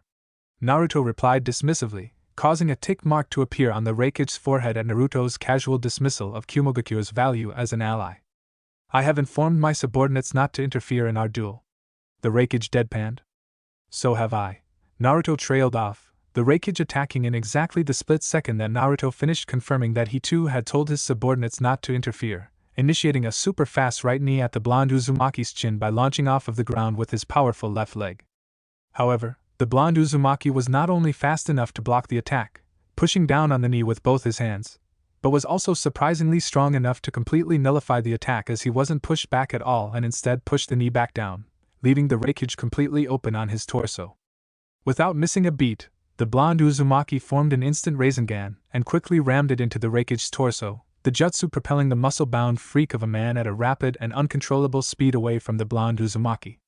He was propelled with much force and speed that his elite guard of Killer Bee and Yujito, who tried to buffer his fall, were pushed back a considerable distance, to the point that their feet had sunk knee-deep into the ground by the time that they managed to completely halt the Raikage's trajectory. What crazy speed and power! I can't believe he was even able to guard against a direct assault from Isama, much less to be able to even move Isama from his position. No one has ever been able to do that, not even Killer Bee-sama, and yet this guy not only moved him but sent him flying to that extent? Just what is he? Is he even human? Darui thought with both surprise and wariness. So? How was that, Raikage Dano? Satisfied? Naruto asked with a small smirk. Don't get cocky with me, Kozo! I exclaimed as he dislodged himself from his two subordinates, preparing to mount a second assault only to double over in pain as he started coughing up blood, involuntarily falling on one knee as he tried to recompose himself. Raikage-sama, are you alright? Yujito cried anxiously, trying to help her leader back to his feet only to be aggressively shoved off of the hulking man as he seemed to have been able to make a near-instant recovery, quickly getting back on his feet as if nothing had happened. B brother. I'm fine, B. And don't you dare interfere or I'll give you the iron claw, I said with a threatening undertone. Hi brother. I promise not to be a bother, so go ahead and give that cocky brat a good clobber. Oh yeah, baby. Killer Bee said enthusiastically, jumping from side to side whilst doing weird movements with his hands as he spoke in a weird rhyme scheme. Isama, I don't mean to be presumptuous, but I do not believe the Onakage is someone anyone should defeat without going all out. He may look like a kid, but he is still the Onakage, Darui said with concern. I know that already, I exclaimed irritably, his body becoming illuminated with a whole lot of lightning, forming what appeared to be some kind of lightning-enhanced armor around his body. Great idea, Isama. That jutsu the Onakage used, it seems to be able to cause a great amount of damage both internally and externally. Isama's impenetrable skin was able to completely nullify the external damage, but his organs sustained internal damage. The lightning armor will act as a buffer to prevent the internal effects of that jutsu, and also Isama's already exceptional speed and reflexes will be exponentially greater. Velocity multiplied by mass is equal to power, therefore, Isama's attacks will be exponentially more powerful too. We should see the end of the battle soon. Yujito thought confidently. I won't forgive you for that earlier humiliation. Come, Kozo!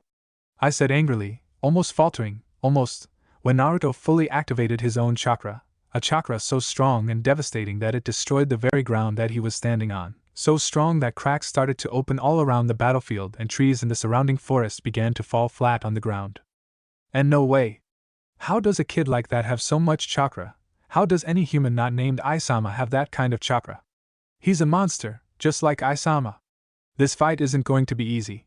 Darui thought warily. HN. So you were hiding some of your power still? HN. Is that supposed to scare me?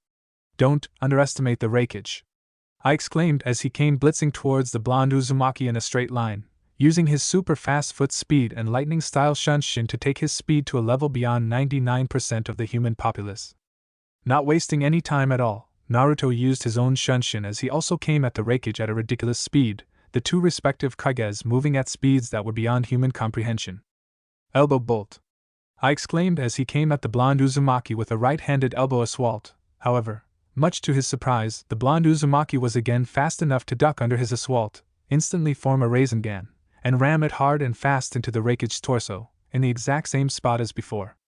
The sound of the impact was profound, and because of the Raikage's own enhanced speed, the force with which he was hit was even greater, as he basically rammed himself into the Rasengan, coupled at the force that Naruto himself put into it.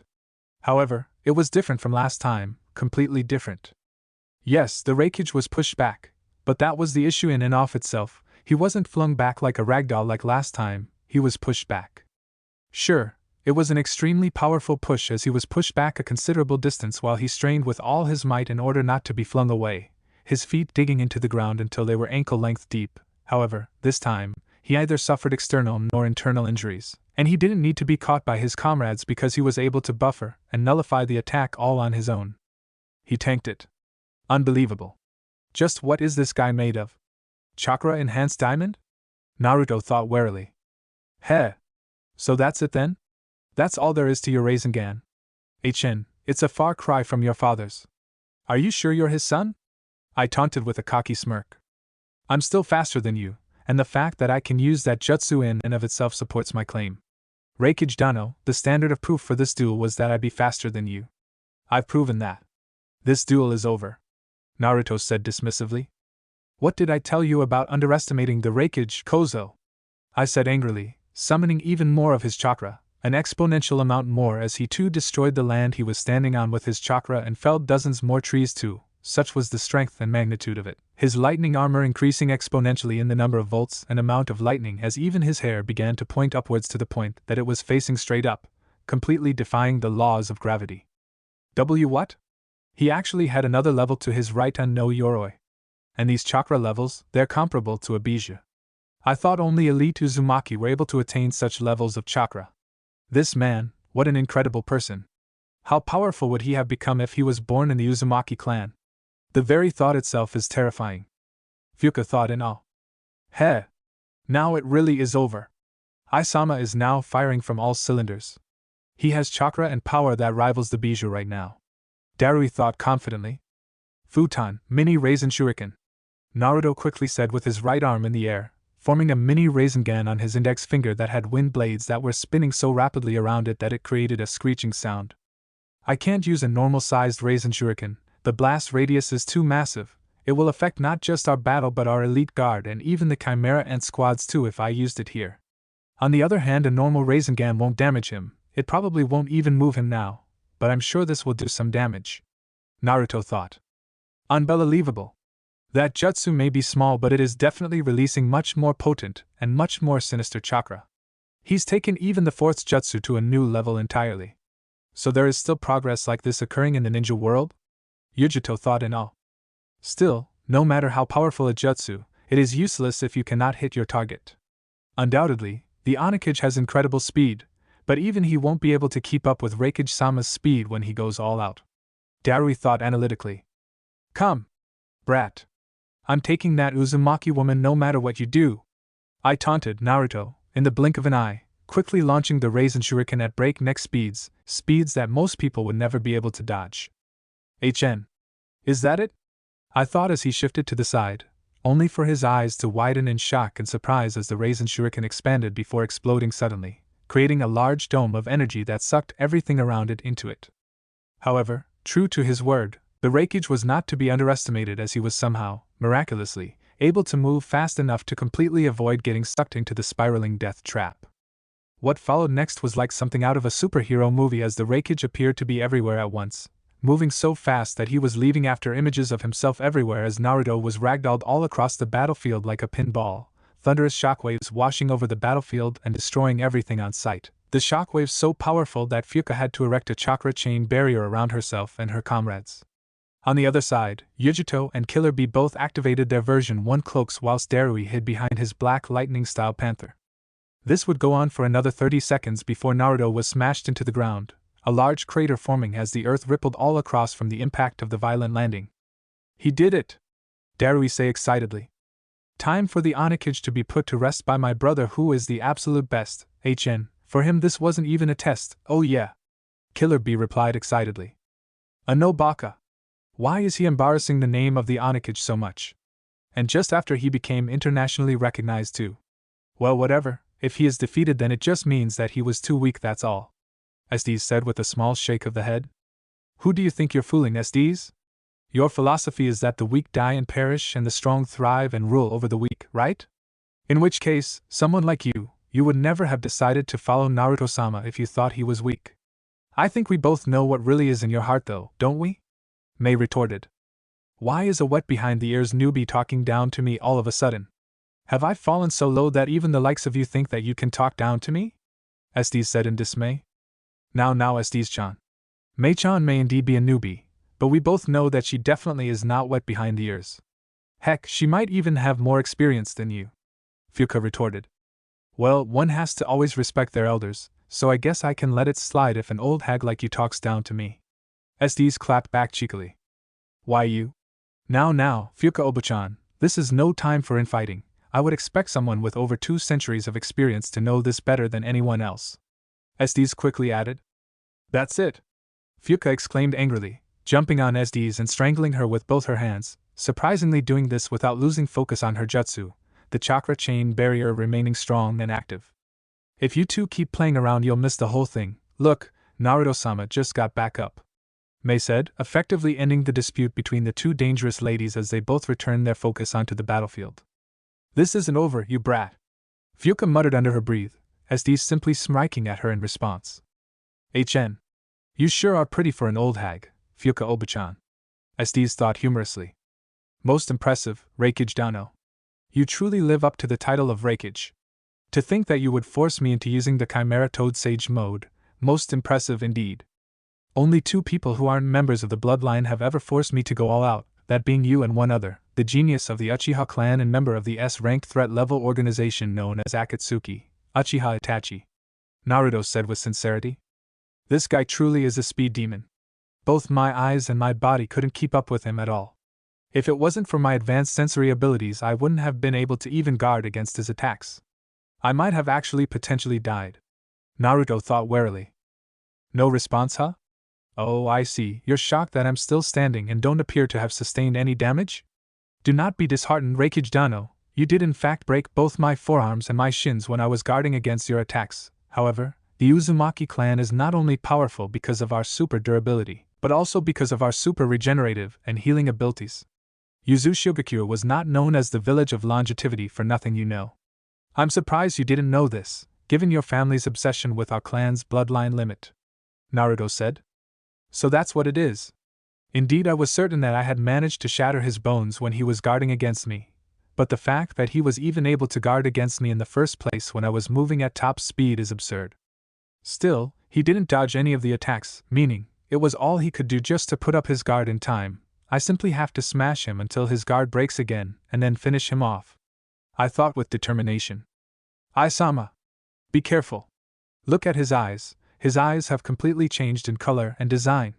I think he has a Dujutsu. Darui warned. That's not all that has changed. His chakra levels have spiked up again. It's like he has gotten extra chakra out of nowhere. His chakra is also much stronger and more potent than before. Be careful, Ai-sama, Yujito exclaimed. I don't know where he got the extra chakra from, but the Uzumaki clan doesn't have a Dijitsu. I believe he said something about a Chimera Toad Sage earlier. Whatever that is, the pigmentation around his eyes and change in eye color must be symbolic of him activating this sage mode of his. It doesn't matter how much extra strength he has though, if he can't keep up with me it's useless, I exclaimed at the end as he charged the blonde Uzumaki again. However, things were different this time. In fact, it was the complete opposite, as this time it was I who couldn't keep up with Naruto's speed and could just barely get his guard up, a guard that was completely shattered as Naruto just punched and kicked through his guard, completely outspeeding and overpowering the Raikage as this time it was the Raikage's turn to experience what it was like to be ragdolled all across the battlefield before he was kicked straight down towards the ground, causing a massive shockwave to wash over the area as the battlefield was once again rearranged completely. Well, I guess this is the end of the line for you, Raikage Dano. Oh. That look in your eyes, you hate me, don't you? You hate my guts, huh? Naruto said at the Raikage, whose face and body looked like the Raikage had been used as a piñata at an Akatsuki member's birthday, eyes almost swollen shut and face looking blown up like a balloon. Good. That's very good, Raikage Dano. Now you know how us, the remnants of the Uzumaki clan, feel about Kumogakure, Kirigakure, and Iwagakure, whose combined force attacked and destroyed our peace-loving people for no reason. Now you know how we feel about Konoha, who betrayed us in our greatest time of need despite all that we had done for them. Now you know what it feels like to be defeated, humiliated, and left to feel weak and defenseless against your enemies. It doesn't feel good, does it, huh, Raikage Dano? Naruto said as he punched the defenseless Raikage in the torso just for good measure, the Raikage unable to even move an inch of his body, bones broken all across his body. This brutal and sadistic action spurred on the Raikage's elite guard, who were just not going to continue to stand by anymore. Raikage's orders be damned, Killer Bee and Yujito entering their version 2-tailed beast states and Darui activating his Black Lightning, Black Panther Jutsu as they all attacked the Onakage in unison, Naruto jumping far back in the nick of time to avoid their combined attack. Ho! That was a close call. You guys are faster than I thought. Well, I suppose I should expect nothing less from a Black Lightning style user and the well-trained and super talented Jinchuriki of Kumogakure no Sato. Naruto sincerely praised his opponents.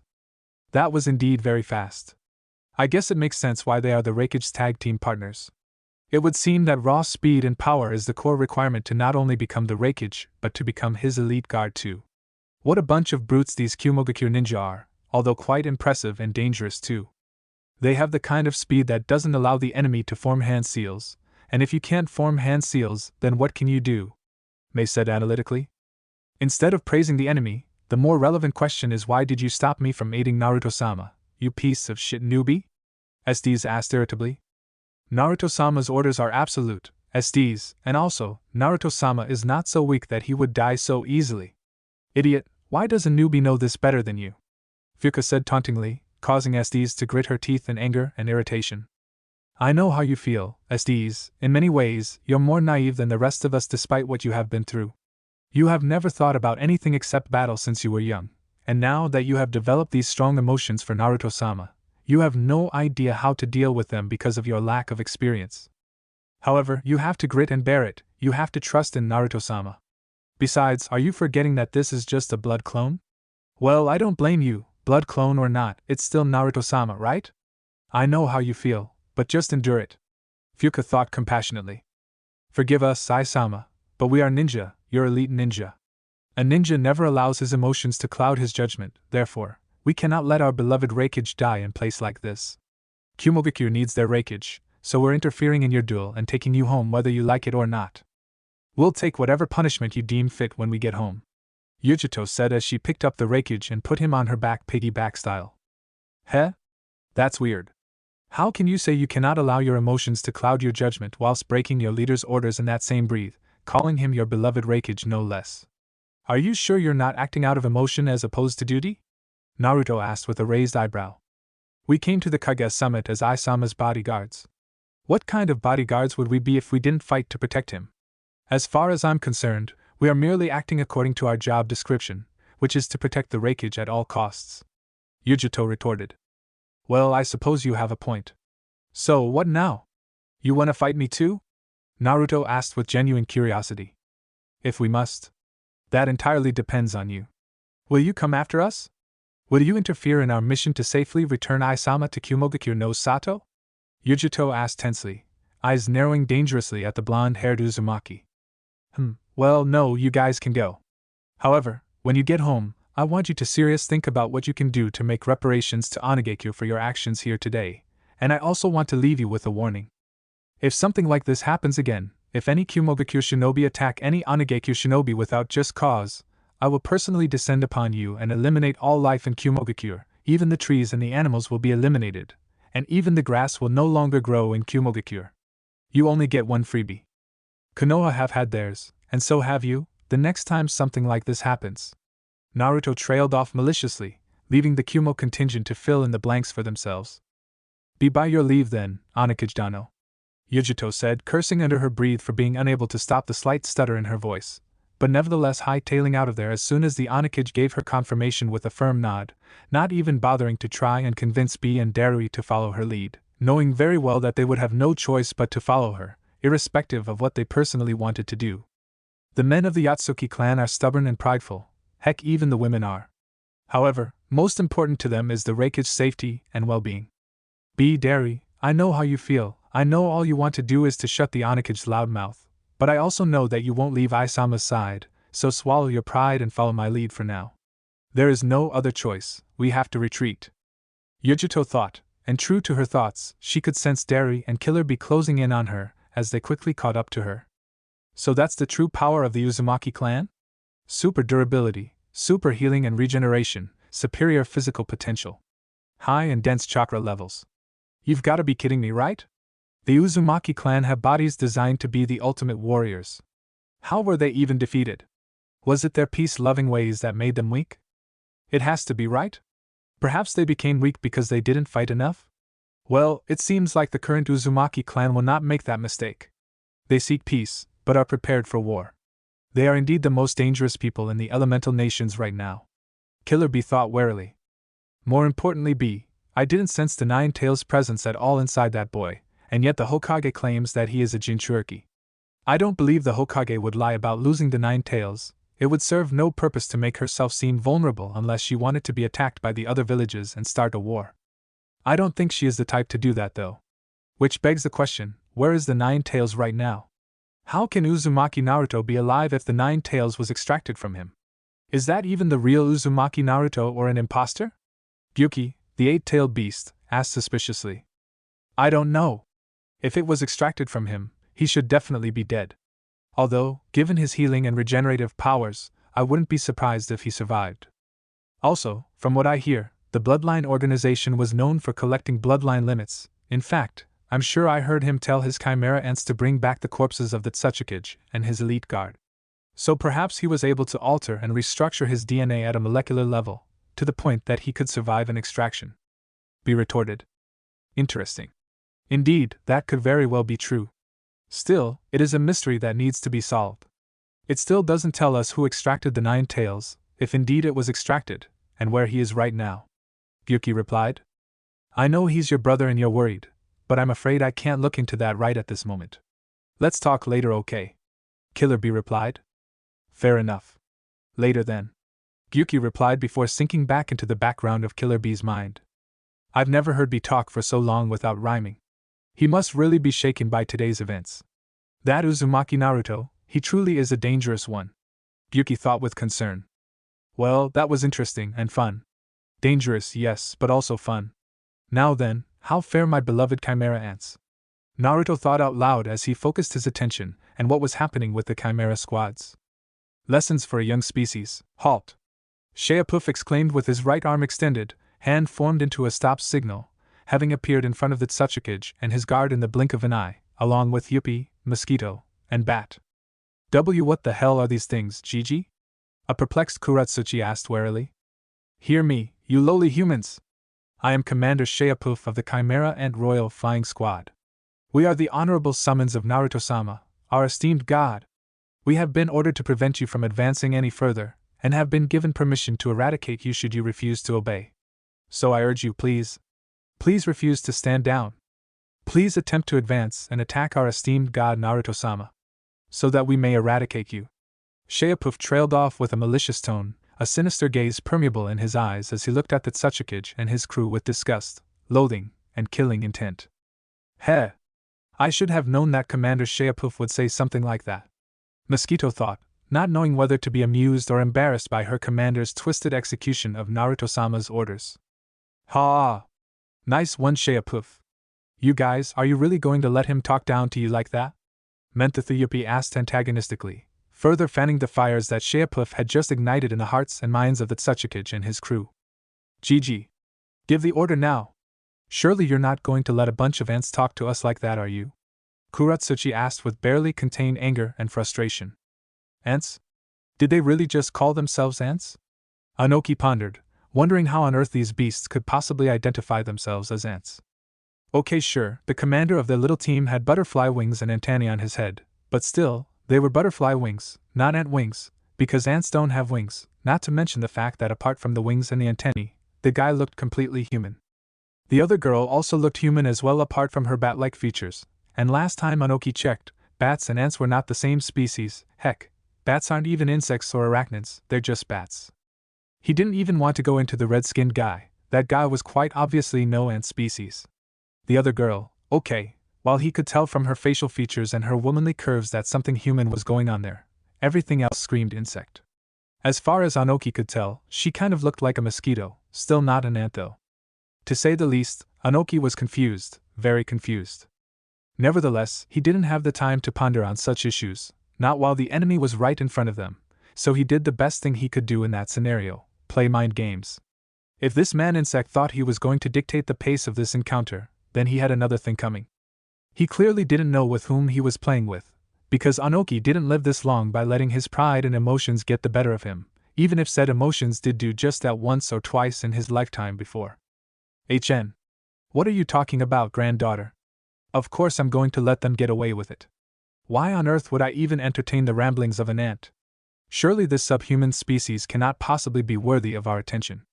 The Tsuchikage retorted whilst throwing a stiff jab at their potential opponents, a horrifyingly angry and evil expression morphing into Sheapuf's facial expression at the sound of that, the commander of the Royal Flying Squad seemingly bursting at the seams with pent-up anger and frustration, having hoped that his ploy to antagonize the Tsuchikage would have caused them to attack, thereby giving him the authority to deal with them as he saw fit, that being, to completely wipe them off of the surface of the earth. Heh! Ha! This old man saw right through you, man. What are you going to do now, Commander? Do you dare break Naruto-sama's orders and attack them anyway?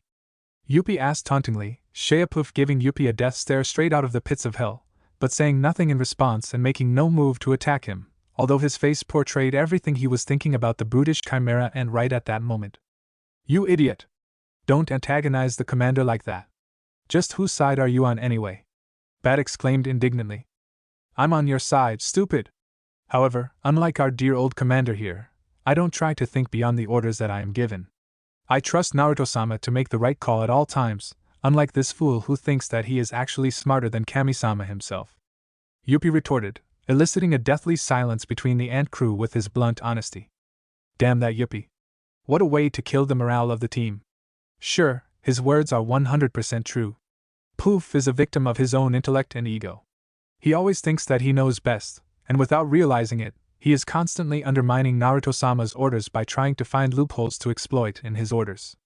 He loves, worships, and idolizes Naruto-sama more than anyone else, but somehow his toxic personality has twisted even that love, because he loves and idolizes Naruto-sama for who he thinks he should be and who he wants him to be as opposed to who he actually is.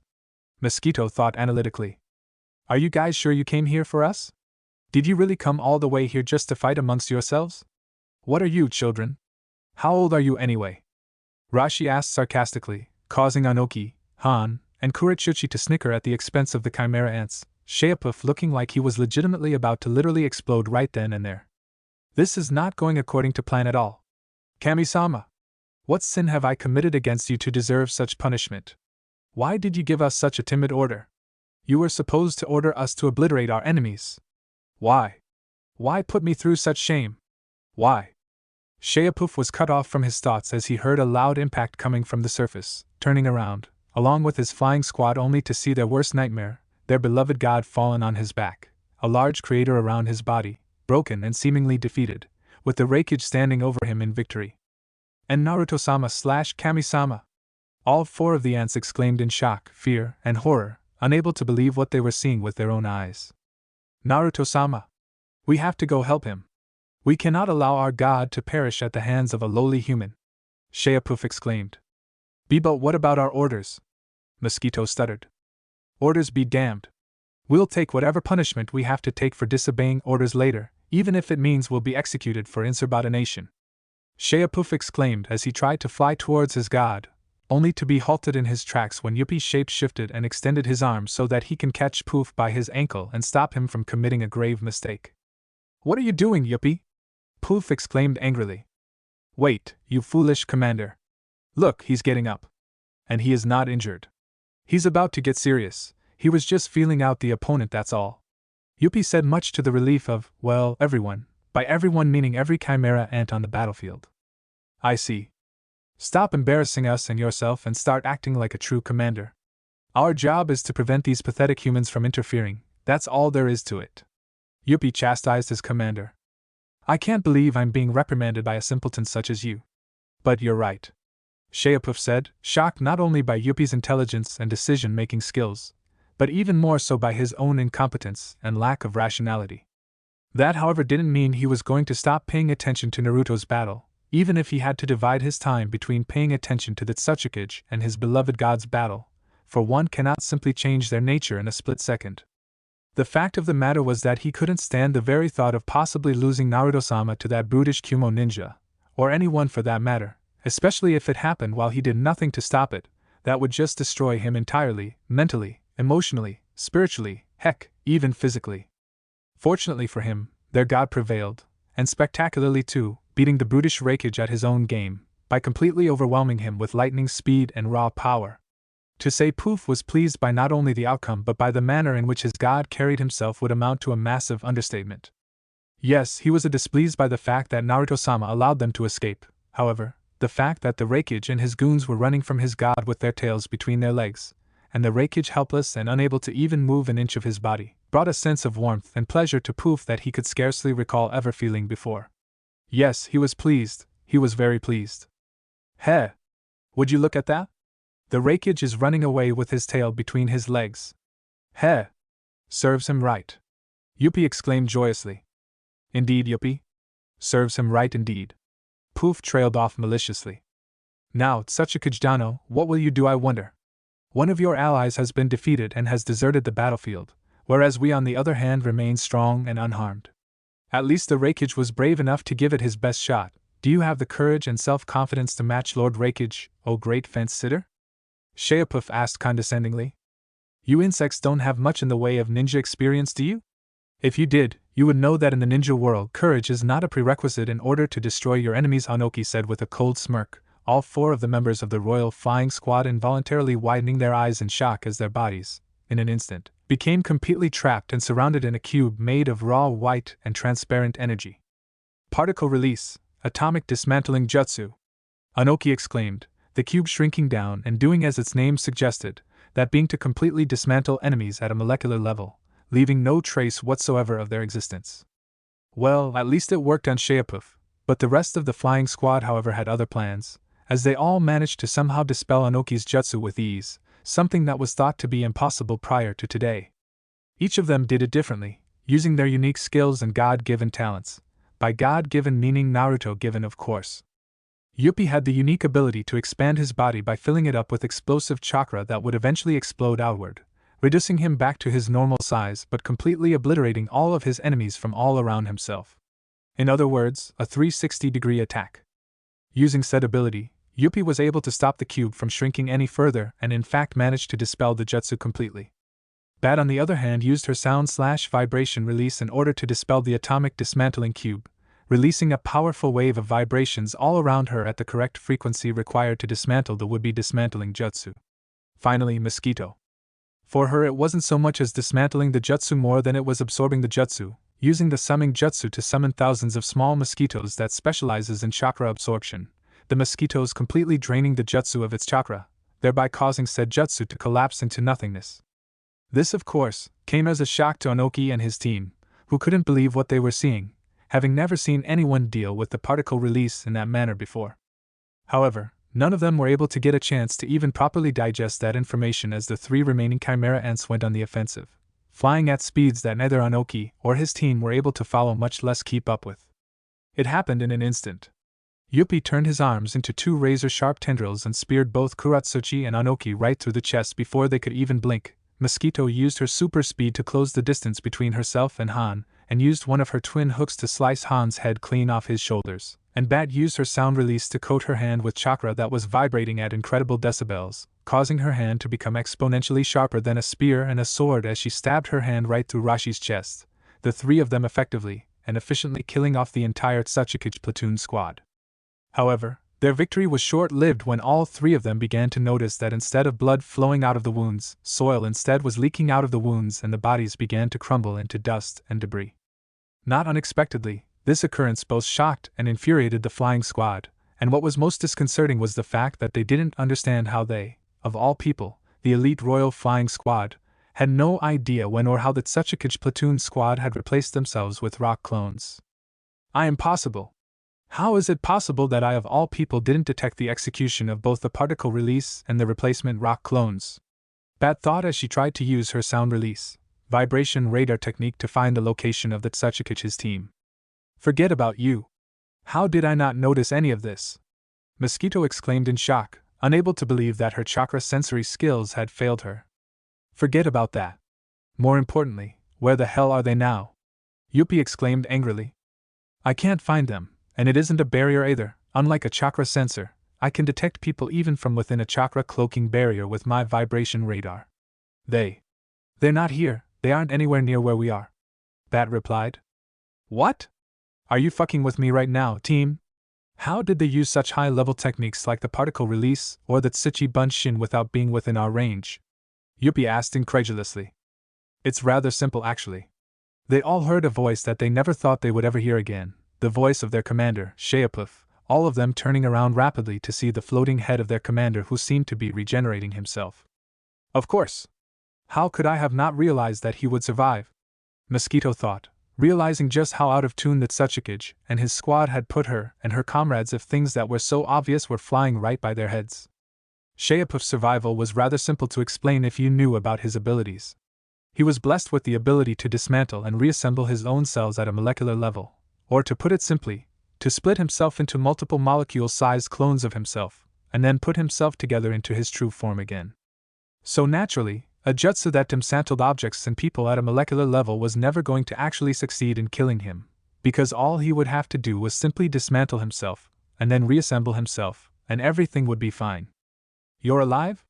Heh! Good for you, I was just about to take your position as commander of the Royal Flying Squad. Yuppie exclaimed elatedly, Sheapuf shaking his head in disgust at the prospect of leaving his squad in the hands of such a simpleton.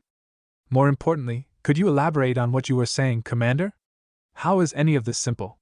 Bat asked incredulously. The particle release was a time-lapsing jutsu, set to activate at a specific point in time or at the command of the user. The distance of the user is irrelevant because the chakra for the jutsu has already been expanded before the user got out of range and before you ask. The reason we didn't notice is because the jutsu was executed when we got distracted. Sheapuf explained. The hell are you on about? I was never distracted. Yuppie argued. We all were distracted, stupid. When the Raikage put Naruto-sama on his back, we allowed our emotions to get in the way. The commander tried to run to Naruto-sama's aid and you tried to stop him. We were all distracted as a result, and that gave them the opportunity to set up the jutsu. Mosquito retorted, much to Yuppie and Bat's horror. But if they already set up the jutsu then why did they retreat? Why did they replace themselves with Tsuchi Bunshins? How were they supposed to attack Naruto-sama from out of range? Bat asked confusedly. Easy. The answer is that they didn't in fact retreat at that moment. They remained where they were, planning to use the particle release to instantly kill us and advance on Naruto-sama without hindrance as soon as the right opportunity presented itself.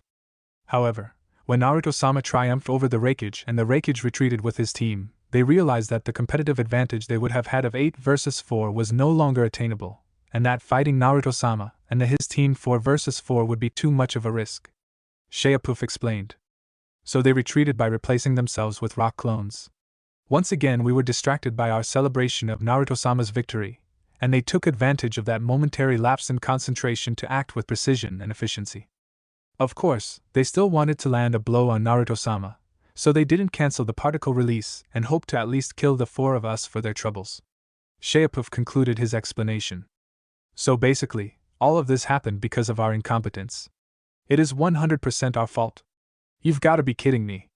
How can we possibly be so useless? Yuppie exclaimed angrily, hands on his head in frustration, wondering how on planet Earth he was supposed to face Naruto-sama now after representing him so poorly. The others were not faring any better, Yuppie's words hitting them like a freight train at full speed, not because said words were harsh or cruel but because they were so true. Nothing can hurt a person like the truth. No matter how cruel or harsh your words are, if they aren't true, they are meaningless and don't have as much of an effect on the person they are directed to.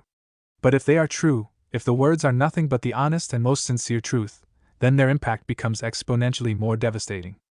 I have failed Naruto-sama as commander of this unit. I will tender in my resignation and accept whatever punishment our Lord and Creator deems fit. Come, let us go and confess our sins. Sheapuf said somberly, his body now fully regenerated as he began to fly down towards their god, his squad following close behind, the mood and morale of the royal flying squad at an all-time low.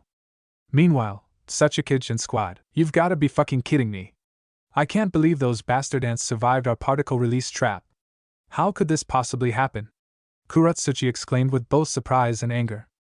Come see for yourself if you don't believe me.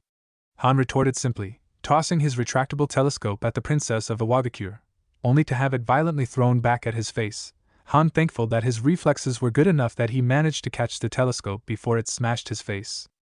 I don't want to see that shit, Kuratsuchi exclaimed angrily, feeling like Han was shoving hers and her grandfather's failure at her face by offering her a chance to see for herself, seeing as it was she and her grandfather who were responsible for the particle release trap.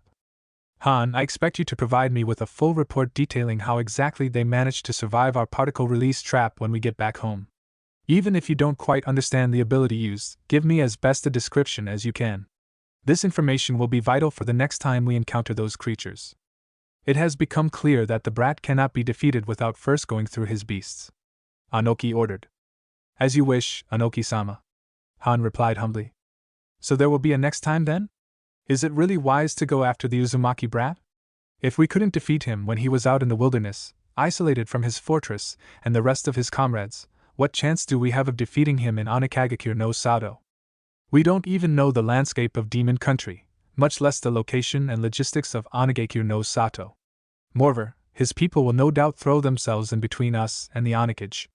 We'll have to go through all of them just to get to him. How many of our people will have to die to get that far? Can we even get that far? Rashi questioned the Tsuchikage's plans. What are you saying exactly, Rashi?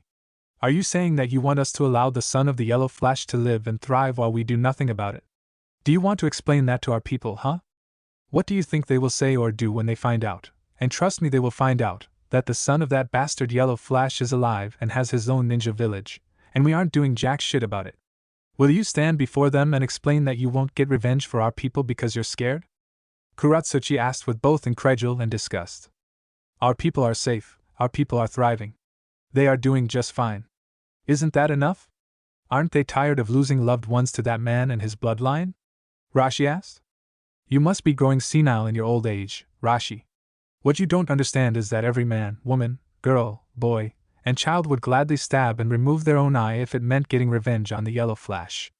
Needless to say, they would gladly give their own lives if it meant ending that cursed bloodline.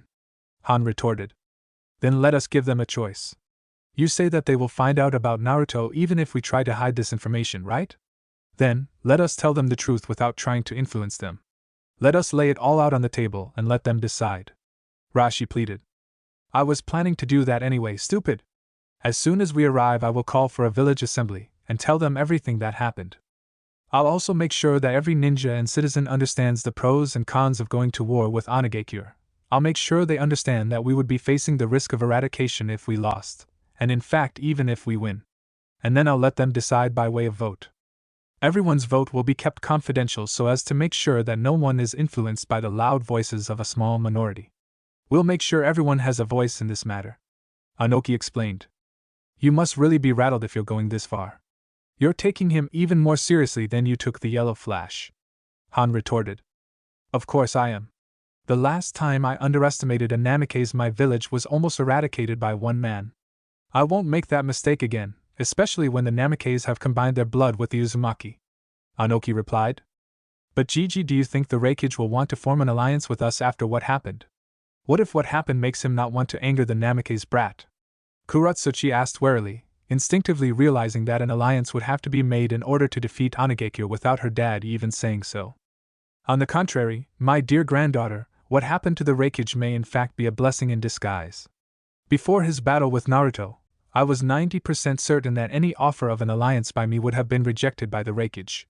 But after this, I'm 95% certain that my offer will be accepted. Anoki said confidently, much to Kuratsuchi's confusion, something that Han did not fail to notice. You must understand, Kuratsuchi. The Raikage has an unbreakable will. He is unyielding and unrelenting, and he does not know the meaning of the word fear. Even when the Yellow Flash had a flee-on-sight order on him, the Raikage was the only man in the world who continued to challenge him time after time. The flee-on-sight order and the fear that everyone had at the mere mention of that guy's name did not apply to the Raikage. Of course, he lost every time he and his brother confronted the Yellow Flash, but that did not deter him one bit. So you see, you need not worry about the Raikage's will to fight. I bet you right now he is already planning out his next encounter with the Namikaze brat. Han explained for the sake of the youngest member in the group, Kuratsuchi unable to help herself but to think of how amazing and brave the Raikage was and what a strong-willed individual he was. I suppose there is no need to ask about the Mizukage. That guy really hates the Onigekyo. Well, I can't blame him, he killed his father after all. Kuratsuchi thought out loud. The Mizukage's participation is as good as secured. Speaking of which, how did he fare against the Namikaze brat's monsters, Han? Anoki asked curiously. Same as us. The ants were distracted the same as the ones we faced. They used a water prison trap to set them up, and used water clones to conceal their retreat. The ants were able to escape the water prison trap, but the Mizukage was already long gone. Han replied robotically. Smart lad. I was a little concerned about how useful he would be because of his youth and his obvious desire for revenge. But perhaps the lad has a good head on his shoulders after all. Anoki retorted. Okay, it's time to go home. This is no place to hold a war council. We've done all we can here. Head out. Anoki ordered as he and his squad disappeared in a burst of speed, all four of them flying away at a rapid speed, having held the entire conversation in the air. Back with the Onigekyo. To say Naruto was disappointed would actually be an overstatement in this particular case. He wasn't disappointed at all. In fact, things had gone exactly as he expected them to. He had expected the Chimera ants to succeed in their mission in stopping the advancement of his enemies, but he had also expected for them to be caught off guard by the tricky and underhanded nature of ninja tactics. He had even expected their reaction to the situation. So no, he was neither surprised nor was he disappointed. I don't understand, Naruto-sama. Are you saying that you expected us to fail? That you never believed in us from the get-go? Pitou asked with a heartbreaking tone and facial expression, like a kitten that just got kicked in the ribs by its owner. Pitou was on her knees, prostrating herself before her god, along with the rest of her squad. She was about a meter in front of them, next to Sheapuff, who was also prostrating himself in front of his god, his squad doing the same a meter behind him. Oh, I believe in you, all right. I believe you have the potential to be the most amazing summons in the universe. You're already the most powerful, but you're not the most experienced summoning species. It's no surprise really, you're less than 7 years old, so when it comes to experience, you're far behind the rest of the ninja world and summoning world. The ninjas you face today are not only elite ninja with much more experience than you, but they have also benefited from generations of shinobi knowledge and tactics that have been passed down throughout the centuries. Naruto explained, taking a momentary pause to allow the ants to digest the information before carrying on. The fact that you all survived is the most important thing, because now you have first-hand experience about what it means to face off against an elite ninja with killing intent.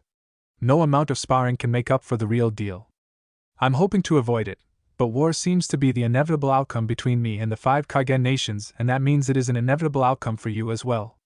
Therefore, by summoning you today, I hope to give you that first-hand ninja experience in preparation for the war, but if you died then all of that would have been for nothing. You survived, and therefore have the opportunity to use the experience and knowledge you gained to improve yourselves. That is, believe it or not, something to celebrate. I am confident that things will be different next time. If nothing else, the Chimera ants are fast learners. Your true power is your ability to evolve and adapt. Naruto said words of comfort and encouragement to his brethren, and boy did it work, as Naruto could literally feel the mood shift, literally, because of his emotion-sensing ability. Great Kami-sama, please forgive me, for I have sinned. My faith was once again shaken by your orders, and I even dared to doubt your credibility as our god because of the orders that you gave us.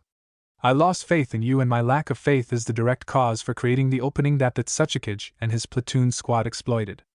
I am unworthy of being commander of the Royal Flying Squad. Naruto-sama, please select a new commander for the Royal Flying Squad, and accept my head as recompense for my sins. Sheopuf said dejectedly. No such thing will happen, you stupid fool. Do you honestly think Naruto-sama or any of us got to where we are because we didn't make mistakes?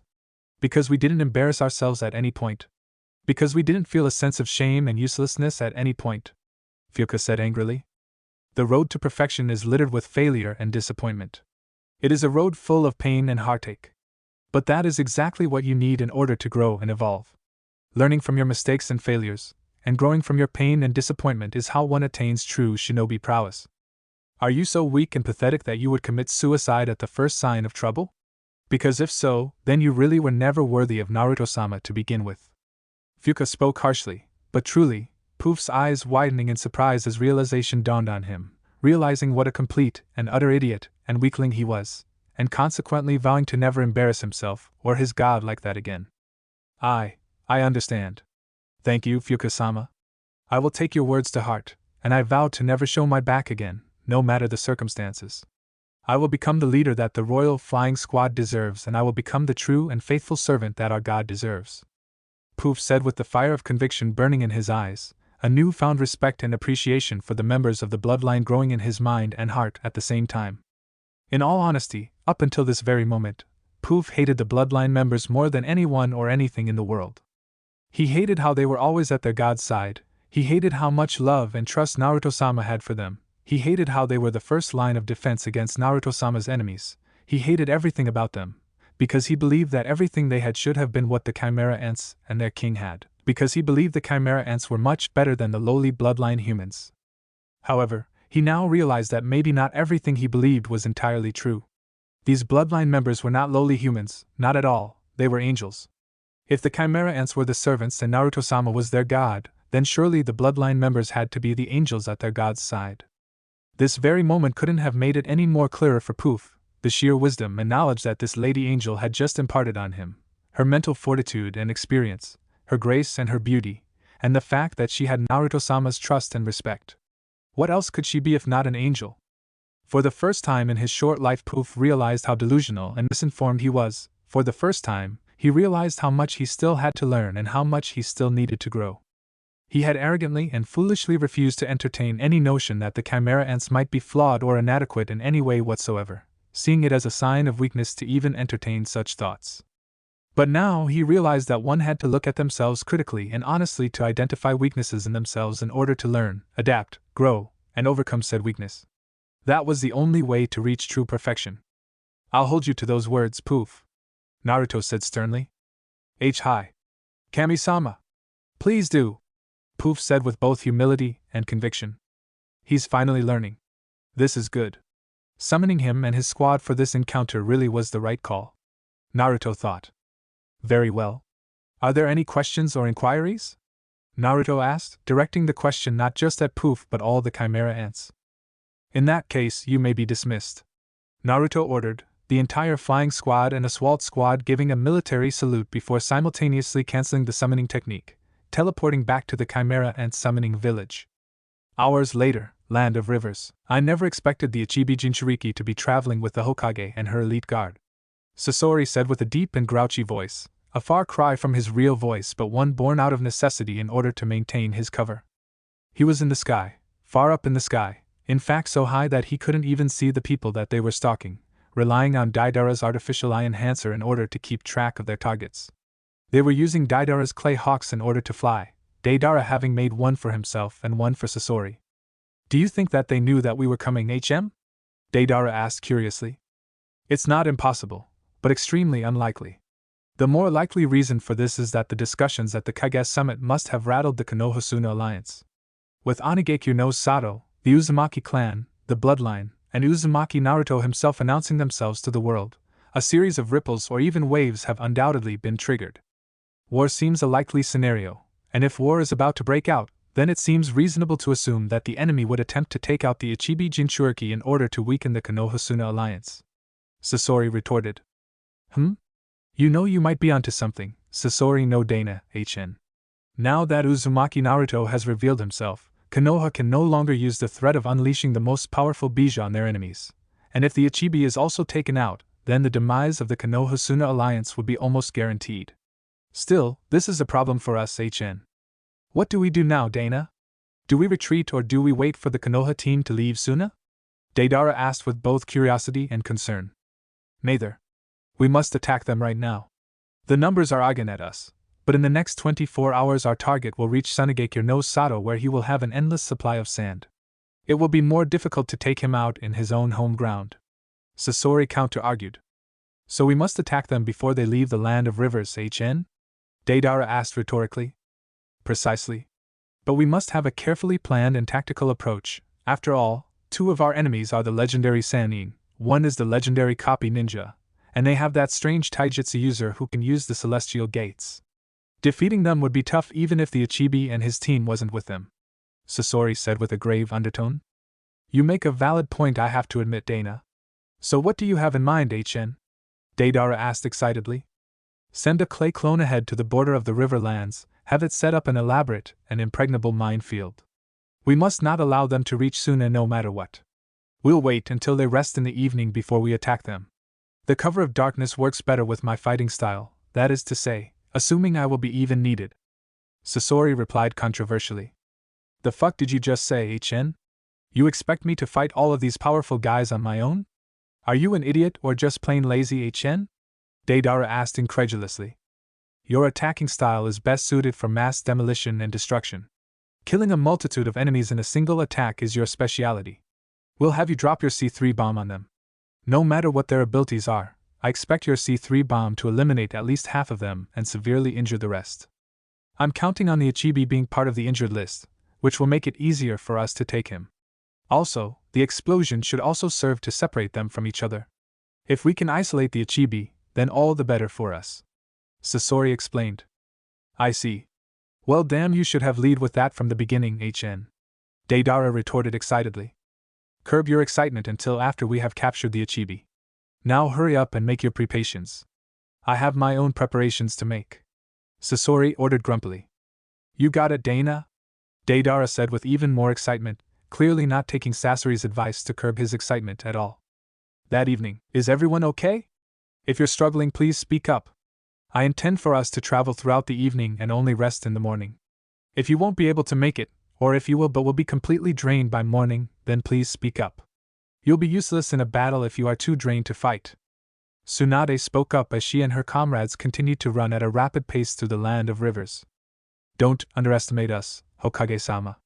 I know you spoke out on behalf of Temari and I. We aren't the snot-nosed genin you met shortly after the Chunin exams all those years ago. Kankura replied with a confident smirk. HN, that's good to hear. I'll hold you to those words, Kankura. Tsunade retorted cheekily. Tsunade-sama. There's something in the sky falling directly towards us. There is chakra in it, it must be some kind of jutsu. Kakashi said as he and the rest of the Konoha-Suna team came to a sudden halt. I'll handle it, Gaara said as he sent his sand after the object, attempting to catch it long before it reached the team and succeeding in his goal too. However, it was a very short-lived success as the object, with a puff of smoke, suddenly expanded exponentially in size, so much so that the Konoha-Suna team couldn't even see the stars in the sky anymore, the object expanding so far and wide that it was impossible for them, no matter how fast they were, to get away before they got crushed underneath the weight of the object. Why you've gotta be kidding me. We won't be able to.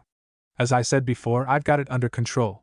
The Kazekage said calmly, cutting off his older brother before he could finish talking whilst also directing all of the sand inside his gourd and even breaking down the gourd itself into sand as he sent all of it up there in order to catch and stop the gigantic structure from crushing all of them like insects, once again succeeding in his goal, even though it took much more effort this time around as he clasped his hands together in concentration.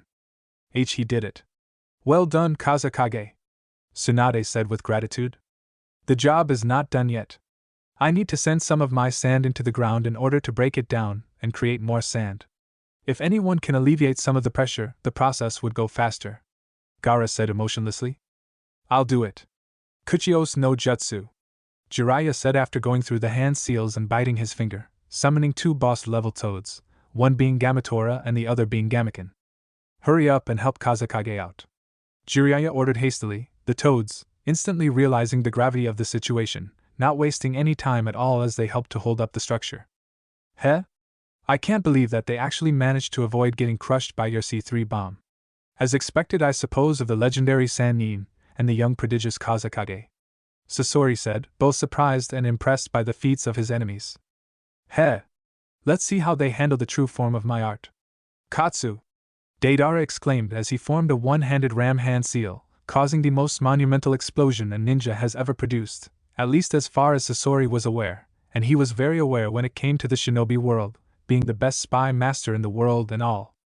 The explosion was so incredible that even Sasori and Deidara, high as they were in the sky, felt the impact of the explosion as they were blown away by the shockwave. In fact, they were an entire mile away from their original location by the time that they were able to regain control of their clay hawks again. Deidara's C3 explosion release is far greater than I imagined. I may have underestimated the power of this jutsu. We may possibly have wiped the Jinchuriki completely out of existence. If so, how long will it be before the Ichibi can reconstitute itself?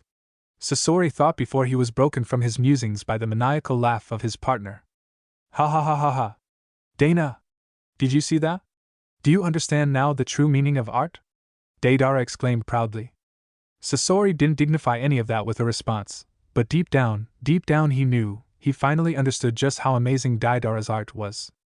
The ability to create something never before seen, the ability to fill the minds and hearts of those who witness your jutsu with awe and disbelief. If that was the true essence of art, then Deidara had just produced the most incredible art ever before seen.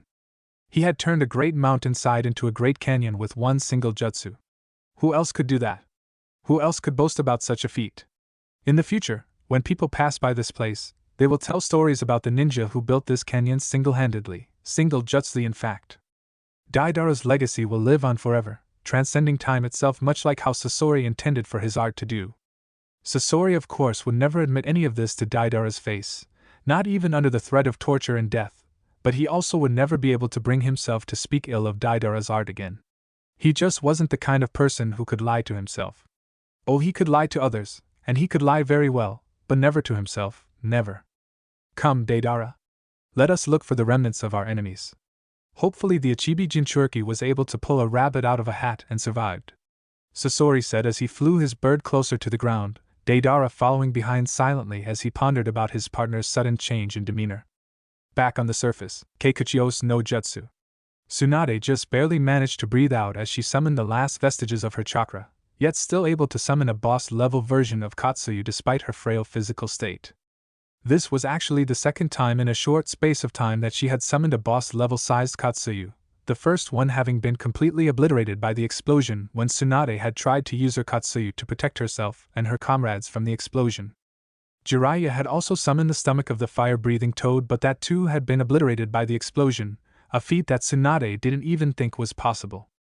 The Kazekage hadn't been able to gather enough sand, he hadn't even started to break down the earth into more sand when the explosion happened. But Kakashi had surprisingly been useful. In fact, if it wasn't for his timely intervention, everyone would be dead. Tsunade had to give credit to Kakashi for being good at keeping secrets because she hadn't even been aware of the fact that he had a Mangekyo Sharingan, and one that could open wormholes of all things. Still, sucking up the entire explosion was impossible. Tsunade had known that, but everything had happened so fast and everyone, in those few split seconds, had done everything they could to survive. Even Kankuro had summoned his salamander puppet and tucked himself and his sister in there, and Might Guy had opened the seventh gate and tried to blow the explosion away with her Adora. Baki had also used his large-scale wind style to try and blow the explosion away, ironic as it was to try and blow an explosion away. Each little effort had been helpful in preventing their complete annihilation, but it wasn't enough to prevent them from getting gravely injured. Tsunade herself had her body snapped into 2 halves as her entire lower body was missing. She didn't even know if her lower body still existed, for all she knew it was completely eradicated from existence. From where she was, she could tell that the Kazekage had taken a massive beating from the explosion. He must have only had his sand armor for protection because the sand he normally used for his absolute defense was the sand he had been using to hold up the structure they now understood to have been the bomb. He was completely unconscious, and possibly dead. Tsunade couldn't tell from where she was. She now found herself ruing the fact that Naruto and Jiraiya had fixed the Kazekage's seal. It would have been better if losing consciousness still meant that the Ichibi would be released. At least then whoever was attacking them would have Shikaku to deal with. Nevertheless, she could tell that Kakashi was almost as bad as she was. He was missing an arm and a leg, and there were burn marks all over his body. Clearly he hadn't been able to absorb enough of the explosion. Guy and Baki were nowhere to be seen. She didn't even know if they were alive or not. She didn't even know if their bodies still existed or not. Jiraiya was missing an arm, but he was okay for the most part, just barely conscious. Miraculously, the Kazekage siblings were the least injured of them all. But they were also barely able to maintain consciousness. It seemed that by working together, they really were able to cut the mortality rate of that monstrous jutsu from 100% to, well, whatever it was right now. She still couldn't confirm if Guy and Baki were alive or not. Tsunade-sama, where is your lower body? Katsuyu exclaimed frantically. Katsuyu, split yourself and help the others to recover. Start with Kakashi and the Sand siblings. Send a few of your smaller parts to look for my lower body while you keep me alive. Hurry, this is no time to go into shock, this is the time for action. Start acting like a professional. Tsunade ordered hastily. Hi. Tsunade-sama. Katsuyu stuttered as she hurriedly got to work. In all honesty, Tsunade knew that Katsuyu didn't deserve to be spoken to so harshly, and had every right to be shocked by what she had just seen. However, the enemy was still out there and could attack at any moment. Tsunade knew that they would arrive at any moment to finish the job, and therefore it was necessary that they moved with haste. As soon as she could confirm that their lives were no longer in danger, Tsunade would have Katsuyu swallow all of them, and then reverse summon herself to the Shikatsu forest. Defeating the enemy was no longer possible. Survival was the only option, and therefore the only target right now. Even figuring out who exactly it was that attacked them was no longer a priority. They had to survive, to live to fight another day. That was the only thing on Tsunade's mind right at that moment. Two of them are missing. I cannot find the guy who dresses like a hip star in Baki, the man known as the Hurricane. They could be dead, or they could be waiting for us to reveal ourselves and strike when we least expect. What do you suggest we do, Dana?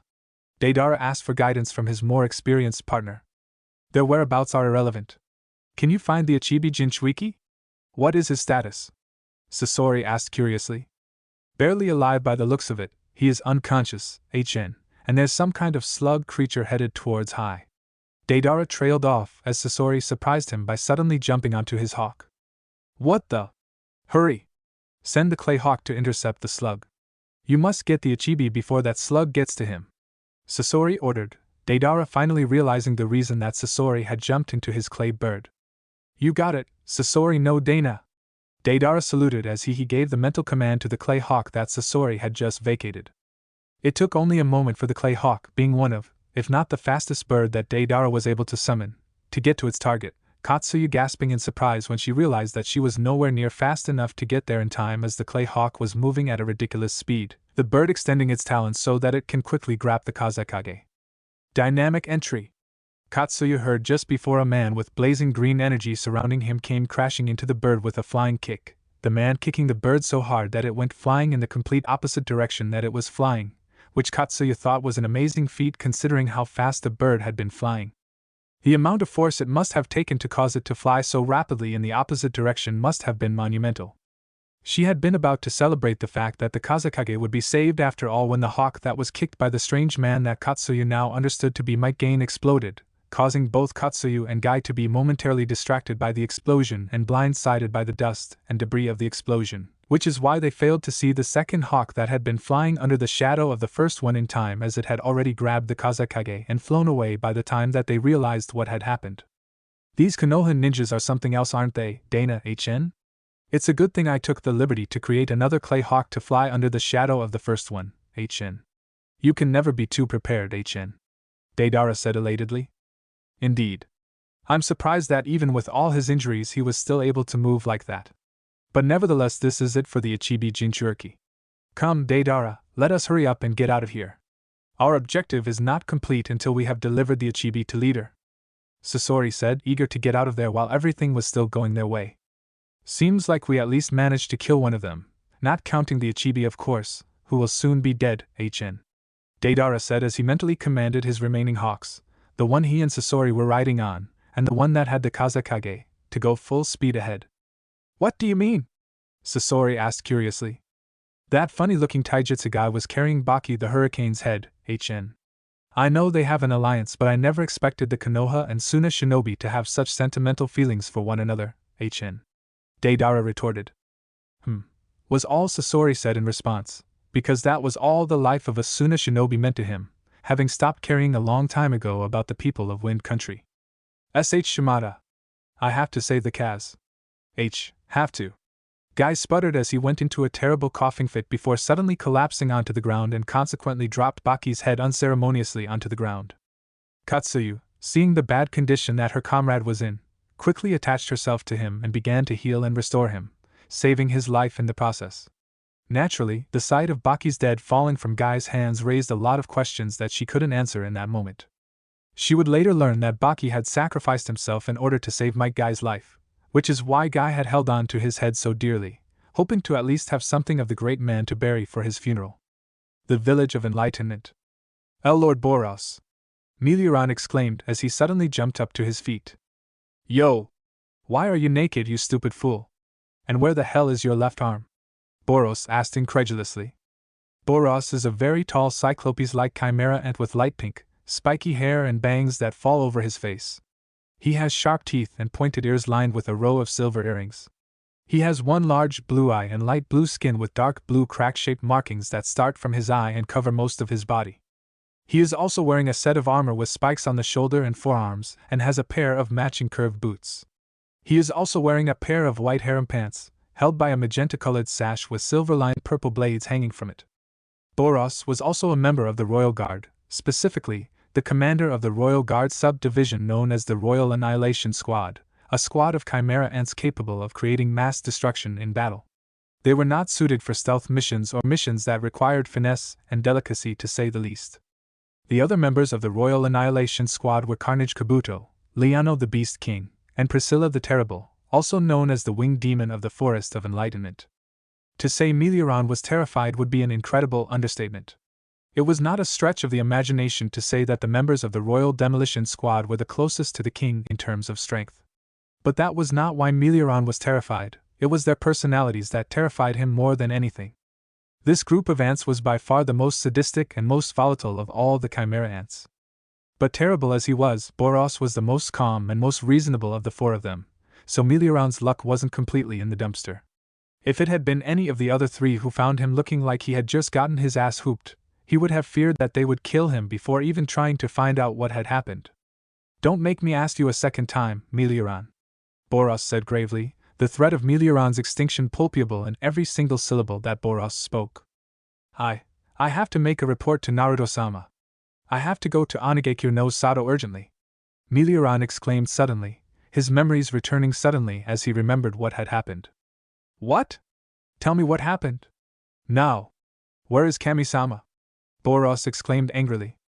He's fine. He's fine. He asked me to track and follow the Konoha Suna contingent from the Kage summit. I was caught in a massive explosion, big enough to destroy an entire ninja village. It was the enemy's jutsu, I think it was Akatsuki. They were after the Ichibi. I'm sure of it. Melioran replied as quickly and as thoroughly as he could. I see.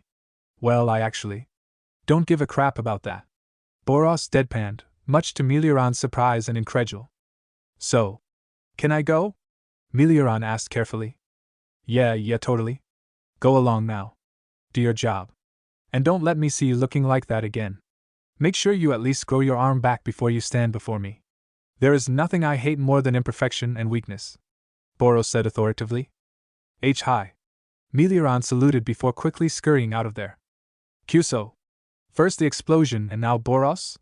I can't tell which one was worse. Melioran thought as he ran as far away from that monster as he could. Raikage-sama. What are you doing here? It's only been a little over a week. You're in no condition to be working already. The medics told you to rest for a month at least, Yujito exclaimed, clearly not pleased at all by the Raikage's dismissal of his personal medic team's instructions. I agree with her, sir. The injuries you sustained were grievous, to say the least. C said, who was also a medic. They were in the Raikage's office, they being Yujito, C, B, Darui, Dodai, and Mabui, along with B's Jonin team, consisting of Karui, Omoi, and Samui. They were responding to a summons from Dodai, who they had assumed was still acting Raikage while the Raikage was recovering, but apparently that was nothing more than a small act of deception, as it was actually Isama himself who had called for them. This is a letter from Uzumaki Naruto. I want you all to listen carefully and tell me what you think. The Raikage said, completely ignoring the protests, as he gave the letter to Mabui so that she can hand it over to Darui, so that he can read it to everyone. Wait a minute, he wrote a letter to us, after everything that happened? Yujito asked confusedly. He didn't, Yujito-san. The letter was clearly written even before the 5 Kage summit. Why? Because the letter came out of a time-lapsing storage seal that Uzumaki Naruto placed on Raikage-sama during their battle. Mabui explained. During the battle? I know the report said that he was even faster than Isama, but surely the difference is not so great that he could place a seal on Isama during battle without Isama noticing. C argued disbelievingly. Yujito-san's report indicated that Uzumaki Naruto punched Raikage-sama one more time when he was already down, that he had a clear chance to kill him but chose to merely punch him instead. We believe that is when he placed the seal on him. Dodai replied. I see, that certainly makes a good amount of sense, I guess. C said thoughtfully. However, C, it is unwise to assume that he couldn't have placed the seal on Isama even at top speed. We are, after all, talking about an Uzumaki seal master who is also the son of the Yellow Flash.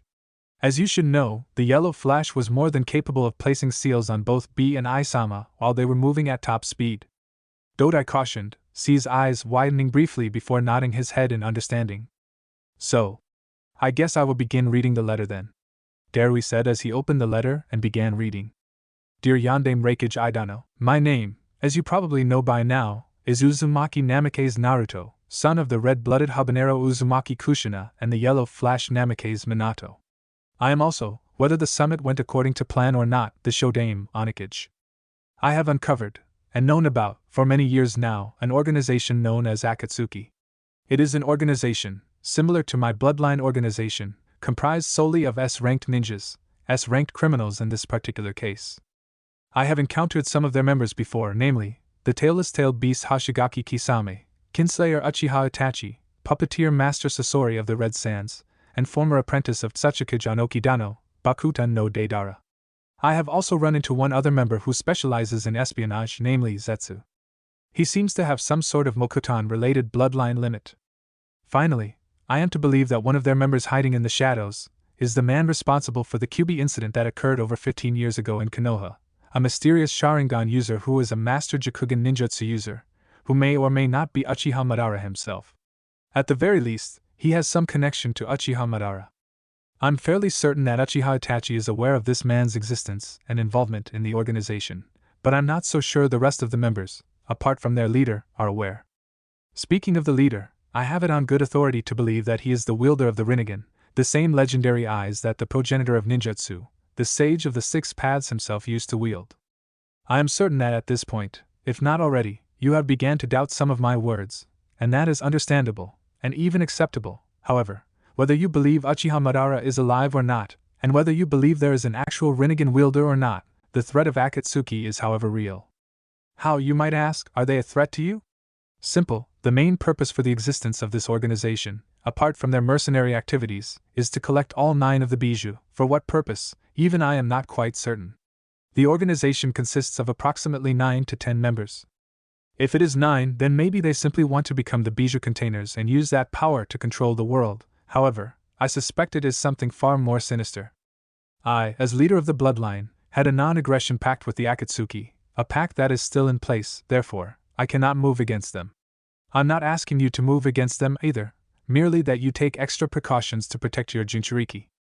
Make sure they have strong teams around them, and they do not leave the village without their teams to back them up. It is imperative that Akatsuki's plans are not realized, for all our sakes, and it goes without saying, this letter was never sent to you and we never spoke about Akatsuki. I expect you to destroy it, and never make mention of it again. P.S. You should also know that Akatsuki typically operate in two-man cells, but this is no cause to underestimate their threat level. These are after all S-ranked ninja. Any one of them is capable of dismantling an entire hidden village under the right circumstances. I urge you to take this warning with the utmost seriousness. Yours sincerely, the Onakage, Uzumaki Namikaze Naruto. So, I guess the first question to ask is, do we believe this information at all? And also, why would the Onakage be interested in helping us to protect our greatest military weapons considering the history Kumo has with the Uzumaki clan, and especially considering the fact that the Raikage just recently attacked him? Samui asked suspiciously. I haven't met the Onakage, but based on the way he structured the letter, it seems he is more concerned about preventing Akatsuki from obtaining the bijou than helping us to keep them. It just so happens that helping us is the only other way he sees to derail Akatsuki's plans without directly taking action against them. C responded. Those are our thoughts exactly, C. No two people are exactly the same, however, this kind of action is exactly what his father would have done under the circumstances.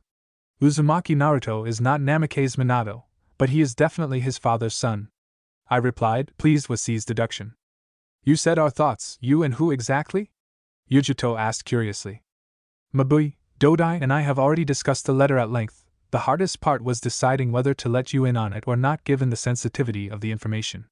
Ultimately, we decided that the Jinchuriki and their teammates, and close associates should be privy to this information. It will make it easier for you to protect yourselves and for your associates to help you if you have access to information. I replied. I see. I'm guessing then that there will be some restructuring in terms of how things are going to be from now on. Yujito asked rhetorically. That goes without saying. Dodai, I said, giving Dodai the silent instruction to brief the others about their decision. We have come up with a twofold structure. First and foremost, when inside the village, both Yujito-sama and B-sama will work as I-sama's bodyguards and tag team partners, which means that they will always be close to I-sama and the Akatsuki will have to go through the entire village shinobi just to get to them, and even if they do manage that feat, they will not only have the two Jinchuriki to contend with, but will have A-sama to contend with too.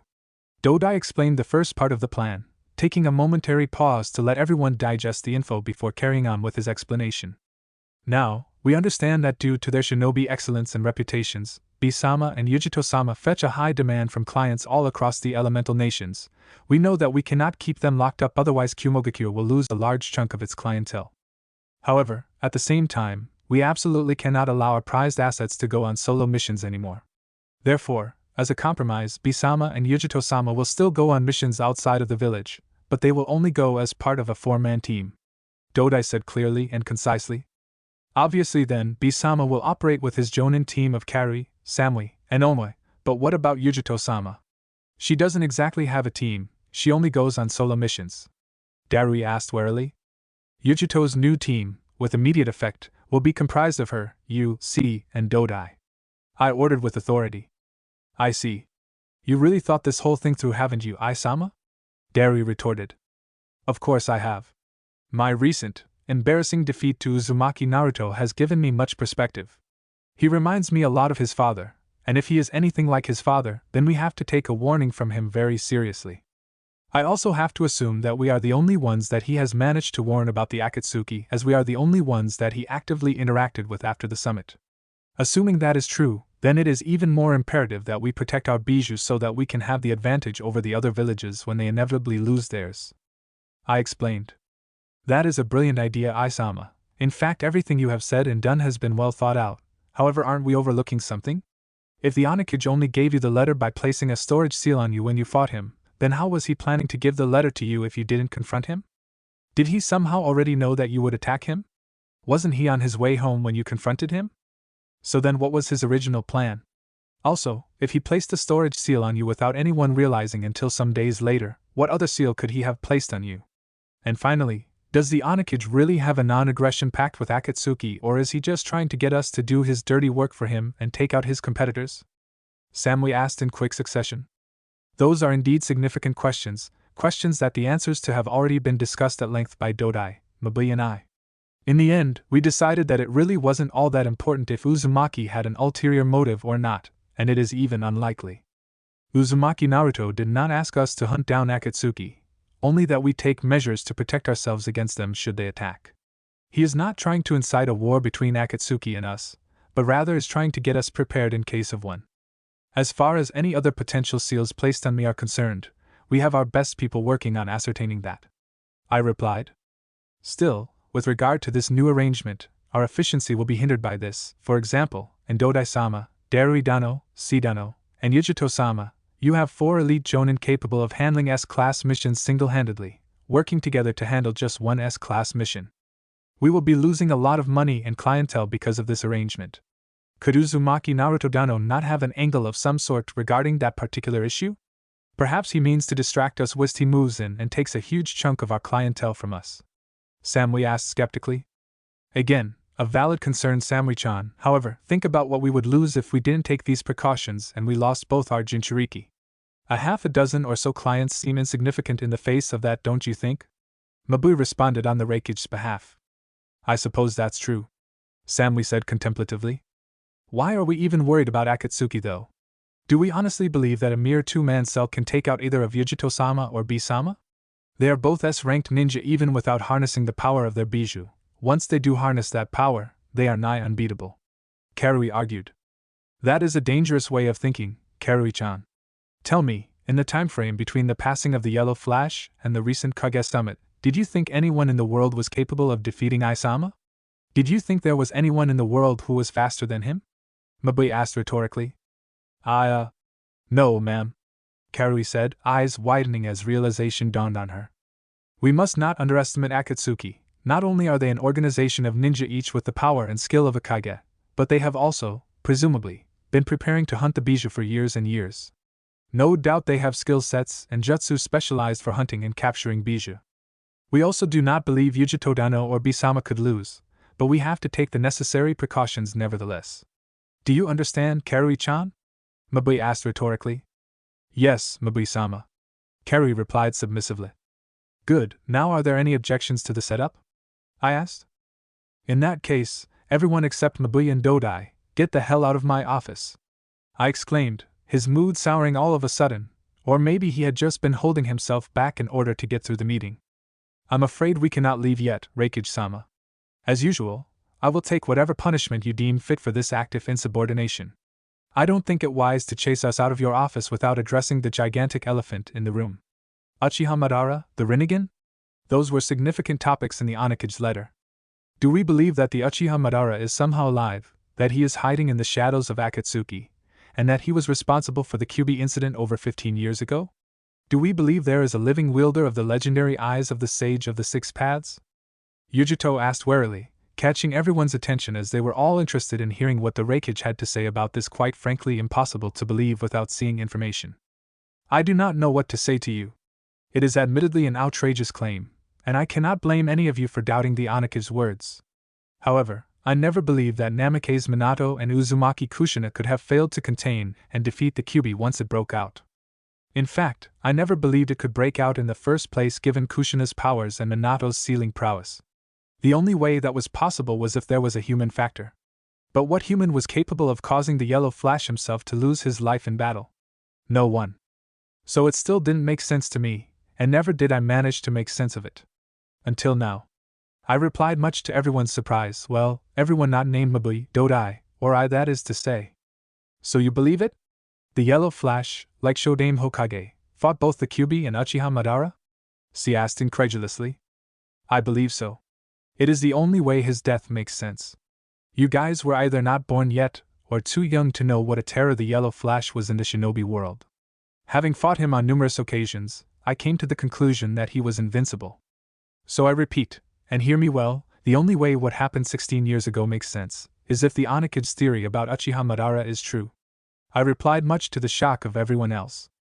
"And what about the Rinnegan?" Yujito asked.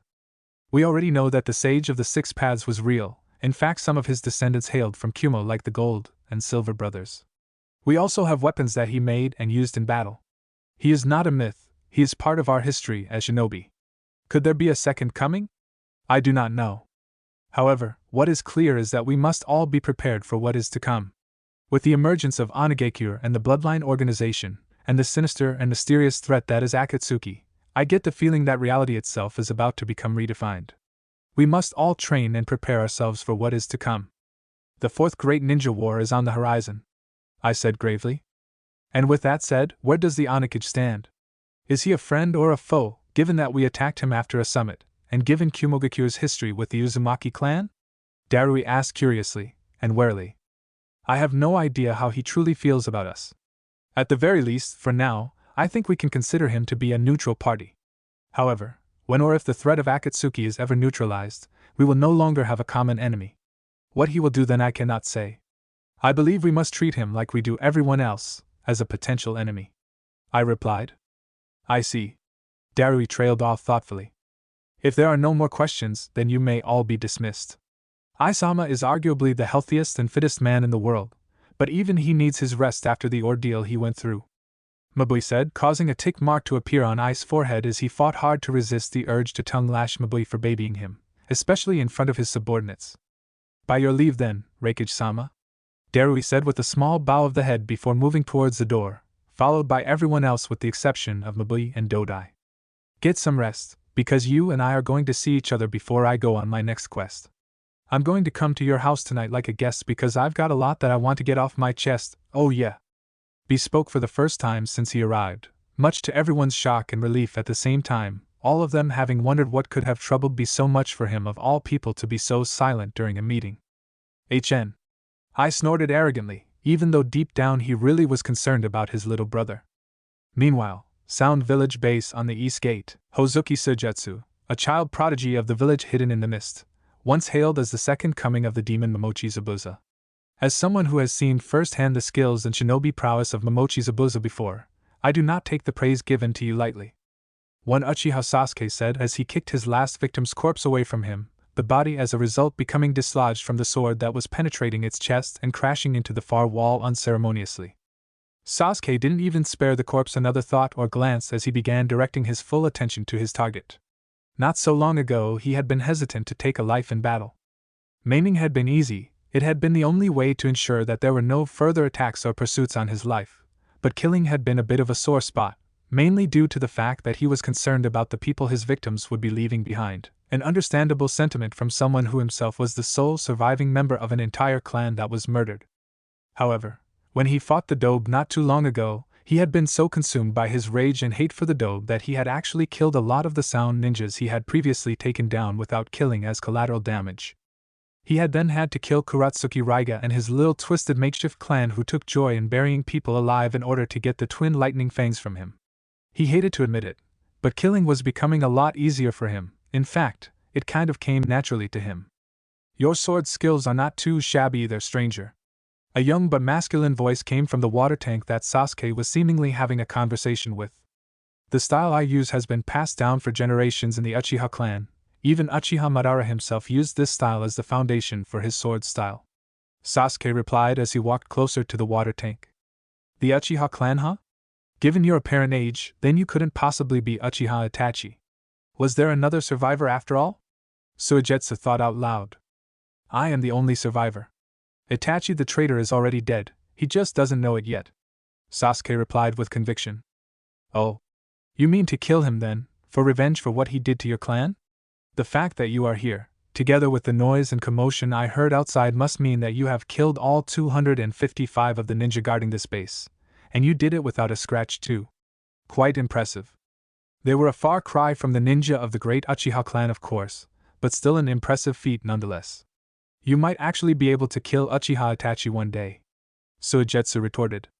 He still hasn't asked me why I came here, and he also doesn't seem concerned that he might be the next person that I kill. Does he have nerves of steel, or does he just not care one way or another?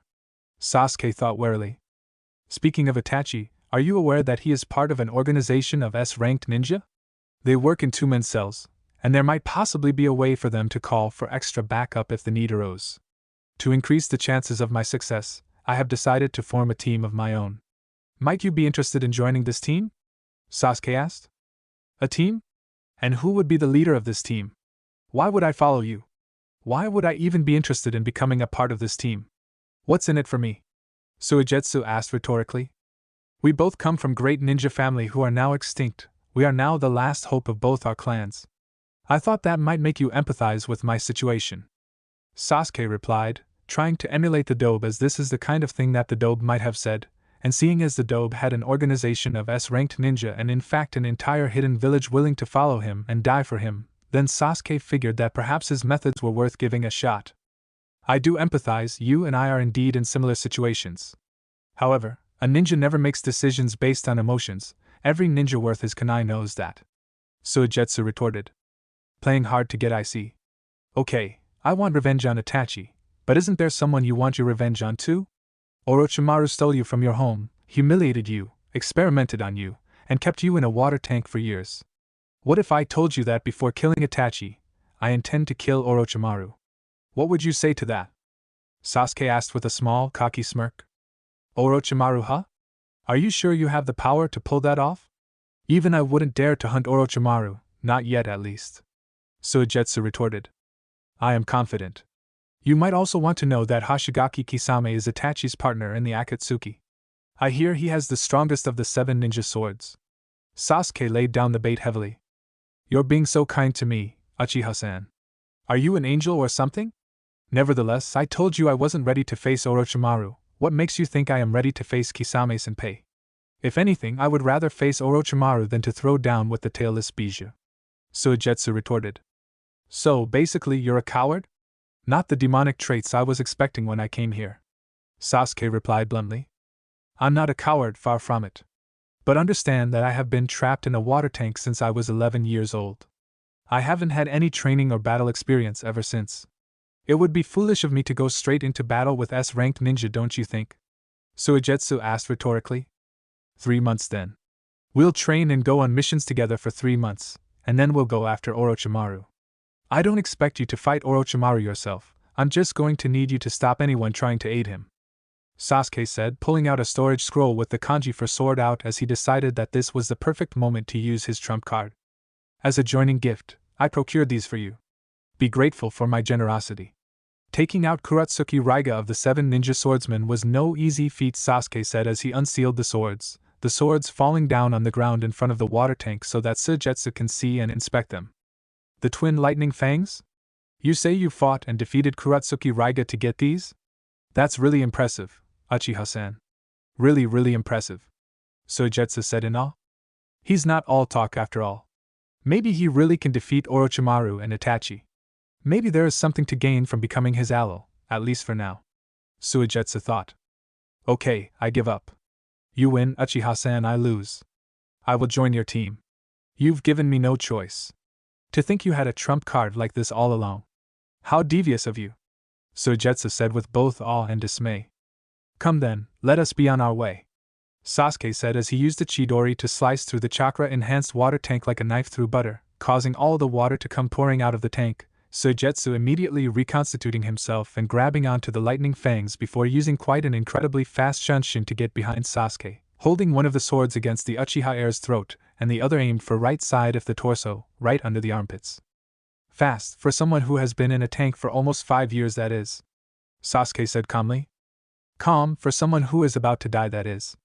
Suigetsu retorted, and just as he finished saying those words his entire body was illuminated by a strong lightning current, Sasuke streaming a large amount of electricity all across his body and as a result shocking the hell out of the water-based ninja he had just recruited, so much so that Suigetsu dropped his weapons and fell on the ground, his body convulsing as he lost complete control over his motor functions.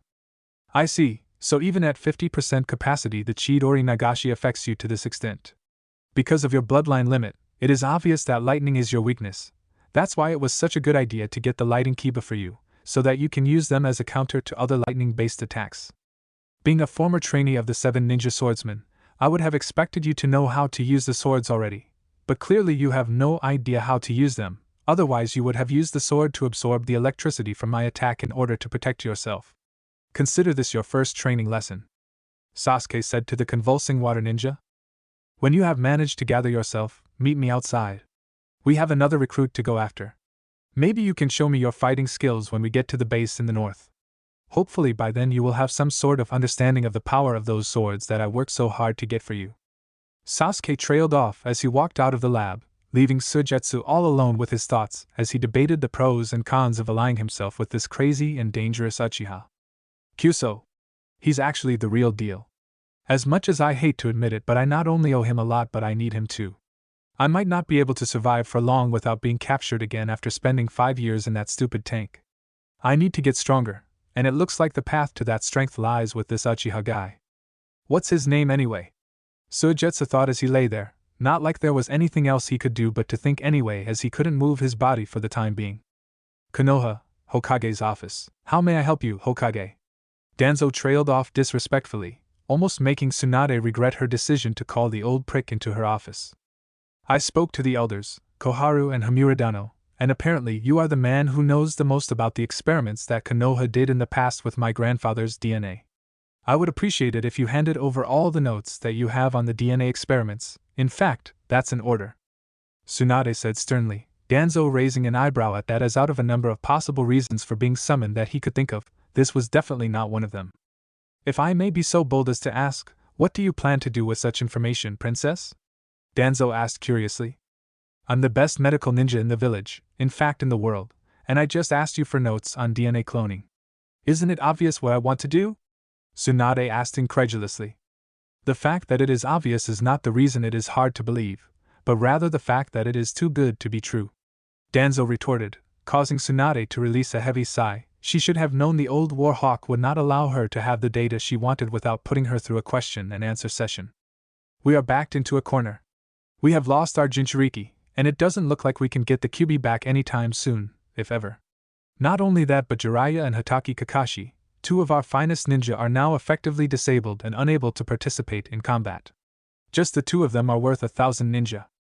Furthermore, our allies, the Sand, have lost their Jinchuriki, and would have lost another Kazekage in the space of 4 years were it not for Chiyoba sacrificing herself to resurrect him. Tsunade began, allowing Danzo to digest the information before carrying on with her explanation. We need something to tip the scales on our side, a trump card so to speak. I believe I can use the cloning medical procedures you used, with a little improvement, to give Kakashi a new arm and a leg, and to give Jiraiya a new arm. Grandfather's DNA is said to also strengthen the chakra. If I am not mistaken, this will be a boon for both of them. With grandfather's DNA implants, Jiraiya can finally master the sage arts of the toads and Kakashi will be able to use the Sharingan to its full potential. Our strength will have effectively become even greater than it was before the Akatsuki attack, not counting the loss of the Uchibi, that is to say. Tsunade explained. Danzo could not, and would not resist the smirk that appeared on his facial features. They were all the same, acting high and mighty when things were going well, but as soon as things were not going so well, they were very quick to see things his way and start to employ the same tactics as he did. Hiruzen was the same, and now it seemed that Tsunade had also taken after her sensei. Danzo wanted nothing more than to rub that fact in her face, but he wasn't going to do that. This was too good an opportunity for him to wash it down the drain like that. He didn't like the princess, and he knew that the feeling was mutual, but what was also mutual was their love for the village and their goal to defend and protect it. That was what was important, and that was what he needed to focus on right now. If only I had more DNA samples, I could convince her to create an entire clan of Mokuton users. With her skills, she could probably perfect the DNA splicing procedure if given enough time. Nevertheless, perhaps fate is on our side this time. I just happen to have probably just enough samples for the procedure that she wants to perform on Kakashi and Jiraiya. Danzo lamented. Fair enough. I must warn you that the samples of your grandfather's DNA have been depleted over the years. I only have just about enough for what you aim to do with them. Also, you might want to warn Jiraiya and Kakashi about the drawbacks of the procedure. Danzo explained. Drawbacks? What kind of drawbacks? Tsunade asked warily. Hashirama-sama's cells have an immeasurable life force, so much so that, as soon as the cells are merged to a host, they immediately attempt to take over the entirety of the host's body. This makes it so that complete splicing and assimilation with his DNA is impossible. The procedure you intend to do, though, is not impossible. It can be done, and the stronger the chakra of the host, the better the chances of success. Danzo trailed off, taking a small pause to let the information sink in before continuing with his explanation. Jiraiya and Kakashi will indeed have a far larger chakra reservoir once the procedure is done, and jutsu that were not usable due to chakra constraints or any type of physical limitation will now be accessible. They will even heal and recover from injuries at a much more rapid rate than before. However, there is a great risk involved. They must take care to ensure that they are never pushed too far into their limits, because when your chakra and stamina become too low, Hashirama's cells will completely overpower you and turn you into a literal tree, which of course will result in their untimely deaths. Danzo explained. It will turn them into trees? You can't be serious! Tsunade exclaimed, shocked to the core by the phenomenon that Danzo was sharing with her. I have seen it happen with my own 2 eyes. How do you think Konohamaru-kun's father died? Danzo asked rhetorically. Konohamaru's father? As in Asuma-kun's older brother and Sarutobi-sensei's firstborn son. Wasn't he a prodigy who mysteriously died on an S-ranked mission? Tsunade asked, confused. It was indeed an S-ranked mission for which the details were never disclosed. His mission was to partake in a DNA experiment where Hashirama-sama's cells were to be infused within him. He was a genius shinobi like his father, and he had much stronger chakra and vitality than even Hiruzen did in his prime. He was considered the perfect candidate for the experiment, the most likely to successfully assimilate Hashirama-sama's cells into his body and control the Mokuton bloodline limit. Needless to say, he failed, and was turned into a tree. The details of his death are one of the biggest secrets of the village. Danzo explained. But from what you're telling me, it sounds like the risk is not even worth it, Tsunade said with trepidation. Isn't it? You're not going for complete cellular integration, are you? So the risk of a complete takeover only extends to insofar as whether or not Jiraiya or Kakashi can win their battles without depleting their chakra reservoirs. Not to mention that not taking the risk would mean that you lose Kakashi completely as a soldier, and you have a crippled Jiraiya fighting for you on the front lines. In light of that, is the risk really not worth it? What do you have to lose? What do they have to lose? How about their lives, you old decrepit warhawk? Tsunade exclaimed angrily, slamming her fist on the table, thankfully not using her super strength this time around. Lives which they will lose anyway if the village gets destroyed because they were unable to protect it. Danzo deadpanned, Tsunade's mouth opening and closing, her eyes wide as she realized that she had no retort to that, because Danzo made a very good damn point. Kyuso! Shizen! Tsunade exclaimed angrily, Shizen immediately barging into the office, always at the beck and call of her master and Hokage. Tsunade-sama! Are you okay? Shizen asked worriedly. I'm fine. Have Jiraiya and Kakashi brought to my office, immediately! Tsunade exclaimed. Hi! Tsunade-sama! Shizen obeyed without question, immediately rushing out of the office in order to complete the instruction that she received. We have to let them know immediately. Given the risks involved, they have to be the ones who decide whether to go through with it or not. Tsunade explained in response to the questioning look that Danzo was directing at her.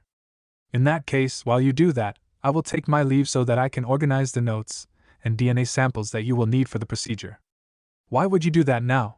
We don't know if they will agree to it or not. Tsunade asked incredulously. Please, Tsunade, even you don't really believe the words coming out of your lips. Of course they will agree to it, Danzo said pompously, banging his cane against the floor as he made his way out of the office. Damn. I still hate that man after all. Tsunade thought with a mental shake of the head. 000000000. Come out. Whoever you are. Show yourself now. I will not ask you again. Fu exclaimed warily. She is a very beautiful, 16-year-old young woman with a slim figure, tan skin, green hair, and orange eyes. Her ninja outfit consists of a short sleeveless white midriff shirt with fishnet armor underneath, long white armlets, and fishnet shorts with a short white apron skirt over it. Her forehead protector is worn on her right arm, and she is also carrying a cylindrical object in red wrapping on her back. My oh my, how troublesome you are, young one, escaping from the confines of your village and running off on your own like that. Do you not know how dangerous it is out in the wilderness for people like you? A young, handsome, and beautiful young man asked as he came out from behind a tree that he was hiding behind. The young man had beautiful, long, silky red hair and vibrant green eyes, and he looked like a male model or perhaps even a god in human form, such was his beauty. He was just above average in height, and was wearing black ninja pants and sandals along with red sleeveless top with a black sash tied around his waist. He also carried a beautiful sword on his waist and appeared to be a perfect physical condition, even for a shinobi, especially since there appeared to be absolutely no scar tissue anywhere on his body, as if he had never had a single ninja battle before, or even a training session. Just because I am a woman doesn't mean I am defenseless. You should know better than to underestimate someone just because of their gender. Fu retorted, misunderstanding the meaning behind the stranger's words as she thought he was talking about her gender whereas he was talking about her Jinchuriki status. Besides, why are you talking like an old man when you don't look that much older than I am? Fu asked confusedly. You have become far less cheerful since the death of your team, but your recklessness and free-spiritedness remains. I would ask that you find a way to resist those temptations, but I fear my words would fall on deaf ears," the young man said, completely ignoring the questions that Fu asked of him. "Okay, so you're just going to keep talking nonsense and ignore all my questions, are you? Well, I too can play at that game. I can just fly the hell out of here and leave you talking to yourself if you don't start giving me answers," Fu said petulantly, activating two of her tails in the form of bug-like wings on her back, causing Kurama to smile fondly at the 16-year-old Jinchuriki. "This Jinchuriki, in a way, reminds me of that brat for some reason. Chomei, you have yourself quite a lovely container. I should hope she has treated you well, and vice versa," the young man thought. "Fair enough. My name is Kurama. I am nothing but a regular ronin, traveling around and exploring the world for the first time in a very long time. I have come here to give you a warning, and of course a gift," the young man, now identified as Kurama, said as he threw a scroll over to the Seven-Tails Jinchuriki, who wisely jumped out of the way and allowed the scroll to fall on the grass. "What is the meaning of this? Did you really think I would fall for a trick like that? What did you intend to do with that scroll, Kurama?" Fu asked angrily. "It's no trick. That there is a reverse summoning scroll. If you smear your blood on it and channel some chakra on it, it will reverse summon you to the heart of Demon Country. When you are there, make your way to Onigekyo no Sato, and tell the Onikage that I sent you. He will not be happy to see you, but he will also not turn you away either. He would never turn anyone away who needed his help, but especially someone that I sent to him, and especially someone like you," Kurama said cryptically. "Sorry Gaki, I know you have a truce with Akatsuki, but I am compelled to protect my kin.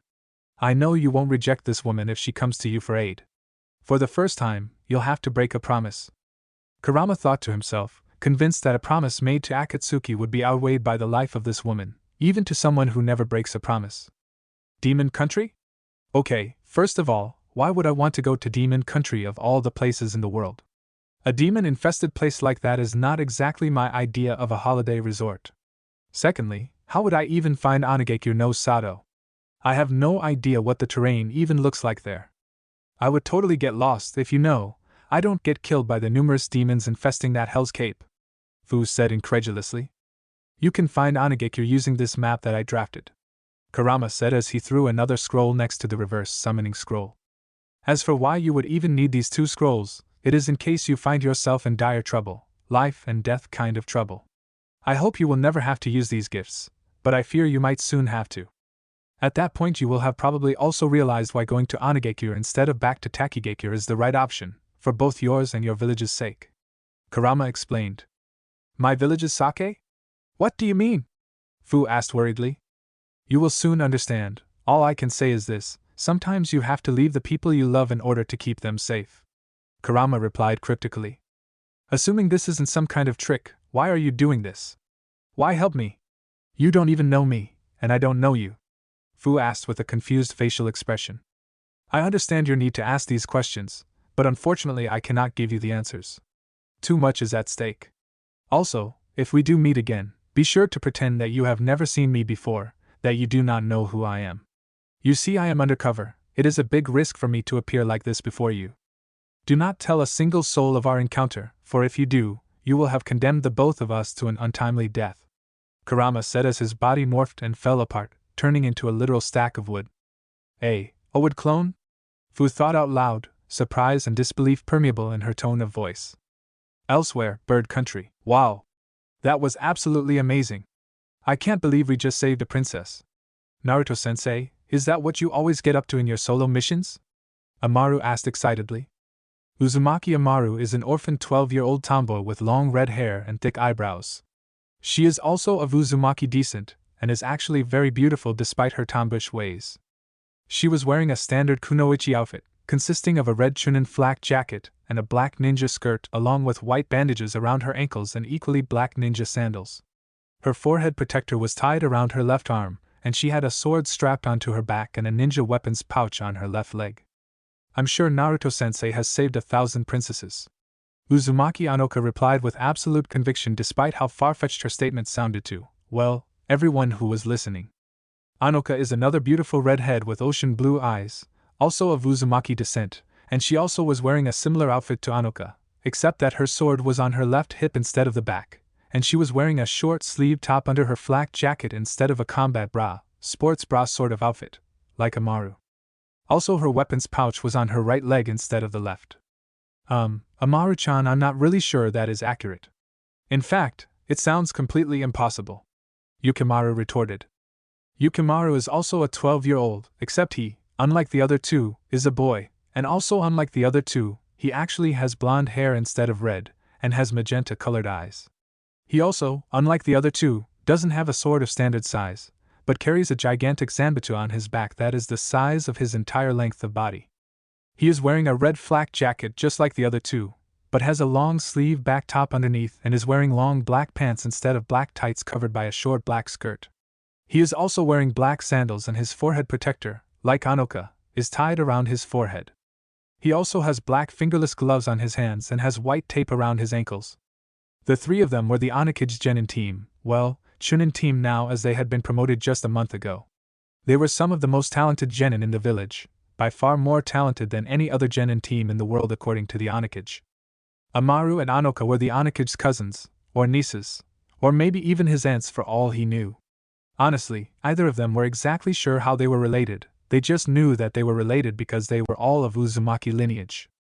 They had just settled on being cousins, since it was the easiest form of relation given their respective ages. Yukimaru, on the other hand, was Guren's adoptive brother. Naruto had found that the boy actually was of Senju descent, which was honestly quite surprising. Nevertheless, that also meant that he was also technically related to the Onakage, seeing as the Onakage's biological father, Namikaze Minato, was actually a direct descendant of Senju Tobirama. Maybe for a second-rate ninja like everyone else. For Naruto-sensei, on the other hand, it's a piece of cake, Anoka said, again with unfathomable conviction. Arg. Why do we always have to listen to your stupid fantasies about this clueless jerk? I don't even know how such a weakling became Onakage in the first place. Naruto-sensei, tell this clueless harpy how impossible it is to save 1,000 princesses. I mean, there aren't even 500 princesses in the entirety of the elemental nations. Amaru exclaimed angrily. You dare to disrespect Onakage-sama? Anoka asked with a deathly tone. Hey, relax guys. We are teammates, remember? Have you forgotten all of Naruto-sensei's teachings? We must never fight each other, our skills are to be used to slay our enemies, not our loved ones. Yukimaru tried to be the voice of reason. As if I would ever love a clueless harpy like Anoka team.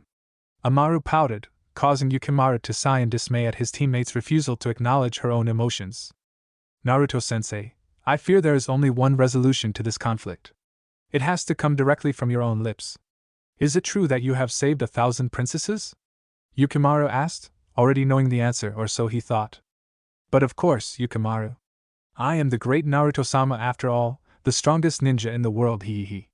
Naruto said with a proud but totally ridiculous pose, not acting like one would expect from the leader of the feared village of demons and the Bloodline organization. You lying piece of shit! Amaru exclaimed as she tried to kick her sensei at the back with a straight kick, Naruto dodging the kick of course and proceeding to make a run for it, Amaru furiously chasing after him, her face so red with anger that it looked like smoke was going to come out of her ears. Come here, Team Sensei! How dare you make me look ridiculous in front of that crazy slut!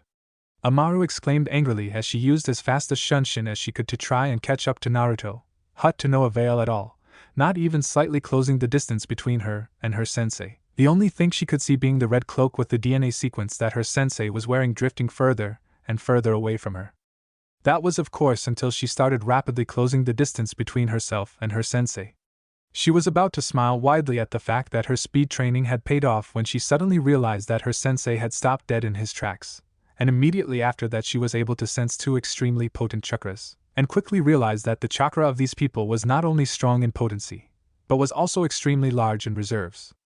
Amaru, as a result, was forced to abandon her mission to beat the living shit out of her lying asshole of a sensei and focus on protecting him, taking up a position right in front of her sensei, quickly followed by Yukimaru and Anoka, who both took positions on each side of her. Onakage Dano, what great students you have. Their chakra is strong, and so is their form and resolve. They will become great ninja one day. A man with short, spiky orange hair and gray metallic eyes with ring patterns around the pupils said as he walked out of what looked like a literal demon's maw, followed by a beautiful woman with blue hair, orange eyes and smooth, creamy skin, both individuals wearing the standard Akatsuki black cloak with red clouds on it, and spotting a number of piercings on their facial features, the male more so than the female. If it isn't the famed leader of the Akatsuki and Amigaku no Sato, the legendary god of peace who defeated and slew the preciously undefeated Hanzo the Salamander. The only known wielder of the Rinnegan since the Sage of the Six Paths himself. To what do I owe this visit?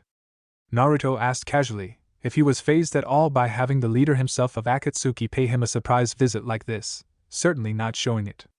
What a peculiar space-time ninjutsu. Using an actual demon to transport yourself? I must say I have never seen such a technique before. Naruto thought analytically. I knew, as soon as you attended a Kage summit in which you petitioned for and were given the official title of Onakage, that your village would begin to take missions outside of Demon Country, that it meant your lockdown that nobody knew about was officially over and that people from your village would be seen all over the elemental nations. I suspected members of the Bloodline would begin to move as well, but never did I expect the Onakage himself would not only take on a genin team but would actually leave the village to go on missions with his team. When Conan brought me word of this, I knew I could not waste such an opportunity. The spiky-haired man said with an emotion-deficient tone. I see. Well, it's customary to formally introduce yourself before you speak to someone, especially someone of high esteem, like for instance, the Onakage. Naruto said tactically. Of course. Forgive my rudeness, I'm afraid my excitement got the best of me. The spiky-haired man said again, with a completely emotionless tone. Excitement? This guy doesn't look or sound like someone who even knows the meaning of the word Chimera thought, a sentiment shared by both of his teammates. I am Lord Pain, the god of aim, the god of peace, and the leader of Akatsuki as you have already surmised. My partner here is Conan, she is my right hand and partner in Akatsuki. The man, now identified as Pain, introduced himself and his partner in a somewhat flamboyant manner. It is good to meet your acquaintance, Lord Pain. I am Uzumaki Namikaze Naruto, son of Uzumaki Kushina and Namikaze Minato, leader of the Bloodline organization, and also the Kage of Onagaku no Sato with the official title of Onakage. These are my students. The young man is Yukimaru, the young lady at the center of the formation is Uzumaki Amaru, and the other young lady is Uzumaki Anoka. They are formerly my genin, but they have been promoted and are now my chunin team.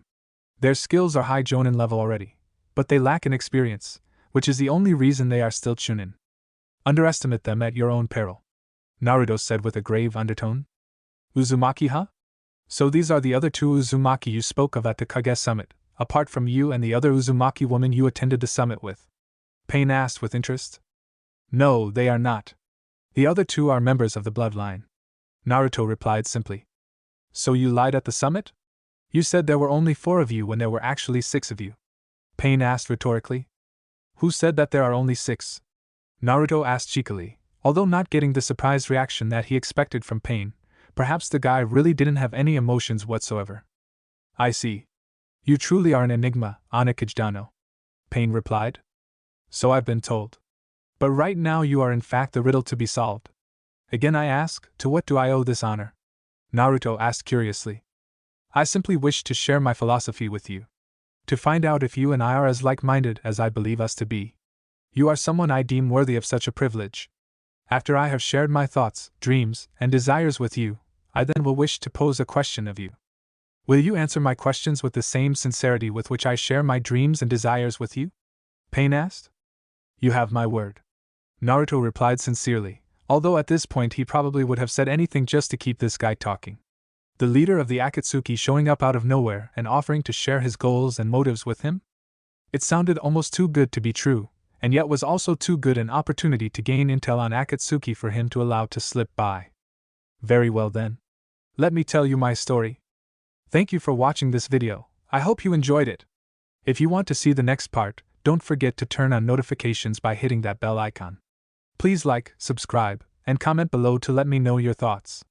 Check out my other videos for more content you might enjoy. Until next time, take care.